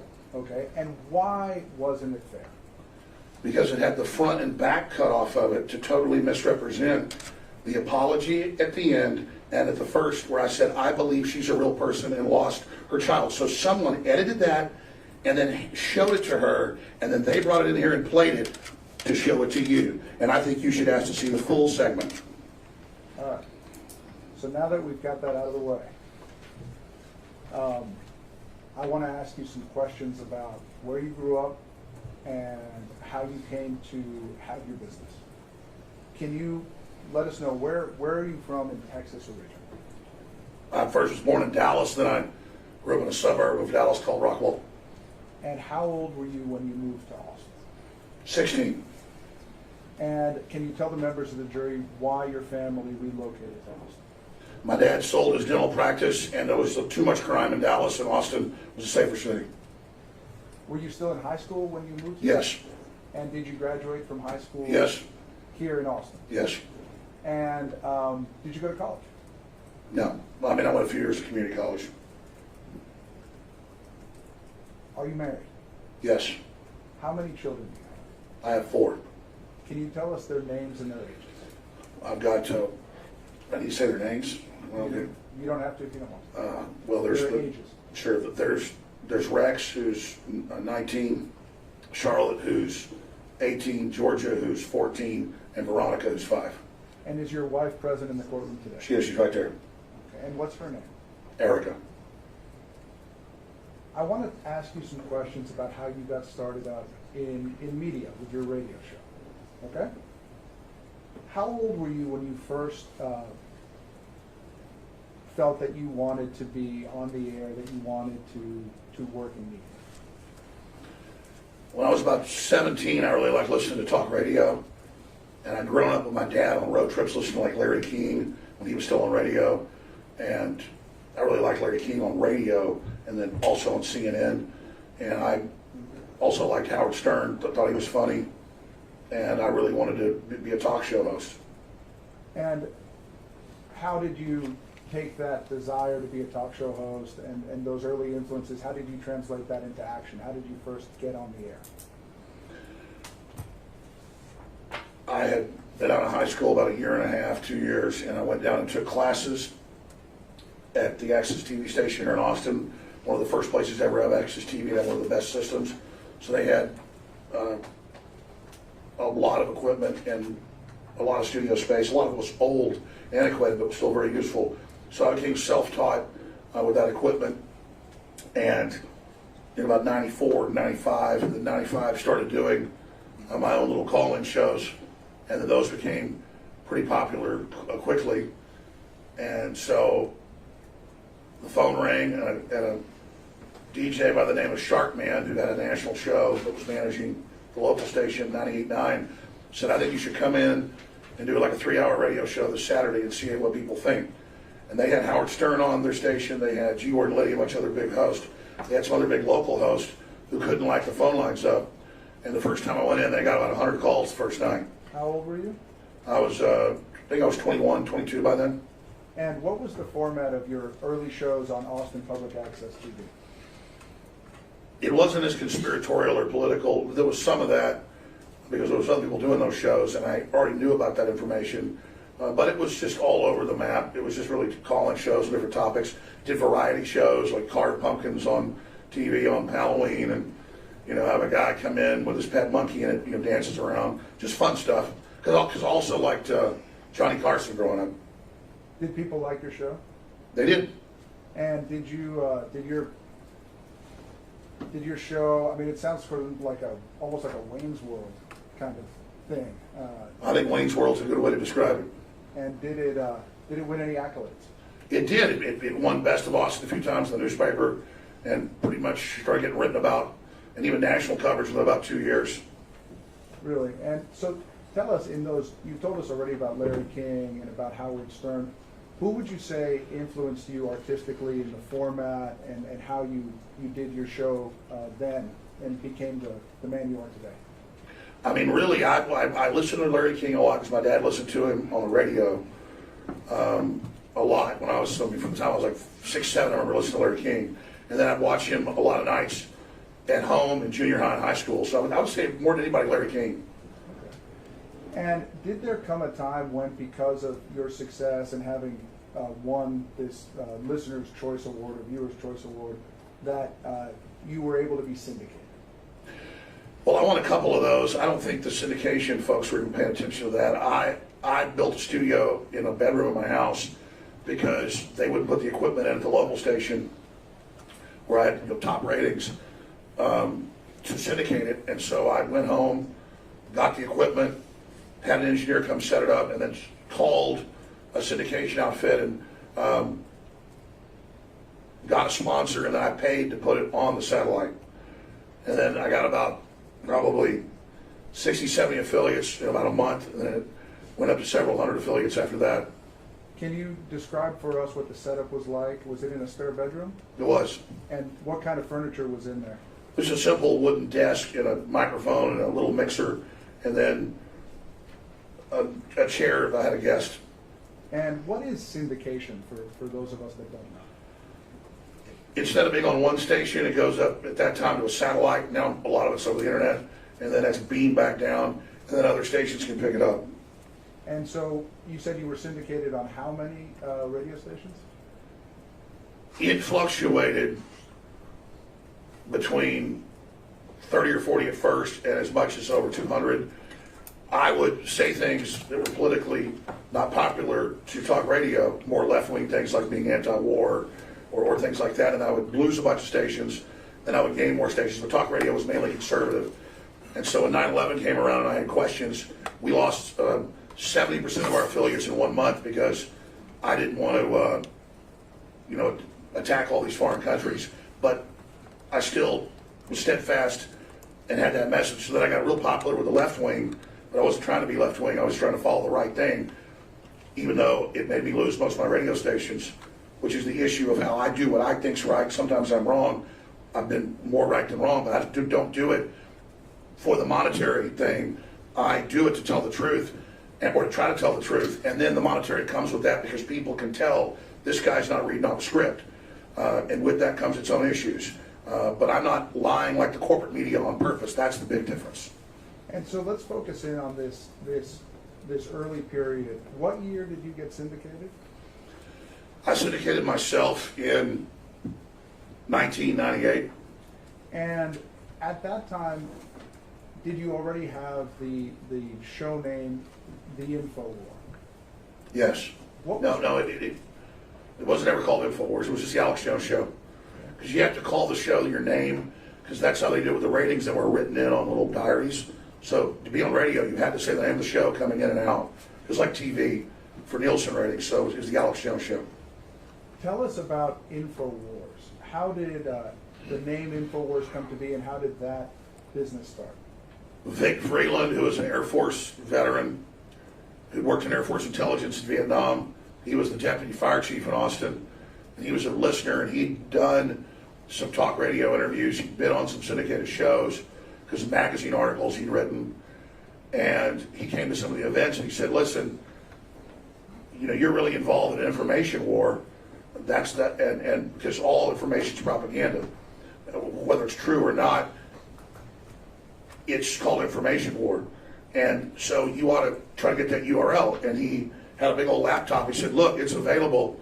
Do you want Infowars.com? And so Vic Freeland got the site.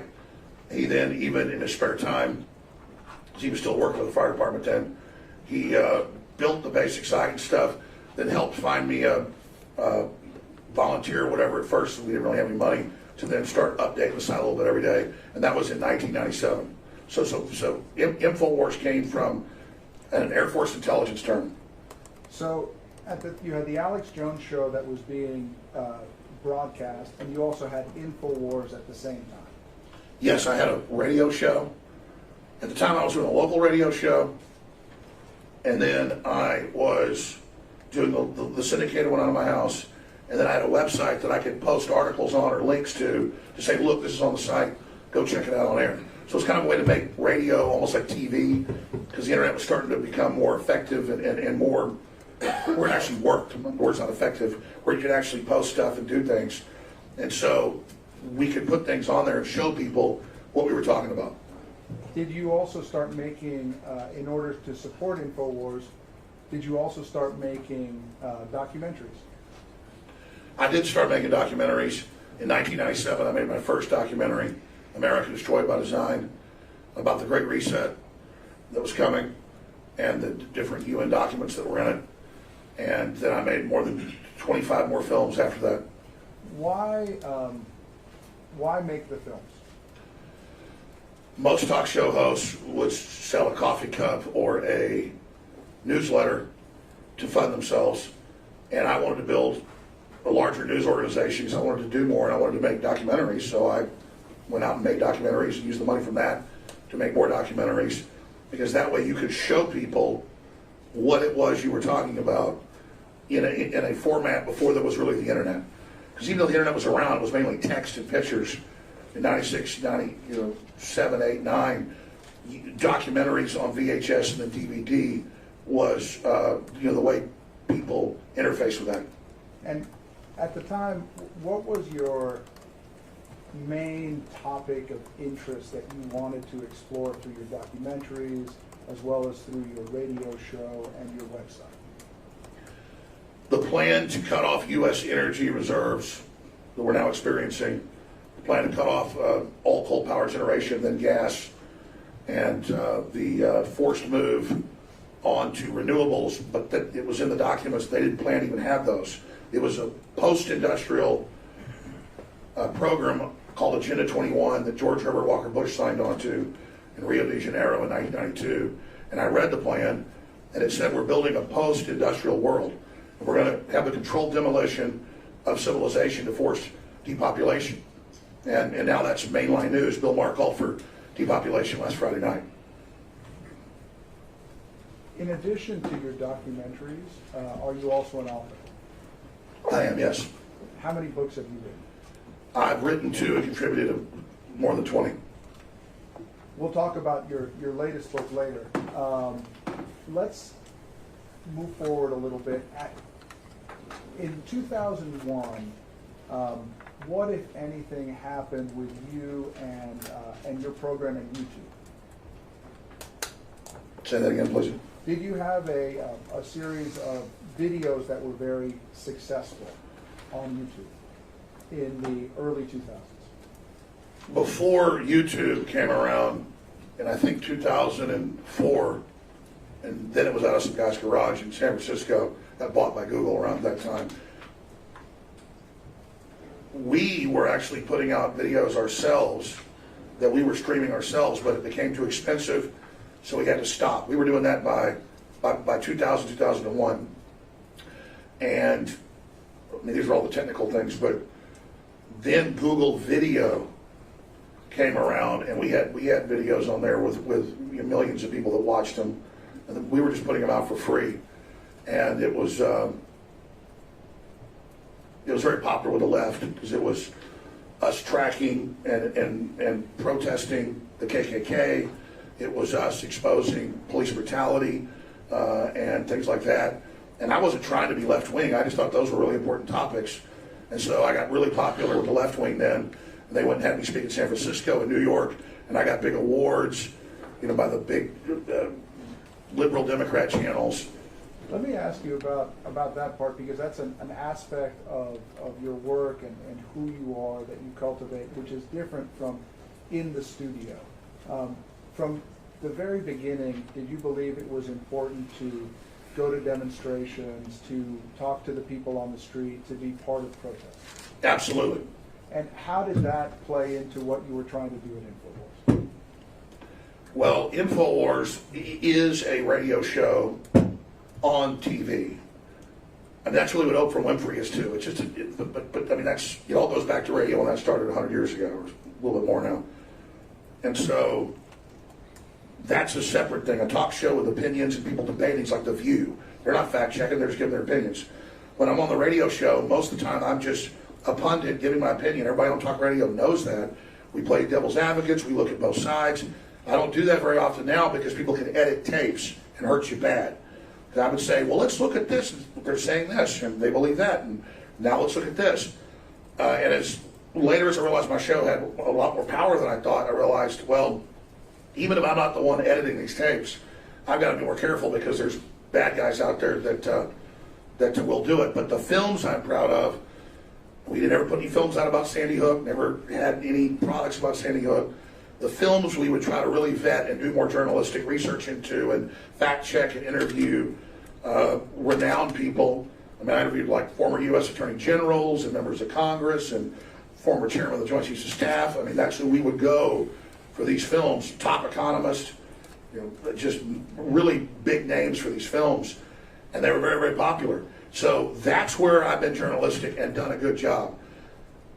I guess with the age of the internet, people grabbing clips out of talk radio or talk TV and mixing it together, I can see how it can cause problems. That's why I've admitted that I've made a lot of mistakes, but none of it was done from some master plan deal. It was done from a bedroom in my house. Sustained. So one of the things I notice about you is that you have a very distinctive voice, very deep, sort of gravelly voice. Did your voice always sound that way? No. What happened to your voice? Why does it sound the way it does? Well, I remember the two demonstrations where I finally wrecked it. And one was about 12, 13 years ago. It was actually film of it. Oh, I'm sorry, go ahead. Do you have some way to tie this to the damages portion of this? No. I'll address you if I'm talking to you. This is so that the jury can understand who my client is and properly assess his credibility, his demeanor. Sustained.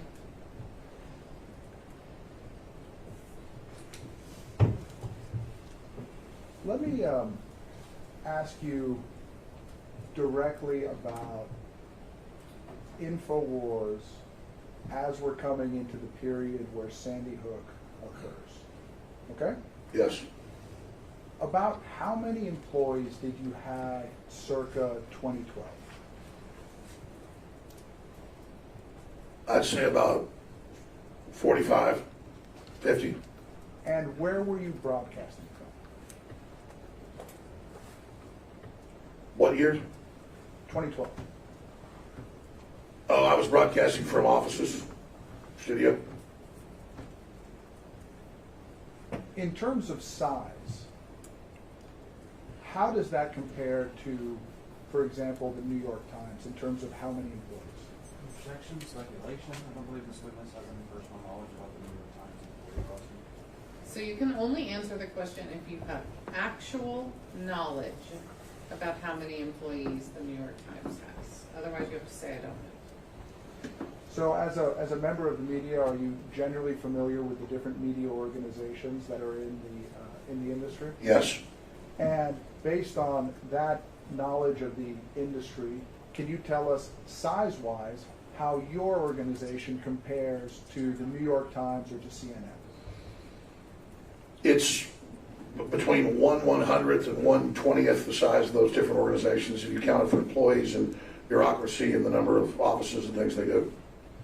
So I want to ask you some questions about the different formats of the different shows that Infowars broadcasts. Can you tell us what the sort of different segments are that would appear on a given day at Infowars circa 2012? There was my 4-hour radio show that in 2012 was just a webcam on me for people that wanted to watch it online. And then it was me at a desk with a camera in 2012. And then, that was it, basically. At some point, did you all begin to have additional segments besides just you doing your radio show and answering callers? Well, yes, that's... Now I understand what your first question was. What was the different types of media we were doing? Yeah. There was the syndicated radio show. There was also had a visual component, digital video online. And then there was documentary making, and that's what I had 10 or so people working on with me.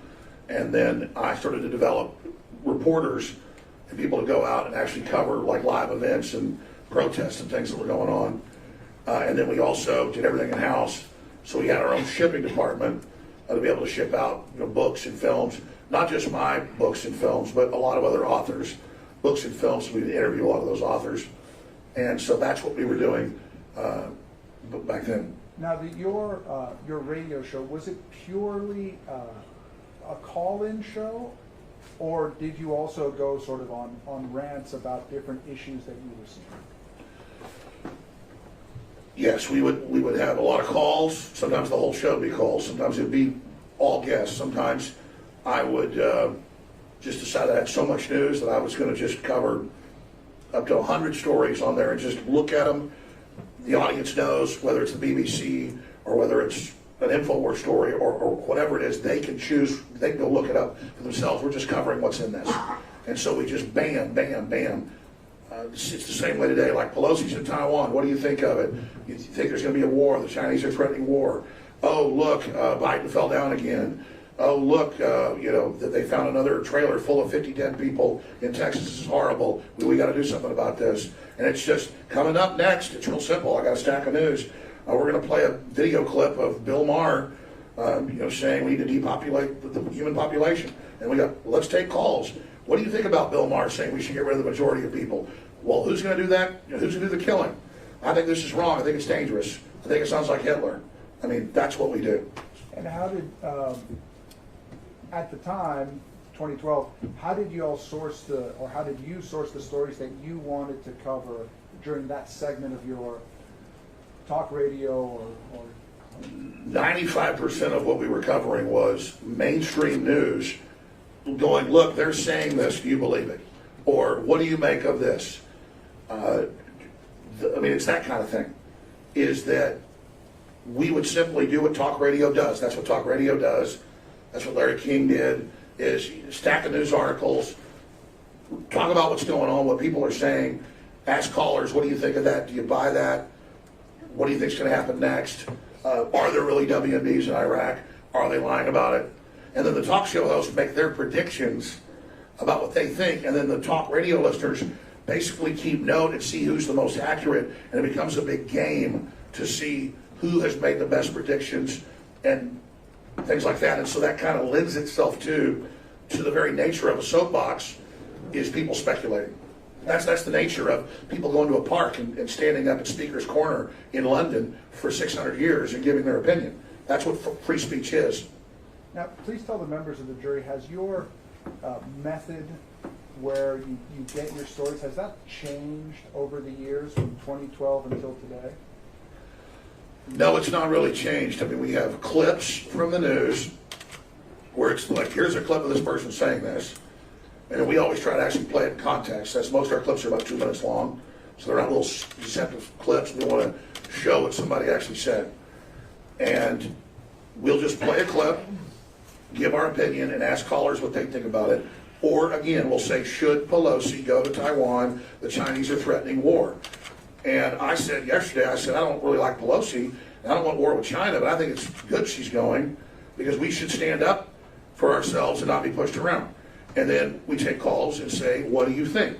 Well, I think you're wrong. We shouldn't go over there. I think you're right. I mean, it's really that simple.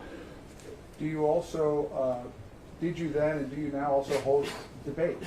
We do. How do you decide to host a debate, and who are going to be the debaters? Any issue that is being contested that people think is interesting. We had a Sandy Hook debate where we had a newspaper reporter on who said he thought that it really happened, and we had like a professor, or I forget exactly who on, who thought that there was questions, and that's the type of thing that we did. And I can understand then that people again take clips out of that and move that around, and that it can cause problems, and that's why now, I mean, I can say I'm more timid, even though the head of the state police questions Uvalde in Texas, and even though they stood down for 77 minutes, I think it happened. But I've just gone, whoa, I'm going to try to leave this alone as much as possible, just because they'll take what I've said out of context. But my listeners are now mad at me because I'm not covering it when, I mean, something went on 77 minutes, and the kids are begging for help, and the police just stand there, and the state police in Texas say that the head of the state police says we don't know the truth. And it's because of things like that that people just get completely blown away and confused by what's going on. But now I realize that those are such touchy subjects that I don't touch it with a 10-foot pole. And is that a result of this case? And, it's a result of a lot of stuff. Like, in the past, I would have gotten in a car and driven down there. And I think that's what journalists should do. But we didn't go down there because I don't want to be associated with the corporate media and the lawyers and the people that swarm around these mass shootings. I don't want to be like them. So they've accused me of being Mr. Mass Shooting and all this stuff with Sandy Hook. when I've covered less than 1/10 of 1% over the years.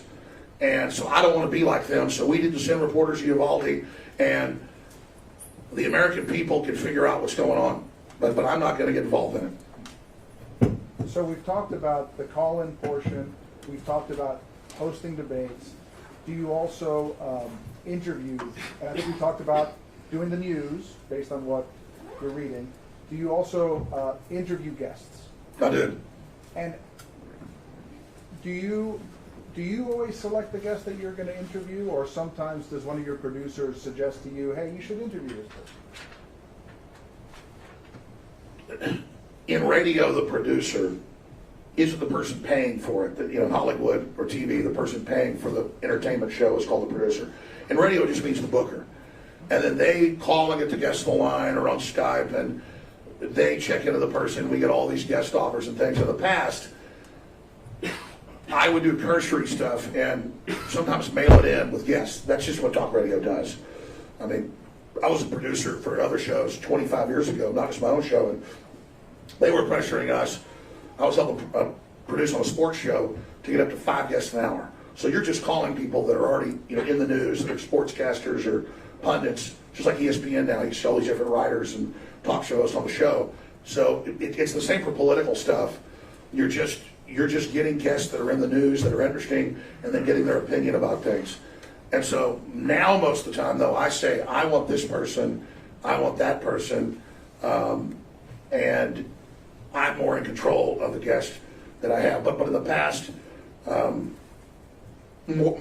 we let more things driven by the internet and by 4chan and 8chan, that in every case I've had problems has been a curse. I'm not attacking everybody that's on there, but I tell my producers, do not touch it when it's on there, because it's the kiss of death, and it causes nothing but problems. Why is it, do you think it's important to interview people who are causing a stir on the internet or on social media? Why do you feel like that's a good thing to do in terms of your listeners? Well, I mean, most of the time we're not just interviewing people that have caused a stir. When I say like there's a big controversy or there's a big story, if there's riots in Hong Kong and we can find a reporter who'll come on the show, we get them on. It's whatever the big topic is. That's just how news is. And more, I don't really follow the news model of covering the news. In the past I did. We still do it a lot. But now I mainly just talk about philosophy and the big picture, and then have some guests on. And the show's gotten more Christian, because I'm a Christian, but as things progress, all things happening in the world, I'm moving more towards doing a self-help, life experience type show than the political show. In fact, I've been trying to segue out of this just because I think we have to change individuals. Kind of like Scarlett was saying earlier, more than we're going to change the world. We can't change ourselves, then we're never be able to change the world. And I've made a lot of mistakes, and I've learned a lot in that process. And I've also learned how the corporate media is able to completely manipulate a story once you're caught in it, and then manipulate other people. And if anything, I want to teach people about how that process worked, because they say I'm the mastermind that figured out how to manipulate people, and I didn't have any understanding of it coming, and now I've seen it from the inside, the way this stuff goes on. And I think only getting the individual awake and aware and not under its control is the way to beat it. And you can't just cover a bunch of news and get somebody to understand that. You can't be told about the Matrix, you got to see it.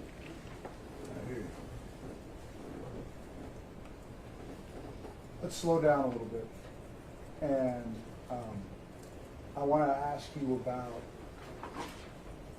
sort of how with these responsibilities, how your typical day sort of shapes up, okay? How many hours a day are you on the air? I'm on the air about 4 hours a day. And since when have you been on the air about 4 hours a day? I've been on the air 4 hours a day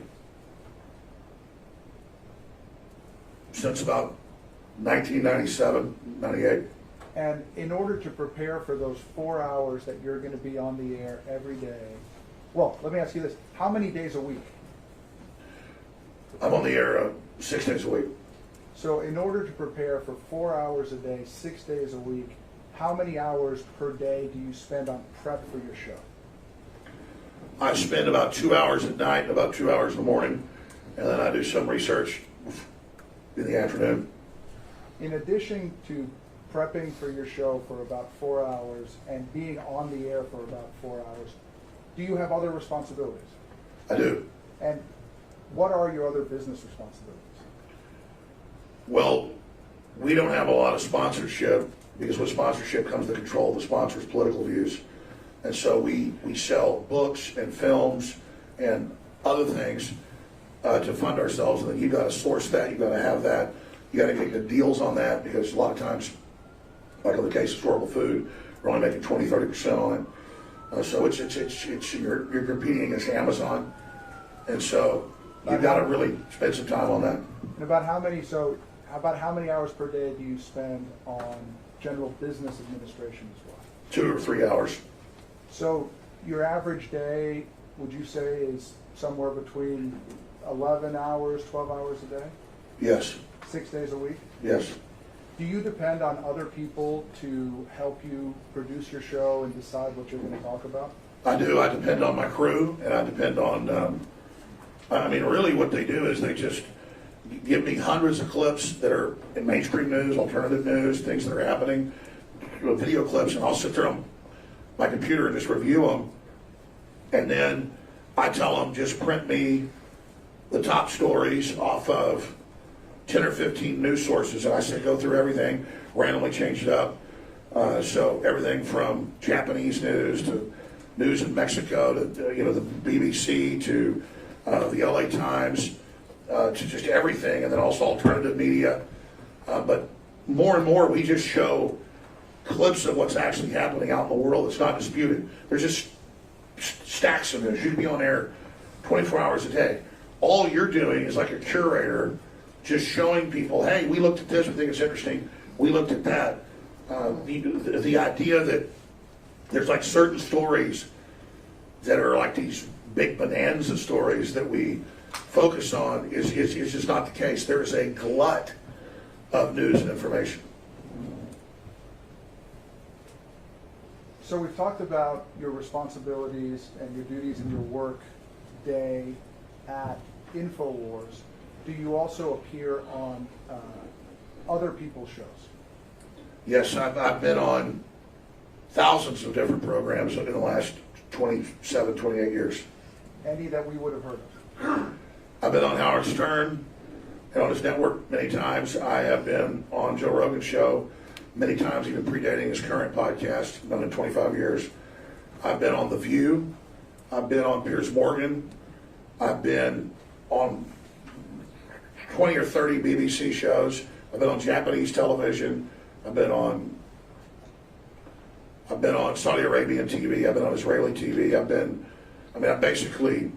on Brazilian television, Brazilian radio, Mexican TV and radio. I've been on basically a lot. Let's focus in the year 2012, how many hours per day was Infowars broadcasting? Not just your show, but everything. Well, there's broadcasting and then there's just videos that we're uploading. I'd say... How many hours of content per day? 6 hours, 7 hours. Okay, and in 2013, about how many hours per day? 2018? No, 2013. Oh, 2013. The same amount. And 2014? I'd say a little more, maybe 7. And 15? The same. 16? The same. 17? Sorry, just 1 second. Oh, sorry. my torn larynx. That's why my voice is like that. Sorry, what were you saying? I was asking you how many hours per day content is being produced and uploaded or streamed on Infowars in 2017. Probably 7-8 hours as well. And 18? Then it increases to 10 hours a day. Or in 17 it did. Okay. In 17 it increases to 10 hours a day. And then it stayed about that. And it's stayed constant now at about 10 hours per day since then? There's 10 hours that's always there, that's talk radio on TV. And then we also put out some other reports and videos. Okay, so the answers you just gave us of 7 hours per day basically up until 2016 and then starting in 2017, 10 hours per day, that is content that's on the radio that's being streamed. And being picked up by some radio stations.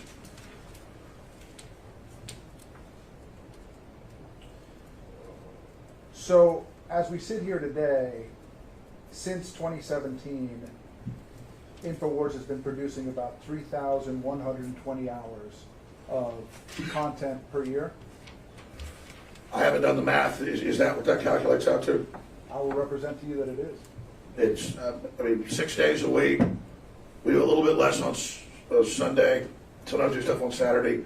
I mean, that sounds about right. There's no exact number. We never organized it all, so I don't know. Excuse me, sorry.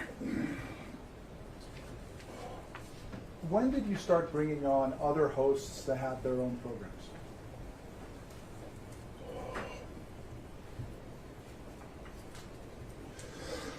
I think we started the Nightly News in like 2015.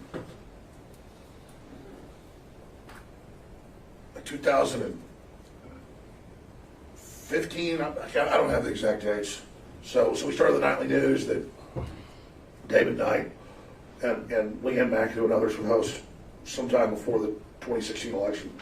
How did you pick who was going to be the first host for the Nightly News? Well, I hosted it sometimes, and so did David Knight mainly. I'm sorry, I have a really bad deal here. Do you need some more water? No, it's a torn larynx. It's got a lot worse. It's real bad this week, so that's what's going on. It's losing the voice like that. It'll get better in a minute. What were we saying? I was asking if Sorry, go ahead. if David Knight won a contest in order to be on the show. Yes, he did. Tell us about how that worked. We had a contest of news videos and reports to the best.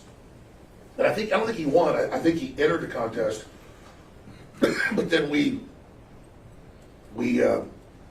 hired him. He came out with his family from North Carolina. And he was an engineer and also had done a lot of writing for publications and things. And so he was just a natural for the show. Mr. Jones. Oh, thank you very much.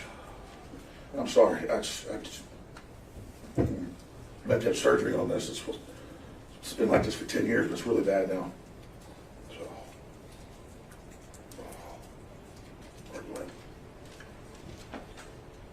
That's the exception to the food and the courtroom. there you go. You're nice to me. All right, go ahead. Alex, you obviously have a very busy work schedule for yourself. Do you tell the other hosts what to say or what to cover? We're starting to.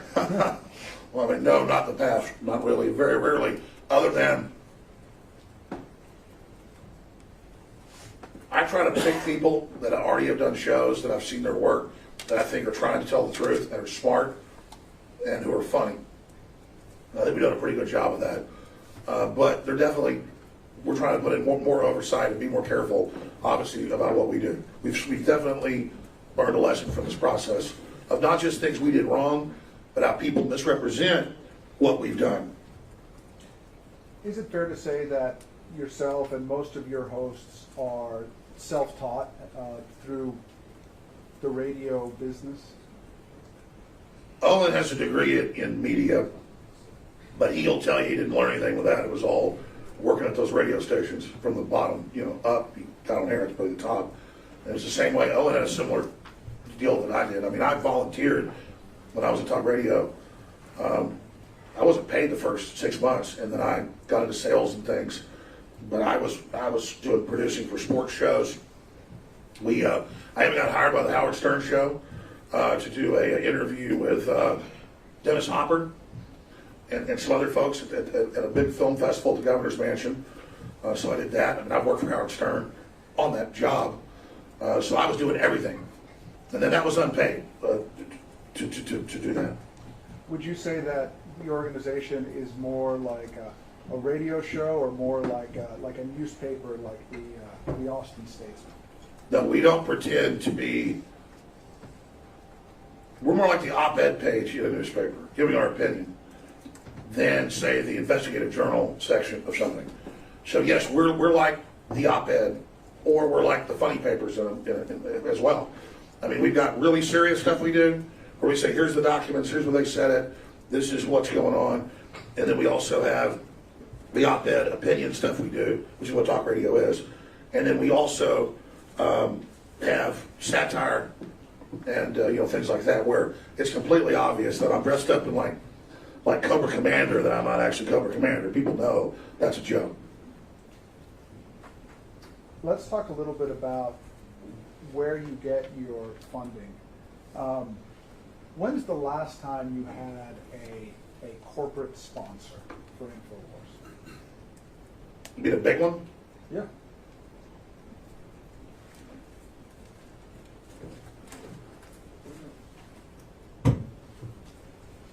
I had some corporate sponsors when I was against George W. Bush and the war. We lost a lot because we were anti-war, but we still had some big ones. I mean, we had like car companies, clothing lines, everything. We were making a lot of money to expand the operation, going back to about 2005 up to when Obama got in. And then being anti-war was not allowed anymore. For whatever reason, I wasn't anti-Obama, I was anti-war. So I continued with being anti-war, and we lost all our sponsors. We lost, that was about 80% of the money we were making with sponsors. We lost about $10 million. That was gross money to fund the operation right away when we didn't toe the line with all the wars. And so when you lost all that corporate sponsorship because of your position against the war, did you transition to a different business model? Yes, we'd already been selling some books and films, but we accelerated it. And I said, well, I'm not going to let them shut me down. I said this on air. I said, you want to shut us down? We're $10 million a year. I remember saying, I'm going to go to $70 million a year, and I'm going to put it into everything. We're going to advertise. We're going to explode. And so that was my promise, and I fulfilled it. And why is it important for you to be self-funded? That's what the system fears. It's actually come out.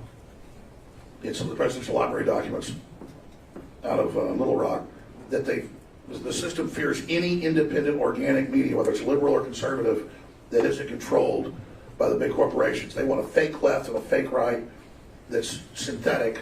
And by fake, they're real groups. They just kind of toe a line, stay within certain guardrails, and then society doesn't ever change for the better. Instead, we need independent grassroots media that is self-funded, whether it be through donations or whether it be through product sales, so that we can have real diversity of ideas in this world we live in. What do you use the term synthetic as well as fake? What do you mean when you say synthetic? These are a lot of military terms that I learned just by researching psychological warfare, because I knew that they were using it against us. So I went and last 20 years got some of the classified ones. But a synthetic event is real stuff happening, but they put in place people to help it happen and kind of provocateur to get it started. It's like you have two pit bulls killing each other. That's a real event, but people that throw them in that pen together for that fight, they made it happen. They brought the dogs there. They raised the dogs. They trained them how to fight. They threw them in the pit. So there's two dogs really killing each other, but it's synthetic because people made it happen. So when I talk about staged, most of the time I mean they knew it was going to happen and they stood down and let it happen. And that was my view the first few years of Sandy Hook. Anybody can pull up the Washington Post, you name it, about FBI going out there, him threatening to ship a school, nothing being done. Same story, CIA, he was hacking stuff. So that's where everybody thought it was really suspicious up front, was because those telltale signs that we've seen before of those type of synthetic connections, which don't always mean it was staged, but that's the type of things people look for. So you've got different types of false flags. You've got synthetic is a way to describe it really happened, but there were forces in there letting it happen. This kind of like the idea of purposefully focusing people on a particular news story because you want them to vote a certain way or do a certain way. A synthetic event. Wait. When you hear objection, you have to stop. Objection, maybe. Sustain. Give us another example of how that would work. Well, take that clip earlier today they aired. At the beginning of the clip, I say I believe Scarlett Lewis is real. I believe her son died. I'm very, very sorry. And they cut that off the front. And then they cut me saying I was sorry off the end. And they brought a real clip, but it's synthetic, to try to deceive you. And I hope you get to see the real clip. And then you'll figure out everything else that's been going on. Let's go back to Infowars and its business model. Do you sell vitamins? Yes. Are your vitamins FDA certified? No, they're not. Why not? 1996 law, the FDA has no jurisdiction over any nutraceuticals, not the ones at Whole Foods, not the ones at GNC, and not ours. And ours are private labeled, top brands that are sold at Whole Foods and GNC. We have them made by the top lab recognized in the United States. All we do is put our label on it so we know it's triple tested, the highest quality, and that's why people love it, because it is the best out there. And I'll give it to Whole Foods, and I'll give it to GNC and others. They've got the same stuff. There's all sorts of crap you can buy at a gas station out there. That's not what ours is. I mean, we buy our PQQ and CoQ10 from the Japanese. I mean, it's the best. It costs 5 times what synthetic PQQ and CoQ10 cost.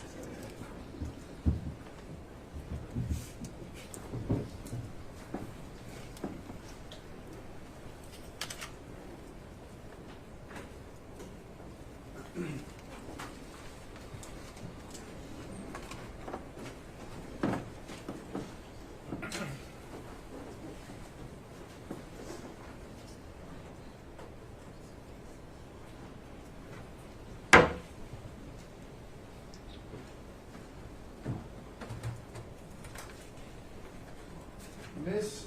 Karpova was asked about Plaintiff's Exhibit 35, which is in evidence. I'm going to put on the camera here. Can you see that? Yes, barely. You need reading glasses. No, I'm barely sure. Well, let me walk it up to you, and you can tell us just generally what kind of document that is.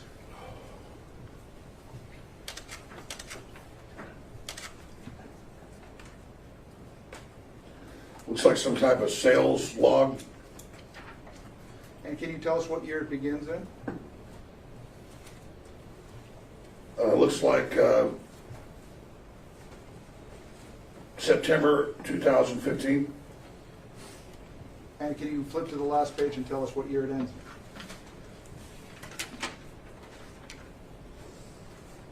It ends in December 2018. If you flip back to the front, can you see the headings? Yes. Can you see the column that, you all right? Yeah. Don't worry, it's not COVID, it's the torn larynx. Sorry, go ahead. Sorry, go ahead. There is a column that is labeled invoice. Yes. Would that represent gross sales? I believe so. And let's flip to the last page, and you can tell us what the gross sales number is. 165,230,000.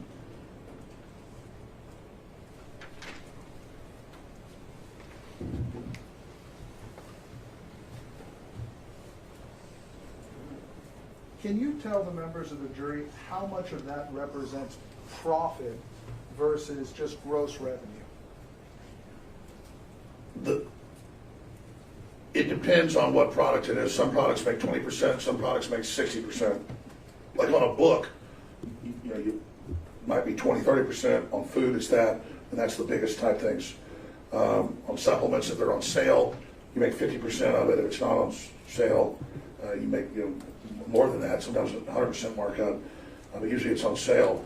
So it really all depends. I can tell you bottom line numbers, though, of how much money I've been paid, things like that, or how much money's there. Before we discuss that, let's talk about Infowars, the organization. Would you describe it as organized or chaotic?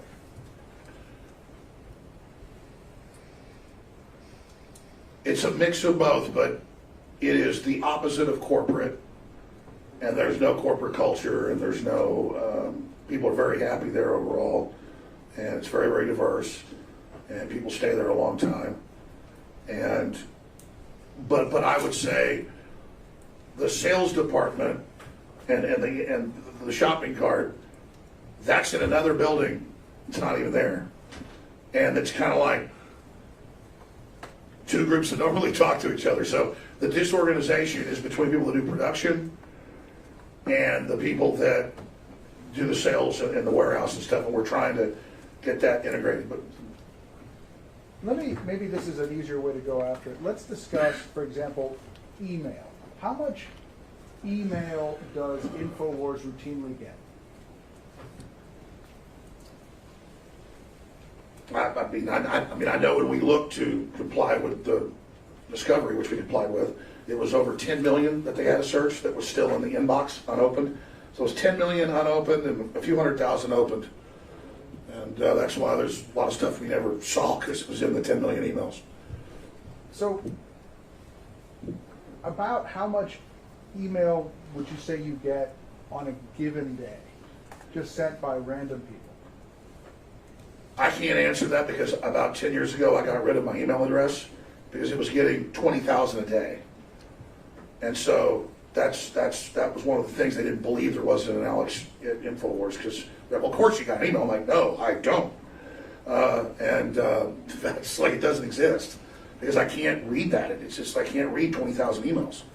How many employees would Infowars have to have, in your view, if you were to actually read every message, every email, every tip that's sent in? It would take 10, 15, 20 people. We go bankrupt, which we are now.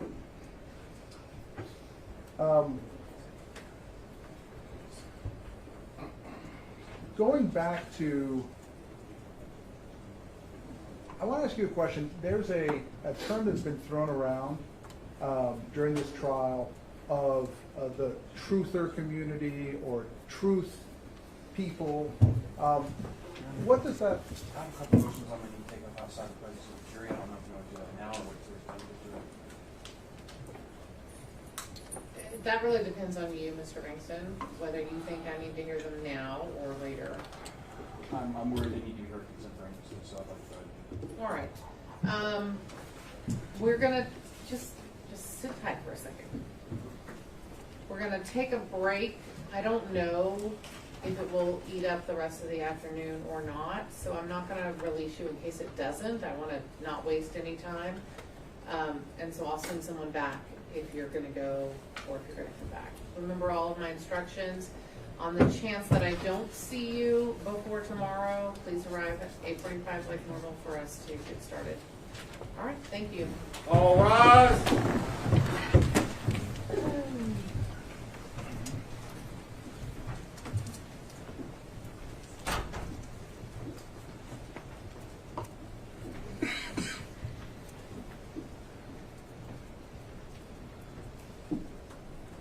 I'm just shut the door behind you, please? Thanks. All right, Mr. Jones, you can go back down to council table. Everyone may be seated.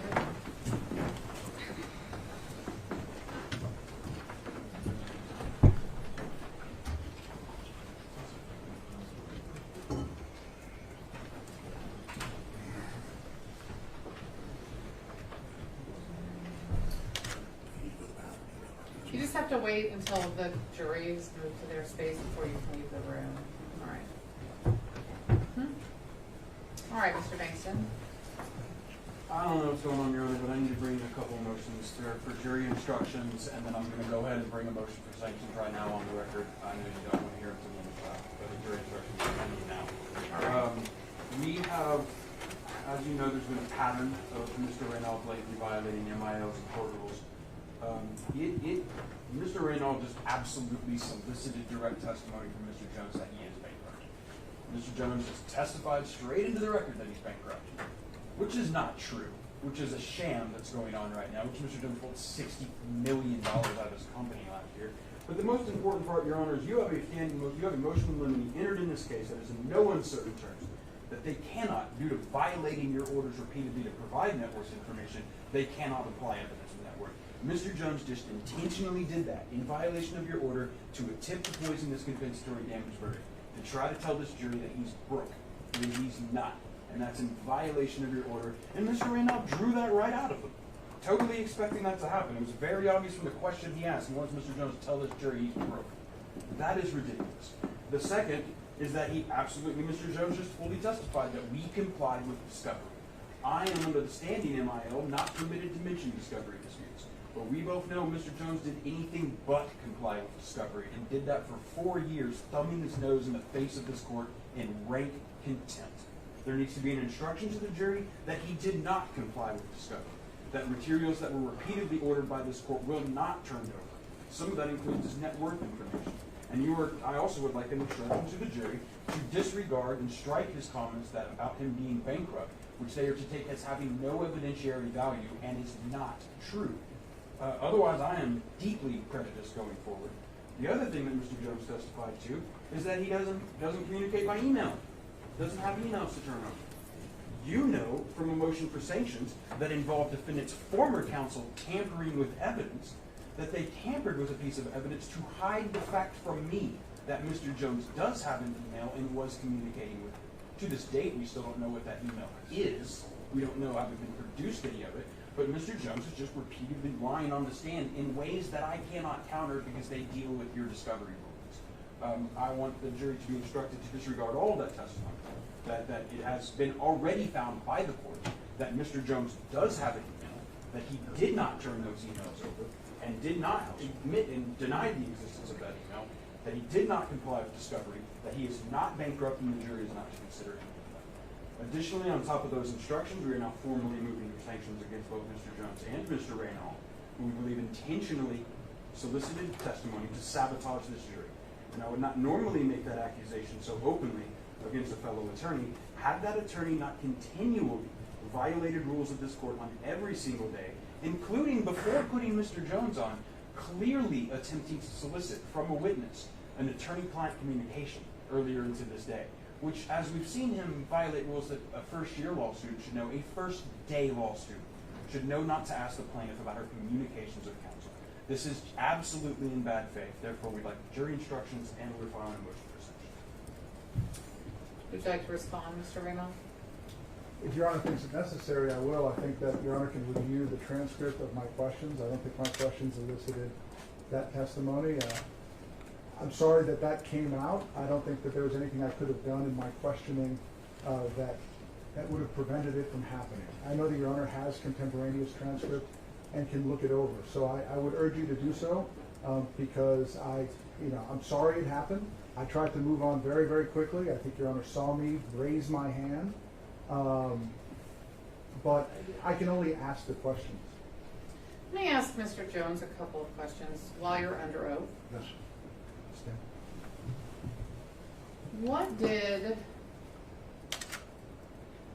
your attorney tell you about your testimony today? I want to be very careful.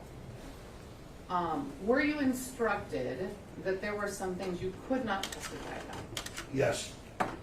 And do you remember what they were? Yes. And what were they?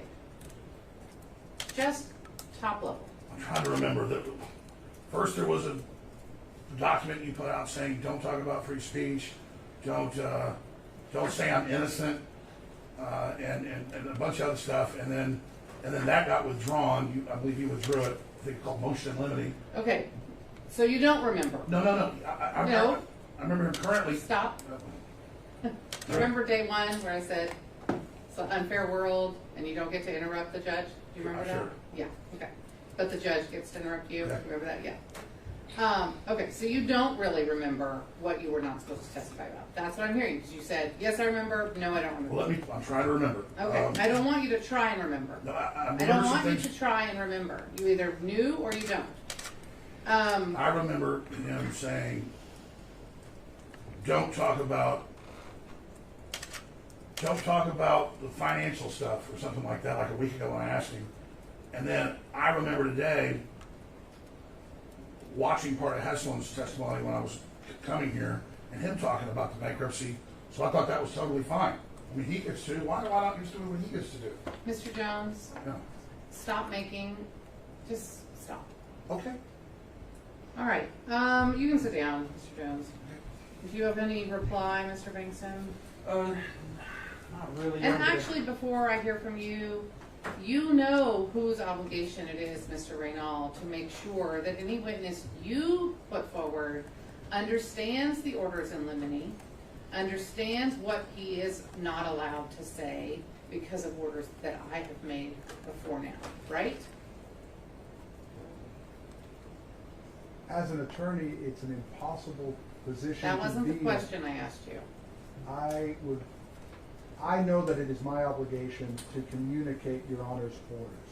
Beyond that, I think that's all I need to say. Your Honor, the only thing I was saying, I actually probably do need to ask for an additional jury instruction.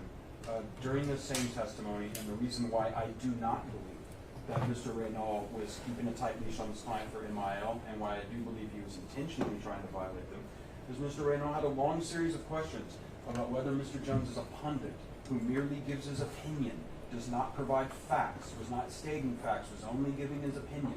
That's another one of your motion in limine, that the defendants cannot contest in this case that the statements that they were giving were merely protected opinions and not statements of fact.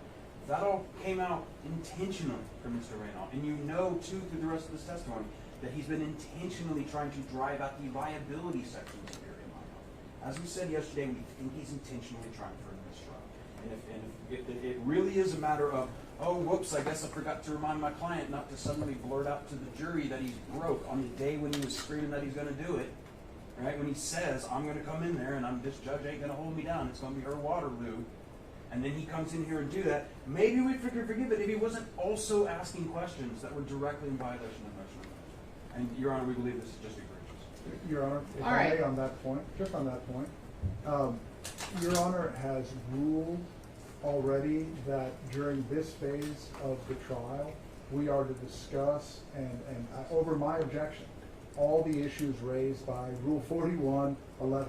I've been objecting to that. Except network. Well, except net worth. And within that, for the jury to make an accurate determination, you need to talk about intent. You need to talk about degree of malice. You need to talk about how extreme the behavior was or wasn't. And so the testimony I'm eliciting, which I believe, I've never said, nor has my client said, that Your Honor's ruling shouldn't stand. But in order for the jury to be able to make a decision, they need to know the entire context and they need to understand the mental state of the participants, because if not, they can't render a ruling on punitive damages. The problem is, and you know this, and we've already had this conversation multiple times in this trial, in addition to it before this trial, the time for that was during discovery, when Mr. Jones chose not to fully participate. It is not the time to do that now. If there is anything that he would like to put forth as a defense, he needed to do it a year ago during the discovery process. It's too late now. And when you ask questions that imply or outright say that he didn't know how to be a journalist or he wasn't a journalist, you're calling into question my ruling, which was based on a long-standing principle in the law that if you intentionally, repeatedly, and over years, in this case, again and again, refuse to participate in discovery, that is proof that you do not have a meritorious defense. That was the basis of my ruling. You cannot attack that in this trial. For motions for sanctions, you've got to write them down. They're under advisement until they're written down and filed. We'll take that up post-trial. Your Honor, so that I don't run afoul of your ruling. I'm not done. I'm sorry. You don't even know what it is yet.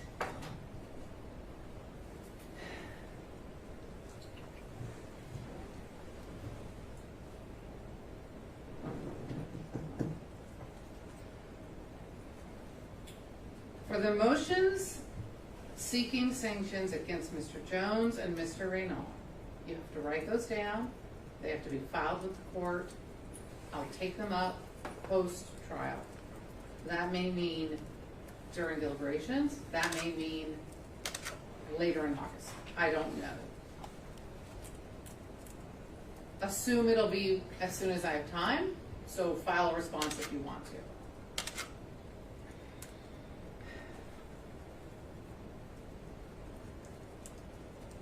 Mr. Jones,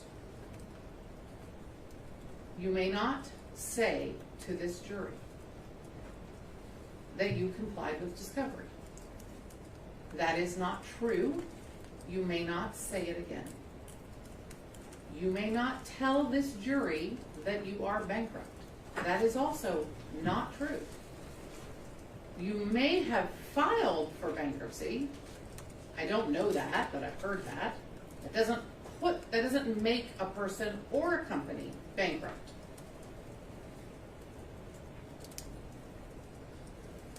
You're already under oath to tell the truth. You've already violated that oath twice today in just those two examples. It seems absurd to instruct you again that you must tell the truth while you testify, yet here I am. You must tell the truth while you testify. This is not your show. You need to slow down and not take what you see as opportunities to further the message you're wanting to further. And instead, only answer the specific and exact question you have been asked. No asides. The comments about discovery, the comments about the larynx or whatever it was, the comments about bankruptcy, none of those were responsive to questions. They were just you abusing my tolerance and making asides to the jury improperly and in at least two cases, untruthfully. Do you understand what I have said? Yes or no? Do you understand what I have said? Yes, I believe what I said was true. So I don't. Yes, you believe everything you say is true, but it isn't. Your beliefs do not make something true. That is what we're doing here. Just because you claim to think something is true does not make it true. It does not protect you. It is not allowed. You are under oath. That means things must actually be true when you say them. Don't talk. You understand what I have said. I do understand. You understand the instructions I have given you for your testimony in court. Yes. I'm not going to bring the jury back today. My staff is listening. They can let the jury go home. We'll start back up tomorrow. When you come back to testify tomorrow, one more time, no asides. Do you understand what I mean when I say no asides? Yes. Answer only the question asked of you. Do you understand what I mean when I say only answer the question asked of you? Yes. You understand you will still be under oath when you return tomorrow morning Yes. to complete your testimony. All right. And you understand that that means you must only testify about things that are true. To the best of my knowledge. If you don't know something, you don't say it. If you're asked about your opinion, you can give your opinion. But if you're asked to relate something that's truthful and a fact, it must be truthful and a fact. Not an assumption, not a guess, not an opinion. Do you understand? Yes. All right, you can sit down. Anything else? Yes, sir. Just so that I can make sure that I don't run afoul of Your Honor's motion in limine or earlier rulings. Just to be clear, we call them motions. I don't issue motions, I issue orders. These are orders in limine, and have been ordered since before this trial started. Is Your Honor ordering me not to explore the nature of the wrong? That is very broad.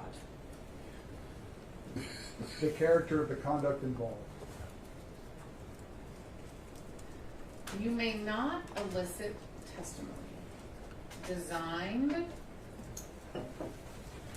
to leave the jury with the impression that Mr. Jones and Free Speech Systems did not defame Mr. Heslin, or that Mr. Jones and Free Speech Systems did not engage in the intentional infliction of emotional distress against Ms. Lewis and Mr. Heslin. May I elicit evidence as to the low degree of culpability that should be ascribed to Free Speech Systems and to Alex Jones by virtue of his education, his situation, the situation at Infowars, and what was going on? So Mr. Jones was too ignorant to know that he was lying? Is that your defense? Your Honor, my defense is for the jury, not for the court. I'm asking whether I can elicit testimony as to his mental state, to the organization of the company, to the standard practices in his industry, to what was going on in his personal life, all to illustrate the low degree of culpability that should be attributed to his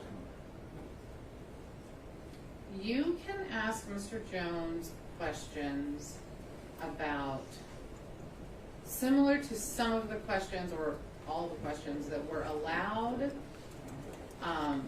when Ms. Karpova was on stand, that kind of touch on these same areas that were allowed. I think those are fair game.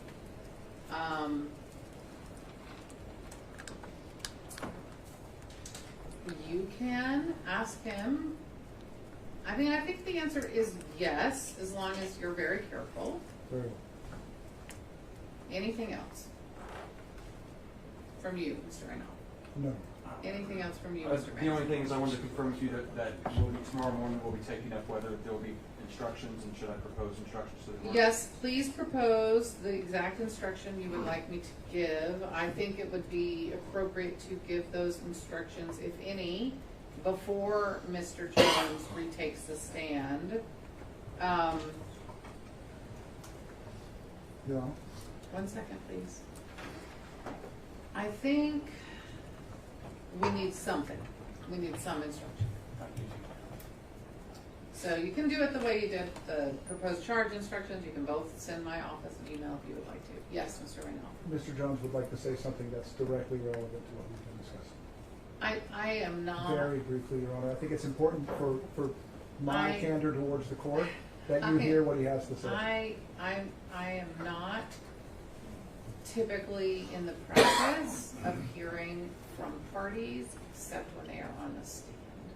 And I don't see a reason to change that practice any more than I already have. This is simply in line with Your Honor's question as to what he was instructed in terms of what he should testify about. It doesn't matter at this stage.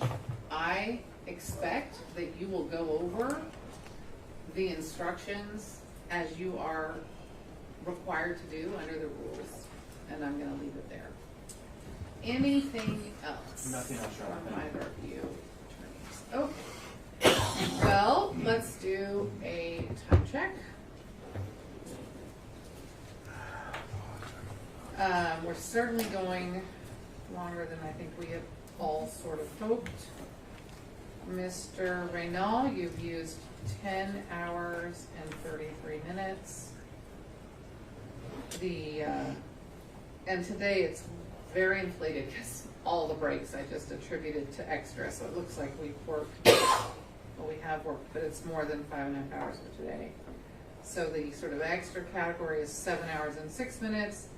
And Mr. Bankston, for your side, it's 17 hours and 3 minutes. So I haven't done the, let me hang on one second. Let me figure one thing out.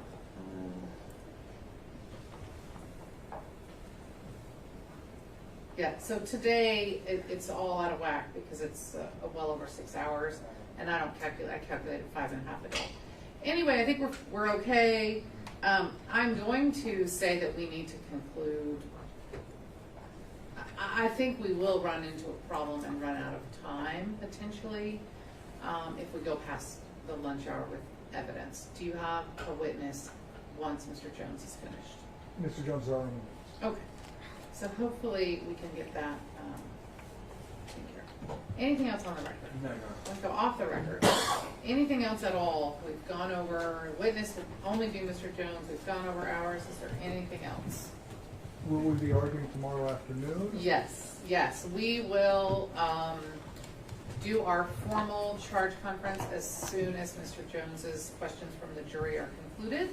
And then depending on breaks and all of that, we're going to start. All right. Anything else? All right. One thing, Your Honor. Oh, would you there is something else. Yeah, I'm just thinking, would you, assuming everything goes just swimmingly and as fast as it can tomorrow, which is hard to say to do, would you expect us to go into the punitive portion should the jury return a verdict very quickly? So the problem is, I have to read the entire jury charge out loud. Right, yeah. And then I also have to read, I think it's a page, let me see real quick. It's hard for me to believe that would happen. I just wanted to make Yeah, I don't think it will either. I read a page of other instructions and then I read the entire charge out loud, which it's not that long. I mean, we haven't finalized it, but it's only 11 pages. And as you attorneys know, one of those pages is just signatures, so it's not that bad, but I still think that's 15 minutes. Then when they go back, they don't have any evidence because we have to review it on the record, and then it goes back. So I find it unlikely. How would Your Honor like what evidence we do have to be on a thumb drive? How do we do that? So to date, the only exhibits you've admitted are paper. No, there's a video. It's been admitted? It has. And I think it's Exhibit 67. It was admitted without objection. Has it been played to the jury? It has. It's the Father's Day message. Oh, yeah, right. Okay, so far, what I have from you is 67. That's it, right? Where is it? Because once it's admitted, it's supposed to be up here with my court recorder. It's in Your Honor's computer, courtroom computer. Oh, in that one? Yeah. Okay. Yeah, so we're gonna need, and I'll be honest, I actually don't know what the system back there is. Oh, you know what? It's gonna be the exact same system as this because they're deliberating in a neighboring courtroom. So I will need a thumb drive or something similar that contains only admitted exhibits admitted to the jury and nothing else. Are you guys listening? Yes, Your Honor. Okay. Because the same thing goes for you. So if you had something that's a court exhibit, that's fine. You can give that to me separately. We have a few, but the videos are only the ones that are admitted in their admitted form, which for the plaintiff includes the full video and the clips. Does not include the deposition videos. Make sure those are not on there. You understand that? Okay. And this, Your Honor, is PX32 that I moved into evidence today. Great, and leave it up here for Mr. Block. Any other questions? There you are. All right, we'll see you tomorrow. Thank you. All rise.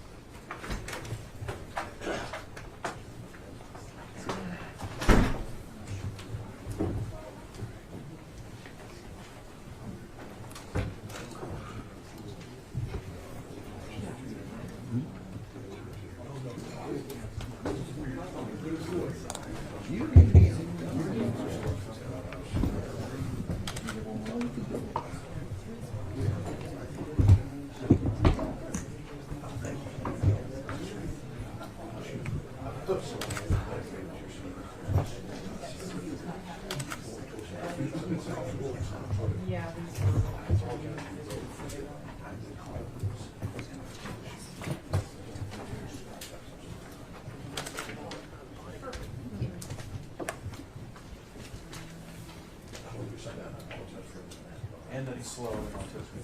No, I'm slow. Yeah, I'll be honest on here. Stuff you said. That's it. You're not talking anymore. You're not doing this. That's not even a thought. That's not the way this goes. Shut my hand. Why? Because you can't feed them fake videos anymore? No, shut it. That's what you're trying to do, shut my mouth. You'll never succeed. Okay. My son's autistic. I think I'm autistic too, buddy.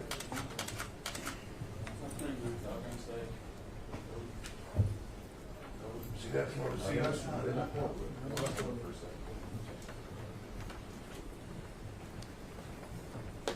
Edited tapes. You guys got caught. Downstairs.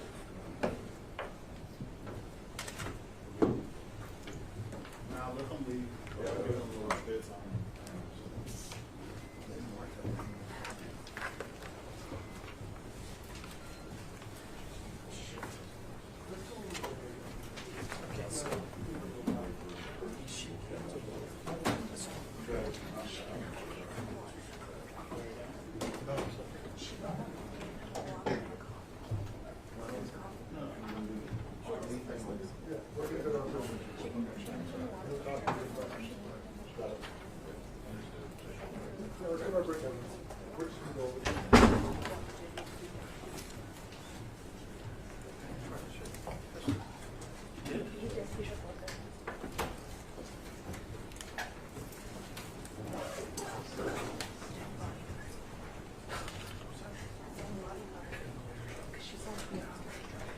Did you see her actually show us? Yeah. Ed, do you need help with anything? I'm gonna run downstairs.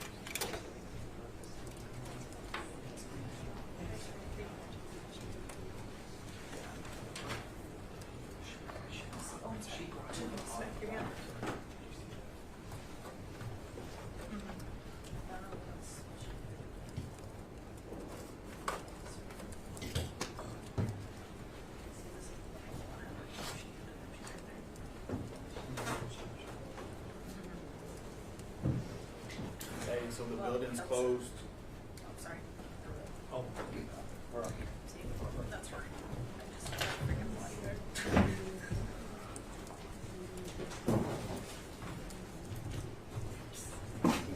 Sorry.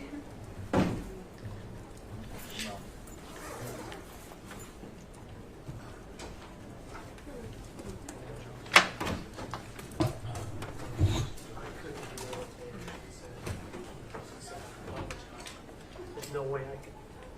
Yeah, I did. I could treat. I could.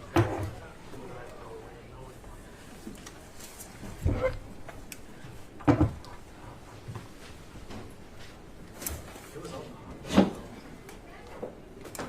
Some people heard it. Yep.